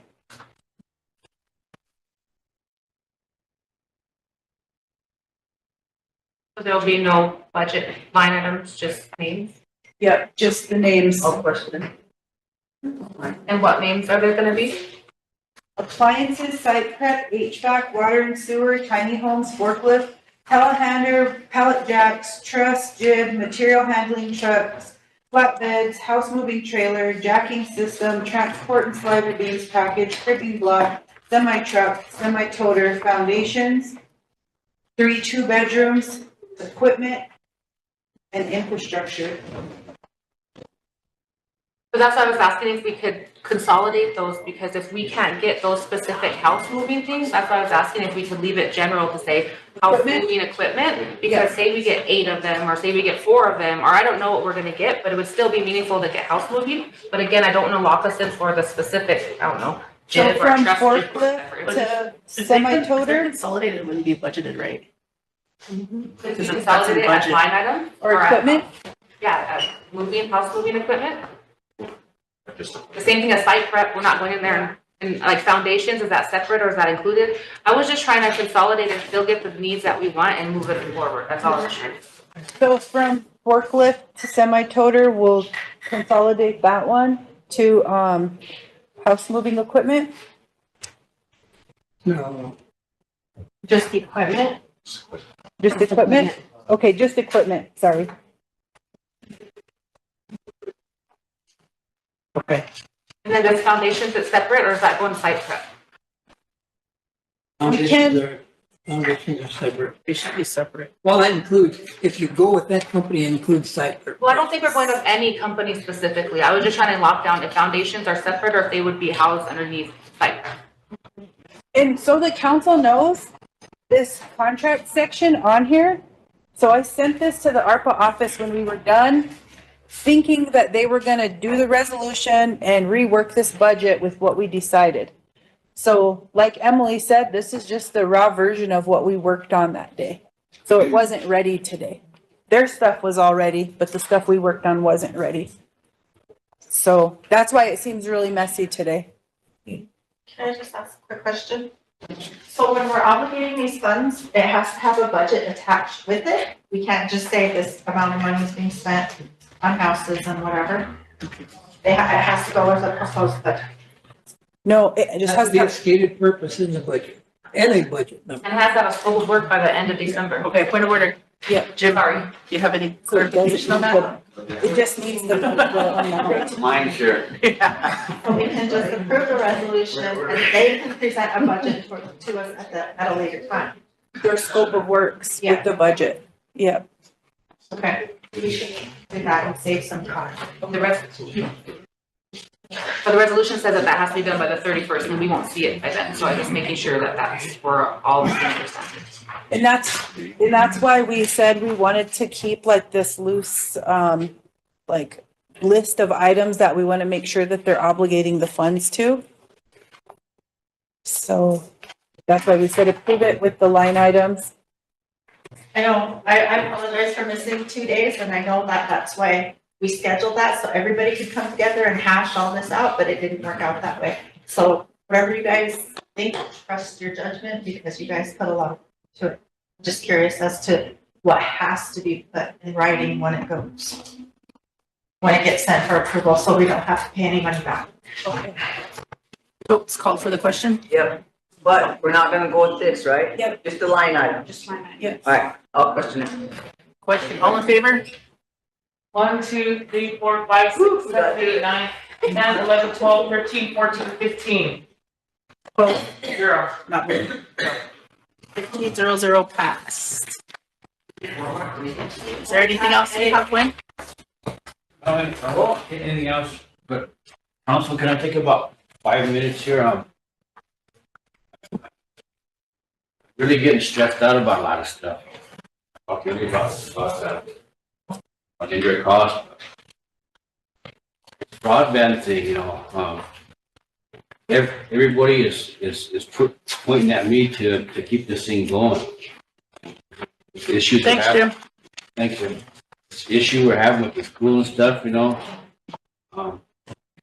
I really feel uncomfortable being in a position I'm in without you guys' input. I mean, Do we need to go off air? no, it's okay. The school is getting ready to open, and Golden West is starting to play hardball with this as far as what they will and won't do. The last 2-3 weeks we made agreements, they backed out. Made agreements, they backed out. But like I said, I feel uncomfortable on me making those decisions without you guys' input. It puts a lot of stress on me. So I'm just throwing it out to you because I thought we had an agreement worked out. Everybody agreed to it. Day for yesterday, Golden West backs out again. Golden West said that the only way they'll allow to be hooked up is if the tribe gives them a rights away that goes clear to the school. And we can't do that.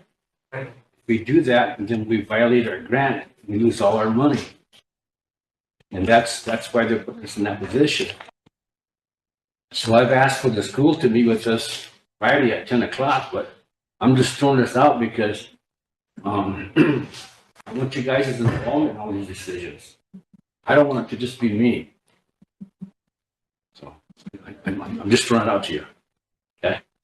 Sherry, Mike? Is all the council aware of everything that has taken place so far? I'm not sure. I don't know if they are or not. Yeah, I think we need to go off the air to have that discussion and catch everybody up. Okay. And there does need to be a public statement though, before we go off air. I want to say that we do need to have a public statement because right now Golden West is sending everybody our way and all fingers are getting pointed at us, making it look like we're the ones who don't care about our kids having internet, and which is not true. So, yep. So I just wanted to. Thank you.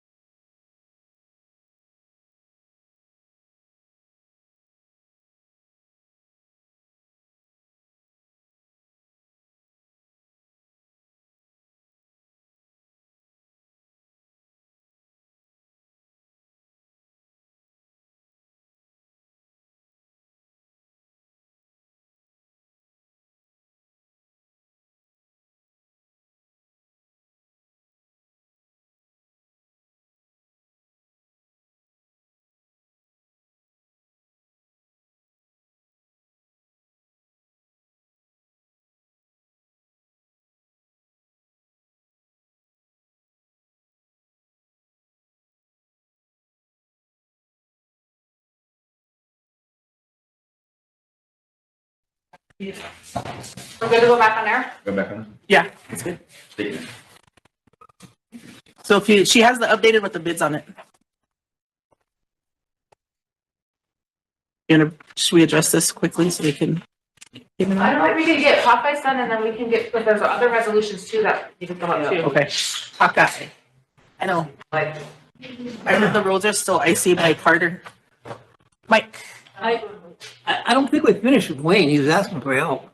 No, that's fine. I just want you guys to be aware and be supportive and get all. I just feel icy out there, Mike. Okay. Well, I was gonna move to make you czar of tribal internet, sir. That's you, Mike. Sorry, Hawkeye. Oh, did you have your hand up, Emily? I was just saying, is there a follow-up meeting that we should attend so that you're not the only one attending these meetings? There's been a lot of Zoom meetings. 10 o'clock on Friday, the school's coming over here. Over here, 10 o'clock, okay. 10 o'clock on Friday, so. But there's been Zoom meetings with the attorney too that I think you guys should be involved with too. Okay, maybe if we could just get those emailed. Thank you.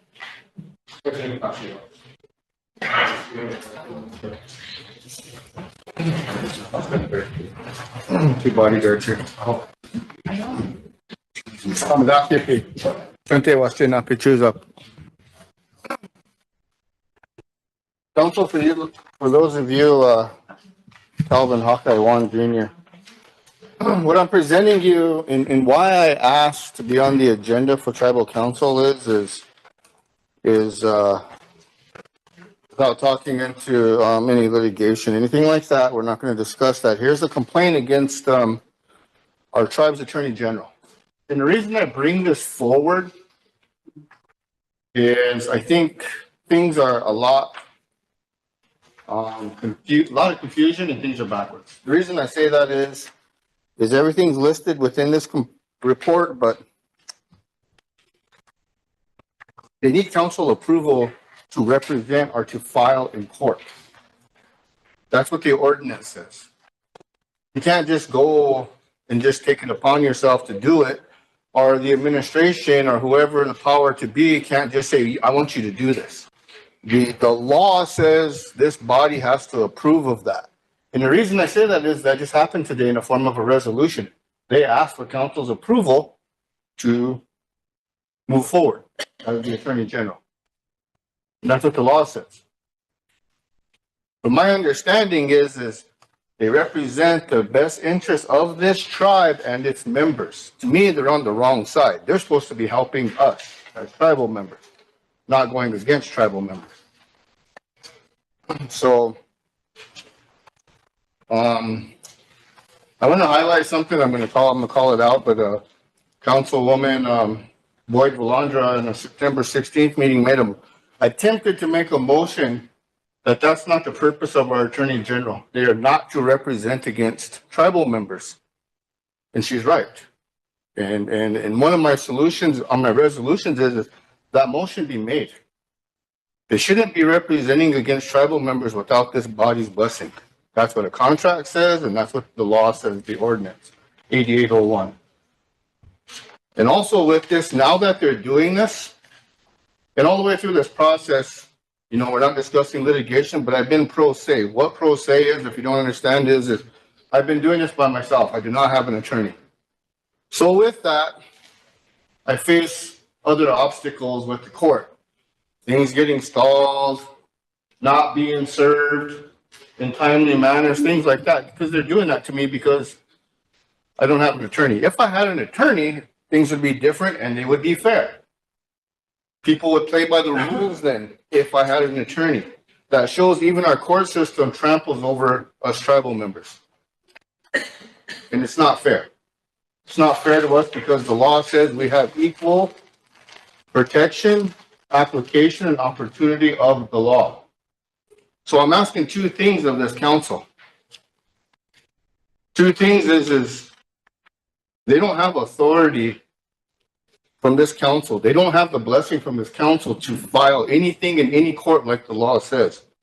So this council should remove them from them immediately, and anything unless they get council approval. Second of all, under Article 4, your powers Q, if you read in there, I'm asking to make things fair. They're supposed to help me and they're not. They're supposed to make sure that everything's fair for us and they're not.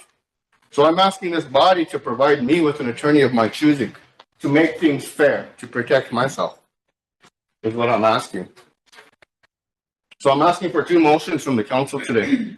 Discussion, questions, but we can't talk about anything that's being litigated. Any discussion?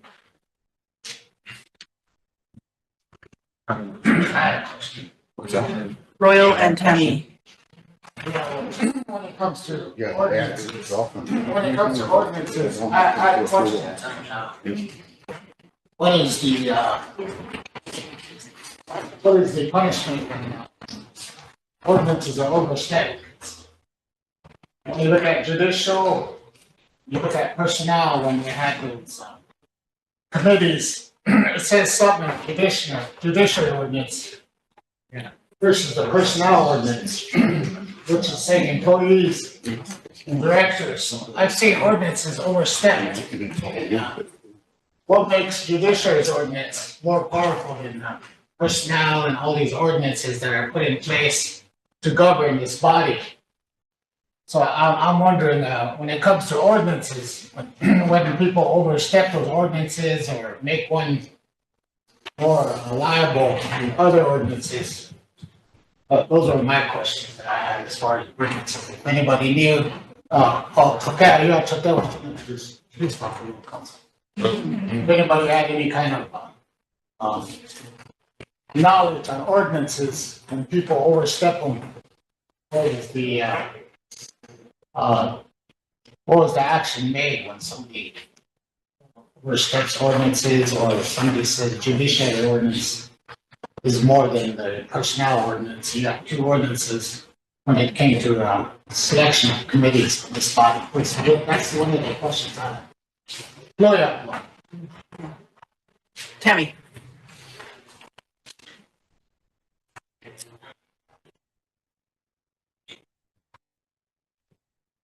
This is where our civil rights office could have been into play.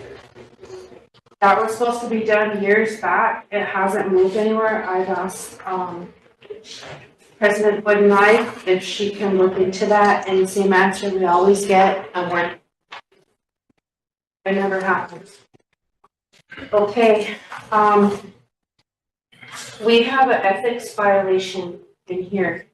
I want to know who approved our Attorney General to get involved in these 2 civil cases. That's what I want to know. Because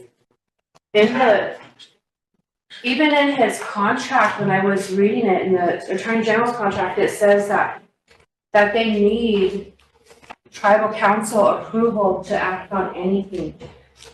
And there's a comment in here that blows my mind. In one of the filings of the court, stating to require tribal council approval of every single filing would render the office and legal counsel ineffective, and ordinance 8801 superfluous. Further stating at bottom, because of the tribe did not initiate this action and is a non-party of the action, approval by the tribal council under ordinance 8801 is not required for the purpose of filing the motion to quash.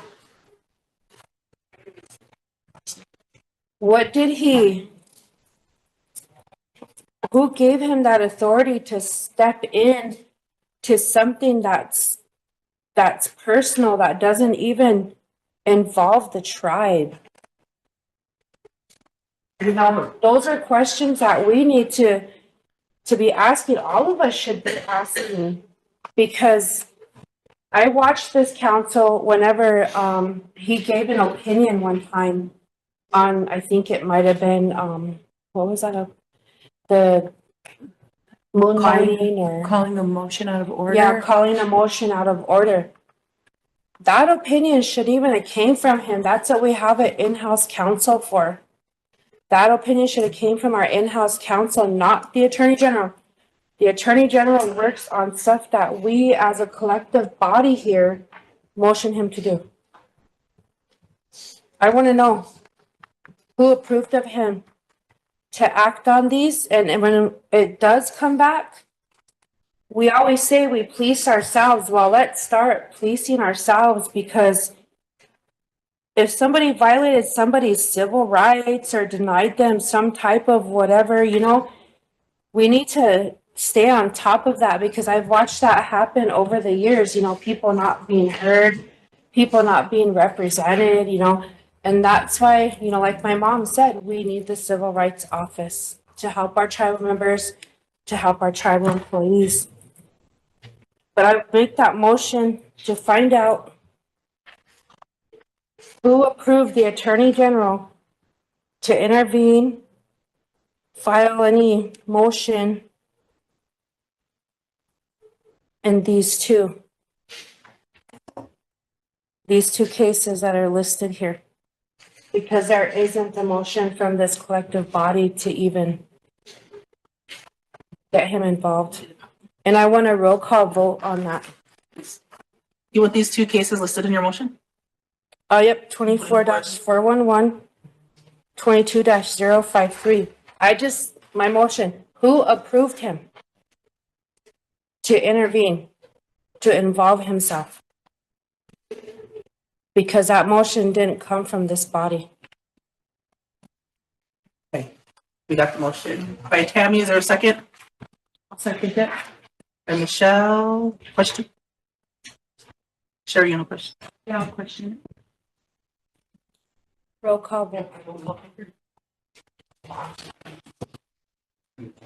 Yep.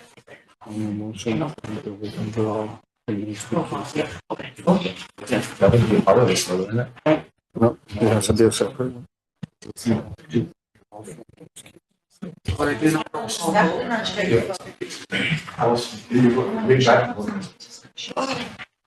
Motion by Tammy, find out who approved the AG to intervene in Lake. In the 2 cases stated.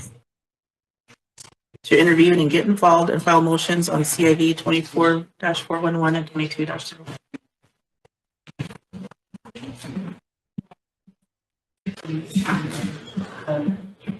So, CIV. Second by Michelle and question Richard. Oh. Okay, released by roll call vote. Vote 1. Not voting, authorizing. Chris Eaglebear, Yeah, yes. Todd Bearshield. Ebosting Wright, Yes. Stanley Woodenknife Jr., No. Michelle Hollowborn Bear. Yeah. Royal Yellowhawk, Ah, yes. Robert Radlingly, Oh. Charles DeBrey Jr., Yeah. Bill Marshall, Yeah. Wade Frederick, Emily Boyd Valandra, Alvin Bearhill Senior, absent. Sherry Wright Plain, Yes. Tamwan Wilcox, Yes. Lila Kilsonsight, absent. Mike Holt Senior, Here, yeah. William Kendall, absent. Ben Blackbear the third, Oh. Marion Little Thunder. Yes. Get out of the doors. All in favor? 14 opposed. 0 not voting. 1. 1 and 1. 1 Absent. It's on the phone. 1401? Yep, 1401. Those are the ones with the child members behind. 14-1-1. 1411. Wasn't there a no? There was one. Who voted no? There was, I had. There's just a not voting. That's the only one that. Oh, okay. She's not voting Well, for because some reason I had down the no. she's actually abstaining. No, I have her down as not voting. Not voting. Also, she's. Do you want to abstain, folks? Okay. No, we would count her then. I have Mike and Chris. You have your hand up? Yeah, I get a question to Hawkeye, I guess. Hawkeye, I'm a little unclear as to, who, if the Attorney General got involved in these two cases, representing who? Representing the tribe or, you know what I'm saying? Or just the fact that they got involved? Without council approval. The fact is, the law says they can't without council approval. We have a procedure and we have to follow. That's the whole thing of it. So with that is with this one that was mentioned in this complaint, the non-party deal, they're not even, the tribe's not even a party in this. But because of something that was filed, it kind of disturbs the scheme. Then now the tribe's getting involved in it. Not this tribe, but the tribe's getting involved in it because they don't like what was filed. So now they're getting the Attorney General involved in it, when it has nothing to do with the tribe, period. Okay, so theoretically, maybe somebody approached somebody of influence here and convince them to authorize the AG can authorize it. involved? I mean, is that a possibility? I mean, The only, according to our laws here, the only one that can authorize it is the president, or in the absence of the president, the vice president, but I know the vice president didn't do it. There's only one authorizing authority here, and that's the president on the day-to-day. Other than that, it's the council, but the council is the only one that can authorize the Attorney General. That's what my complaint is. I have Royal, then Tammy. Or Chris, I'm sorry. Chris, and then Tammy. Okay, He was on my last list. no, we're fine, okay, did Royal put his hand up? Anyways, so, ever since we got this new, law firm in, I've just been paying attention. I followed the cases, a few of them here and there. And even whenever the young man that comes and represents us comes down here and talks to us in this room, we know that he brings like a demeanor of the outside world with him. Like, I know we struggle to try to follow these virtues here, but our Attorney General really lacks in a lot of them, especially the compassion part. When especially living in a Lakota land, coming into a Lakota territory and not representing us in that fashion, it's really disheartening. And so anyways, I'd just like to make a motion to have the AG law firm withdraw from any case and filings against tribal members where they have not been approved by council.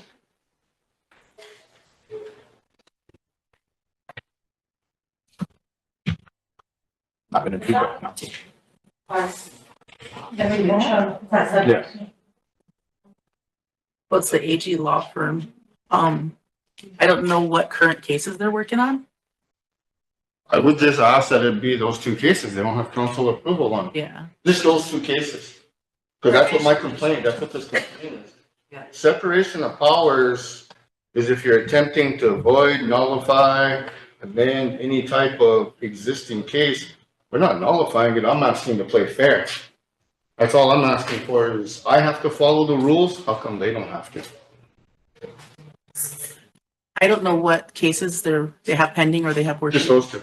I mean, but he's saying from all tribal to have the AG law firm withdraw from any cases involving tribal members? Was that your motion? Yes, filings against tribal members. Yeah. Yeah, without council approval. What about criminal cases though? I mean, if it's, yeah, I don't know. I guess. I don't think our AG does for criminal cases. Right, yeah. Even if they were, it's not. Yeah, we really don't know what he's doing. TV like they control. The main thing is that he was council approval, right? Yeah, that's all it is. It's Council making sure. approval. Point of order. Yeah, point of order. I think, the tribe's biggest offense is our sovereign immunity with cases against ourselves, so I don't, like you said, if there's criminal cases that come up, or he is the chief judicial officer, so I don't know if we can I just asked, Madam Chair, I just asked for the ones that are listed in my complaint. I don't, however the other cases may be, I'm not attempting to interfere. I'm saying pertaining to those two cases, pertaining to me, you don't have council authority to intervene. So he's violating the law. The ordinance was violated. And whoever violated it, violated it. But I'm just saying that this council has a right under their authority to say, we didn't give them approval, so we're pulling them off of there because they don't have the approval for us. That's what our tribal attorney is for him to step in for those cases. That's what his job is. That's why I question, what's his contract? What's his payroll if he's outsourcing everything to other people for this kind of stuff? So to me, the motion's in line, in my opinion, because I'm not asking for any other tribal member, I'm asking for me. Do you have a question, Michelle? No, we didn't. It's not. So I'm just wondering because, so you came here to ask him to withdraw from those two cases and you're also asking council to provide an attorney for you on your behalf. I am asking the council to do that because the council has done that before for other tribal members. They The have only done. motion that was with Tammy's, and that was she's asking who approved Blake to get involved and intervene and file motions on the two cases of yours. Yeah. That was the motion that we passed. Yeah. And then Chris's motion is to have the Attorney General law firm withdraw from any filings from filing against any tribal members. Without tribal council approval. Yes. Yes. Okay. Okay, after Chris's motion goes, I would like to make a motion. Second to Chris's motion. Second by Michelle. Mr. Bolts has his hand up for a long time. Okay, discussion. It's stuck there now. Get the oil can. The oil can. That doesn't go down. I don't want to seem like I'm going off tangent here, though. I think we do need to differentiate, in this message to the Attorney General's office, that there's a difference between between criminal and civil. Now, this is a civil thing. I understand that. Now, the criminal thing, the Attorney General has responsibilities to act there without our permission. I mean, you know what I'm saying? He's involved in determining whether or recommending that a tribal member be indicted for a criminal case. He doesn't have to, we don't want them to have the message that they got to come over here to get our permission to do that. Madam Chair? That's why I think for the record, we need to. I was gonna answer, Mike. So if you remember when we sat here together, Mike, Yeah. we had those issues, but they would come here. Right. The prosecutor's office and the Attorney General would come here and say, well, there's a conflict here, so this person's gonna represent this case. The Attorney General's gonna handle this one because I can't or we can't. That's how that's resolved. That communication, that transparency, that kind of stuff. That's how that stuff's resolved. Follow the ordinance, get the approval, do all of that. Not sit there and try to. I'm just suggesting that, that it's important that in your situation, the record shows that this is a civil. It is. It's a civil thing. It is. Yeah. It is. That's all I'm getting at. Emily. I just have clarification, or need clarification, I guess, on the motion that's being made. Are we still only talking about these two cases that were mentioned? And if that researcher or whatever doesn't check that, like if it wasn't without council motion, then. That's what, okay, Or so are we Tammy made a saying- motion to look at that research to see, because there isn't a council motion, so Tammy's motion is to find out who gave him the authority. So that's looking into the back of that. So we already know that there was no council motion given for these Yes. two. And so is the motion now on the floor only specific to these two that we've approved and there's been no, or are we asking someone to look at all of these cases? So, okay, Chris, your motion is to state Just that. two, right? Yes. I just wanted to clarify, just for these two, that, okay, yeah, thank you. Yeah, because Chris's motion is to have the AG law firm withdraw from filing against any tribal members without council approval. Okay, but see, that's what I'm asking, is that specific to these two cases? From any cases and filings against tribal members. I'm just reading it off of what it says right here. Maybe we should amend it to just those two cases. Yeah. Okay, well, I amended to just those two cases.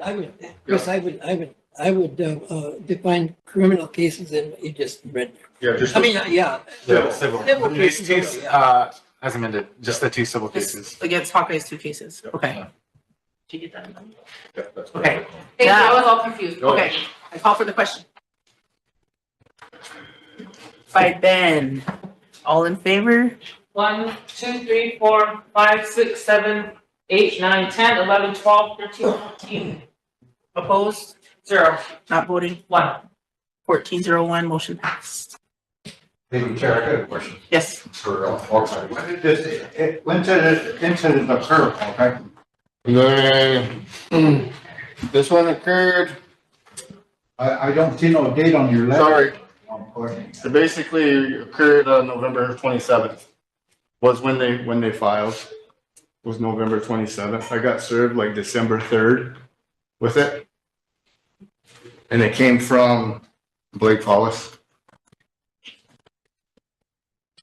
I just didn't want to muddy the water and provide you guys with litigation part of it type stuff. So that's all I didn't want to do. Yeah, there's nothing mentioned. And that's the only other thing is it's been done before, and the reason that this is not done, the law is followed in fairness is I asked for the tribe to provide an attorney for me. I'm choosing because it's only fair that this has all happened, and the court's doing what they're doing at the court.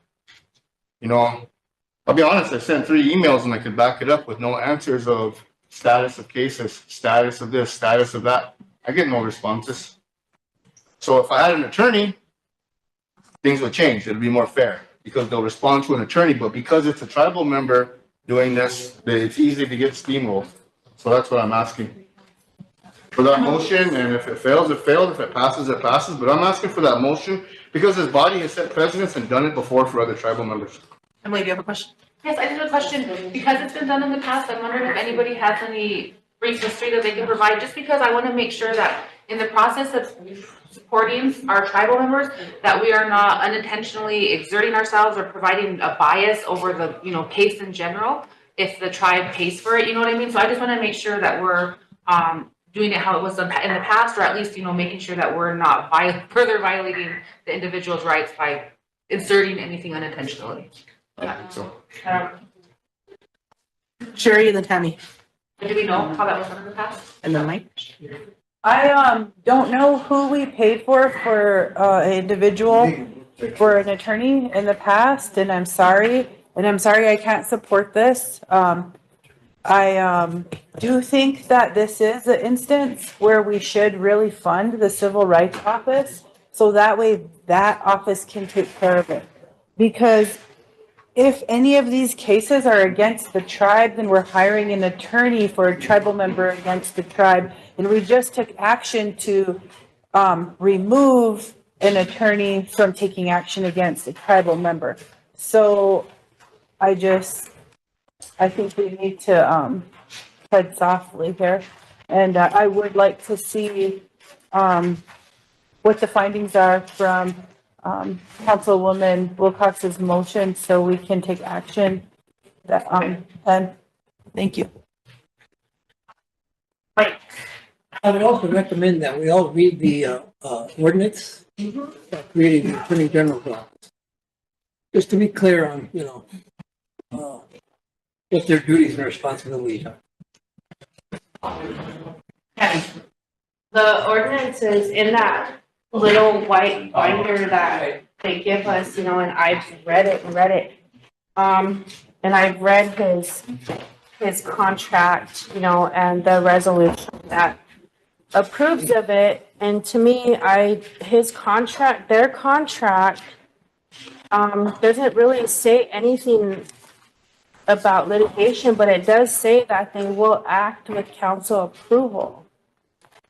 It just says that they'll help us with ordinance. Okay. Provide comprehensive strategic guidance and execute priorities identified by the Rosebud Sioux tribe, including but not limited to counsel and advice to the tribe on law and order, public safety, drafting codes, regulations, representing the tribe in PL 638 contracts with the Bureau of Indian Affairs. There's nothing there that really even is worded out of the Attorney General. Is that the contract you're talking about? Yeah.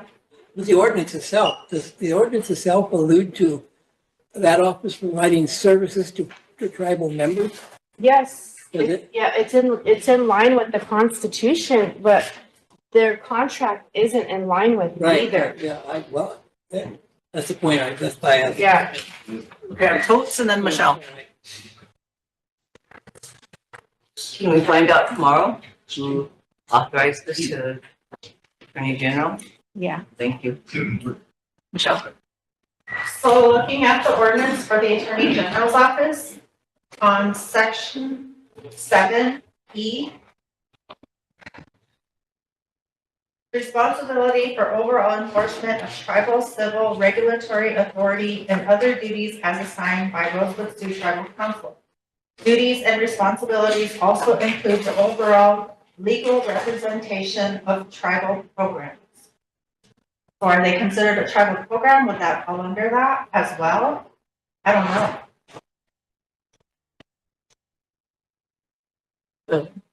The election law. No. No, really? Yeah. They are a tribal program. They are run by the tribe. Don't they have a board? But if you read their ordinance, it states that they, that the Attorney General can't get involved. I mean, in all election processes, because this came out in my mom's court case, the Attorney General cannot get involved. And that's even like on the federal But side. that's under the Attorney General ordinance, what I just read. Yeah, and I understand that. But they weren't, he wasn't asked to get involved in my mom's case, but this was. I know, I guess the point I'm making is that it says it in the ordinance that he can do these things, but it also says that he has to have council approval, which he did not have. Right. So. That's the point. Sorry, that's all my point is. No confusion, no nothing. Regardless of what it says, you have to approve of him to do anything and everything. That's the whole point of it. That's the whole point of the complaint. He didn't have approval, period. So why are they? That's the whole point. And they should withdraw. If they want approval, they should come down here and ask for approval. That's what they should do. Follow the law. Sherry? I remember that you shut it off.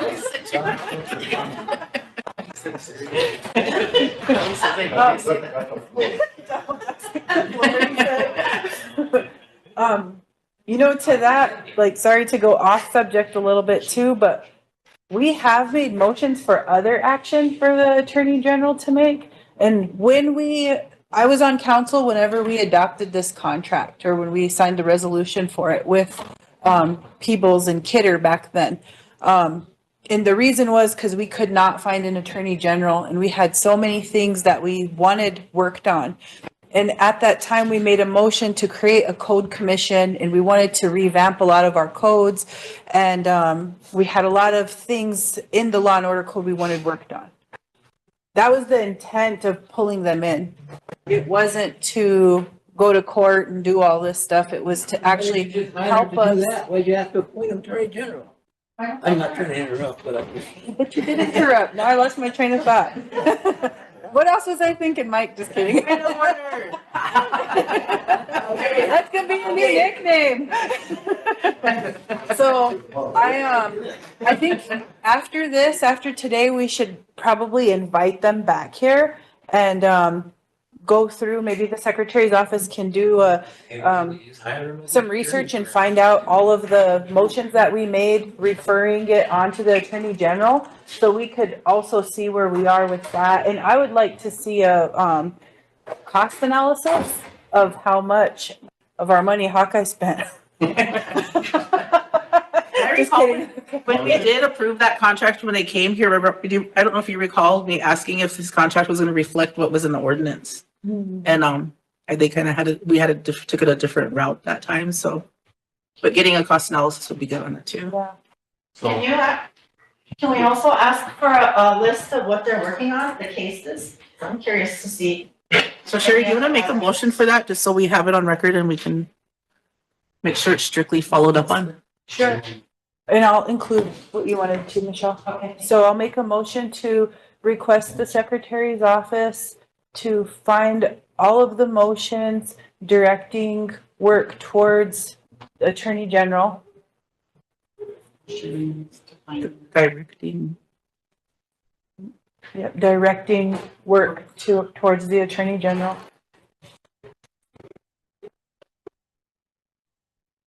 And for the Attorney General to provide a like a, I don't know, would it be a cost analysis or a? Provide a list of cases and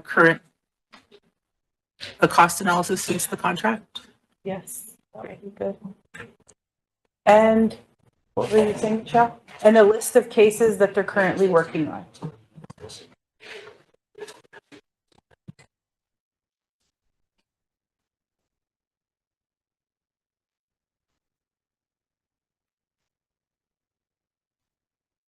Okay, is there a second? Second by Michelle, do you have a question? I just have a quick question, just to see if it would be a separate issue or the same. Is it possible, like, based on that motion or whatever's found out by that motion, to actually have a conversation and not only revisit the contract itself, but have a conversation with the new assistant AG? Because I feel like, kind of what Mr. Bolt said, like, if we have an assistant AG right now, this contractor should no longer be fulfilling that role of an AG. Maybe they're just an attorney services or support limit services to the AG.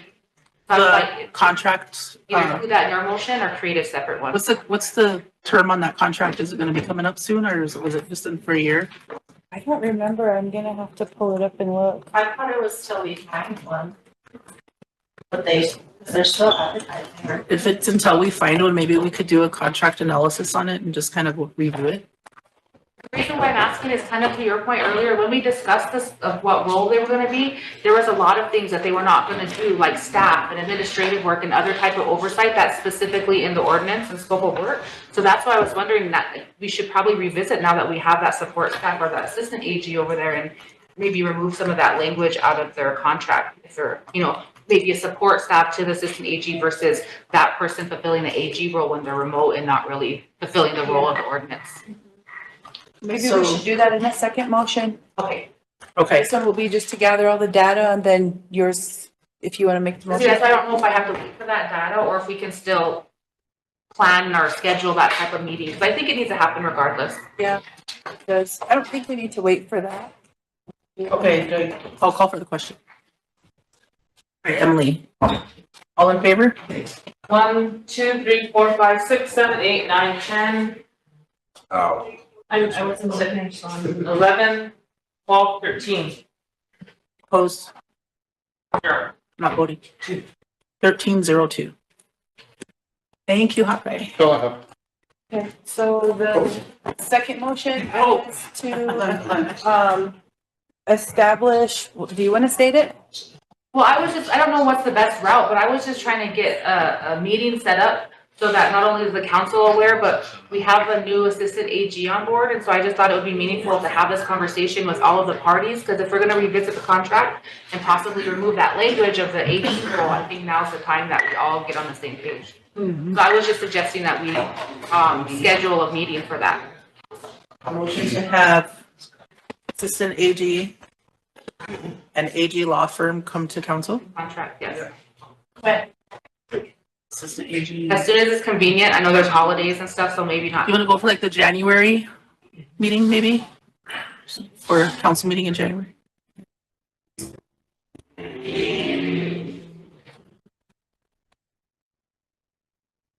Second? Okay, can I get a second? I'll second. Second by Sherry. Go ahead, discussion. Is there any way we can at least have the assistant AG come in and introduce themselves to council? We haven't even met him or seen him at all yet. Or even knew he was hired. I know, I didn't either. It's like a rumor. I think the president's office is going to work on this. Working. Agree with Michelle, and that's why we should have transparency on this floor.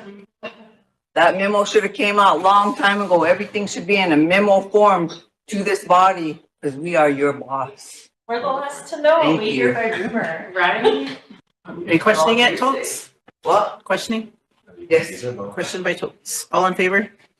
1, 2, 3, 4, 5, 6, 7, 8, 9, 10, 11, 12, 13, 14. Opposed? 0. Not one. 1. Madam Chair, Madam Chair, just want to thank council, yourself, the administration, treasurer. And I just want to close by saying real quick, what has happened, it doesn't happen at the state level, nor does it happen at the federal level. I got a snapshot of what our tribal members go through every day. Not all of them, but some of them. you know, for the court to withhold information, for the court to withhold documents, for the court just to ignore you. You know, we get a snapshot. They're a service provider to us. There's the judicial branch is separate for the protection of civil rights. Well, I got kicked out of the moving car on this one, so I just want to give you guys a snapshot of what is happening. You know, and I know there's some confusion here with what the president's duties are with the, you know, I think that needs to be hashed out too, you know. The president doesn't get to get involved in that kind of stuff because Michelle said it perfect. There is a separation of powers. So the administration don't get involved in that kind of stuff. So with that, I thank you guys for your time and thank you for feeding me. Chris, your resolution on. Yeah, then you go home. Madam Chair. Hey, Todd. Madam Chair. Should we recess till tomorrow? Yes. Hold on. Chris, resolution, Chris is giving me a $1,000 I don't have any headlights. I know. All right, let me finish on real fast. One last I time. see each way now. Oh, Chris. Good. Okay. So, you guys all have the Black Pipe Community resolution? Yes. Okay, so everybody has a number. Look at that. Motion to bring out resolution number 24-323. Second. 24-323, motion by Chris, second by Totes. Go ahead and read it in, Chris. All right, I'll start off with our 1, 2, 3, 4, 5, 6. Actually, let's go with our fourth whereas. Whereas Black Pipe Community held a monthly meeting on October 20th, 24, and whereas various concerns were discussed which needed further attention. And whereas it was decided that one of the issues that they considered serious enough to warrant a resolution is the current council attendance in tribal council meetings and committee/board meetings. And whereas tribal constitution states the responsibility of the tribal council in reference to the council meeting attendance. However, the language seems too vague, subjective, and therefore open to misinterpretation and ultimately be misused or abused. Whereas it was determined that approved excuses should only be for 1, death in the family, 2, long-term illnesses or serious illnesses as indicated by a physician, 3, necessary travel on tribal business with limited travel per month or quarterly, as any other appointments can be rescheduled as to not interfere with attendance at council meetings, and direct the tribal attorney or attorney general for advisement. And whereas any absences other than the approved excuses above means loss of payment for the day, and have the tribal treasurer process to all those funds to be given to the community of said council rep to be used for the community functions or needs. And therefore be it resolved that the tribal council approves this resolution for the purpose of setting or improving standards which were otherwise misused, abused by the representatives, and to ensure improvement on all meeting attendance. And then this resolution was presented at a duly called meeting, October 20th, 24, 16 in favor, 0 opposed, we're not voting, and here are our minutes that reflect that. Question. Richard. I think that the proper procedure for this would be for this to go to governmental affairs and for the committee to work on something. I don't think that we could adopt this just straight from a community. One other concern that I have too is the number that we used is the community's number that Councilman recited off, and that might be a contradictory number to something that we already approved. Because today we were in the 230s, and then this resolution is from the community. Correct? The rest of the number? Our last number was like 360. Yeah, it has it in here. Yeah. Purpose of setting or improving standards which were otherwise misused by the representatives. Nicole said she adopted, or she had signed There the is number a for it. signed Yeah. resolution number? Okay, I just wanted to make sure it wasn't a community resolution number. But I would like to send this to committee. You want to table and refer it to governmental affairs? Yes, I like that motion. I'd like to say something to it. Motion by Sherry to table and refer to governmental affairs. Second by Michelle. Yeah, okay, discussion. Yes. Okay, so just heads up, your communities are gonna start bringing these forward to you because a lot of them are really tired with the lack of attendance and or travel and all this and that. And I know I'm probably one of the ones that fall along those lines too, which is fine. But this it's gonna come, and so I hope that when you guys meet, 2 weeks from now. Monday. The 23rd. That's neat. Okay, yeah. Hopefully we could get this done on the 23rd. Yeah. But other communities are gonna come up, just to let you guys know. And I'm Emily, then Mike. What? Hook up, yeah. No, pay what, Mr. Eagle there, I hope that you're successful with this. Well, because in a previous administration I was on, I tried to bring this on several times, and I got badly defeated each time. But I support your motion. And how many of you guys actually attend your community meetings? Because I sure got a lot of complaints about some of the councilmen not attending community meetings. And also, my understanding, I don't know it, but I was complained to by some Oyate members that Budget and Finance Committee hasn't met for 3 meetings. So that's a shame. So, if it's even possible, I would like to make a motion in support of Mr. Eagle Bear by further requesting the Secretary's office. Hold on just a second. Point of order. We're on discussion from the tabling motion, awaiting a question. So we're just in discussion on the motion. Then you could make your motion after this one is. Okay. Is there a? No discussion, I tabling motion. Oh, yeah, that's right. So I need a question on the motion to table. Question by Tammy, all in favor? 1, Thanks, Sherry. 2, 3, 4, 5, 6, 7, 8. Opposed? 2, 3, 4. 4. Not voting. 3. 8, 4, 3, motion carried. No, I got the authority. Yeah. Bob, Can I finish talking? Anyway, I want to make a motion, to have the Secretary's office requesting them to provide time and attendance to the Cobb County Tribune. And also to the, Rosebud Sioux Tribe's internet. The people need to know what we're doing here. We can't judge ourselves. We're having a heck of a time, so we're gonna have to have the Oyate people judge us. So those of you that are coming up for election better give this a careful thought. If you guys are missing the council meetings, you're not gonna get voted back in. I guarantee you guys that.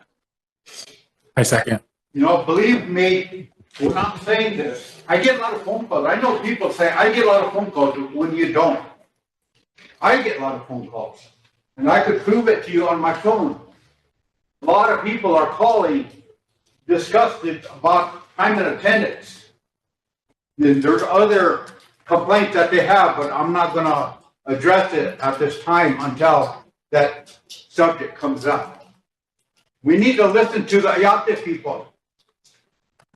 And here, they're not gonna knock out. It's because of them. They elected you to this position expecting you guys to get a job, get the job done. You continuously missed. You guys didn't represent your people. You guys getting paid well for that. You guys ain't sitting here for free. So you better start looking at your attendance records. You guys can sure in hell look at mine. That's all I need to say. You know, you guys got to start sharpen up in your time to attendance. Because I think you guys are denying the Oyate people by that. Okay, is there a second? Yeah. By Chris? Any more discussion? I just had a quick. So it's for the Todd County, or to provide council attendance to the Tribune and the RST web or page. Isn't it published when they publish the minutes though? No, they don't publish them. I was just wondering if. That should also include the ones that leave early. Just not us. Just not me. Emily, You're here for the fair. Emily, Mike, and then Ben. I just had a clarifying question. Will that be like on a monthly basis? Or do you want to do it quarterly? That's what I was asking. Yes, I think we already had something standing to do that, but we didn't get as far as like posting it in the Tribune. So I was just wondering, will that be monthly, quarterly, weekly? Bob, do you want that monthly or quarterly or monthly? Okay. And it's just the council. Yeah, RST. Not the committees. Oh, council and committees? I'll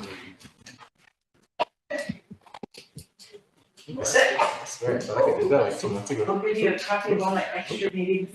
Mike and then Ben.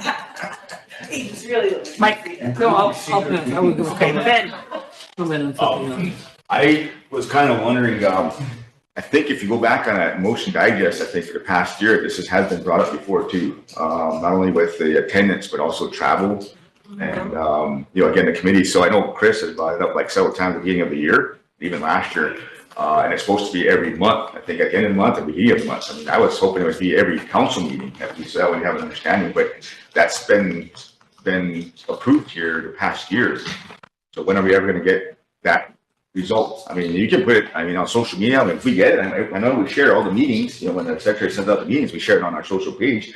But I think if we get that, I think we only get it once, I think it was for the past year. One time we got an attendance and that was it. So I'm strongly really thinking, well, how many times are we gonna make a motion to do this? Because again, this is always, it's been the whole year we've been asking for that. So the travel, the attendance, everything, it should be published no matter what. It's public information. So what do we need to do to make sure that happens? I mean, I don't know. I'm curious. I think next year we'll probably be in the same boat. I think. So I don't know how many motions we're gonna have to make to do this. So that's just my thing. Thank you.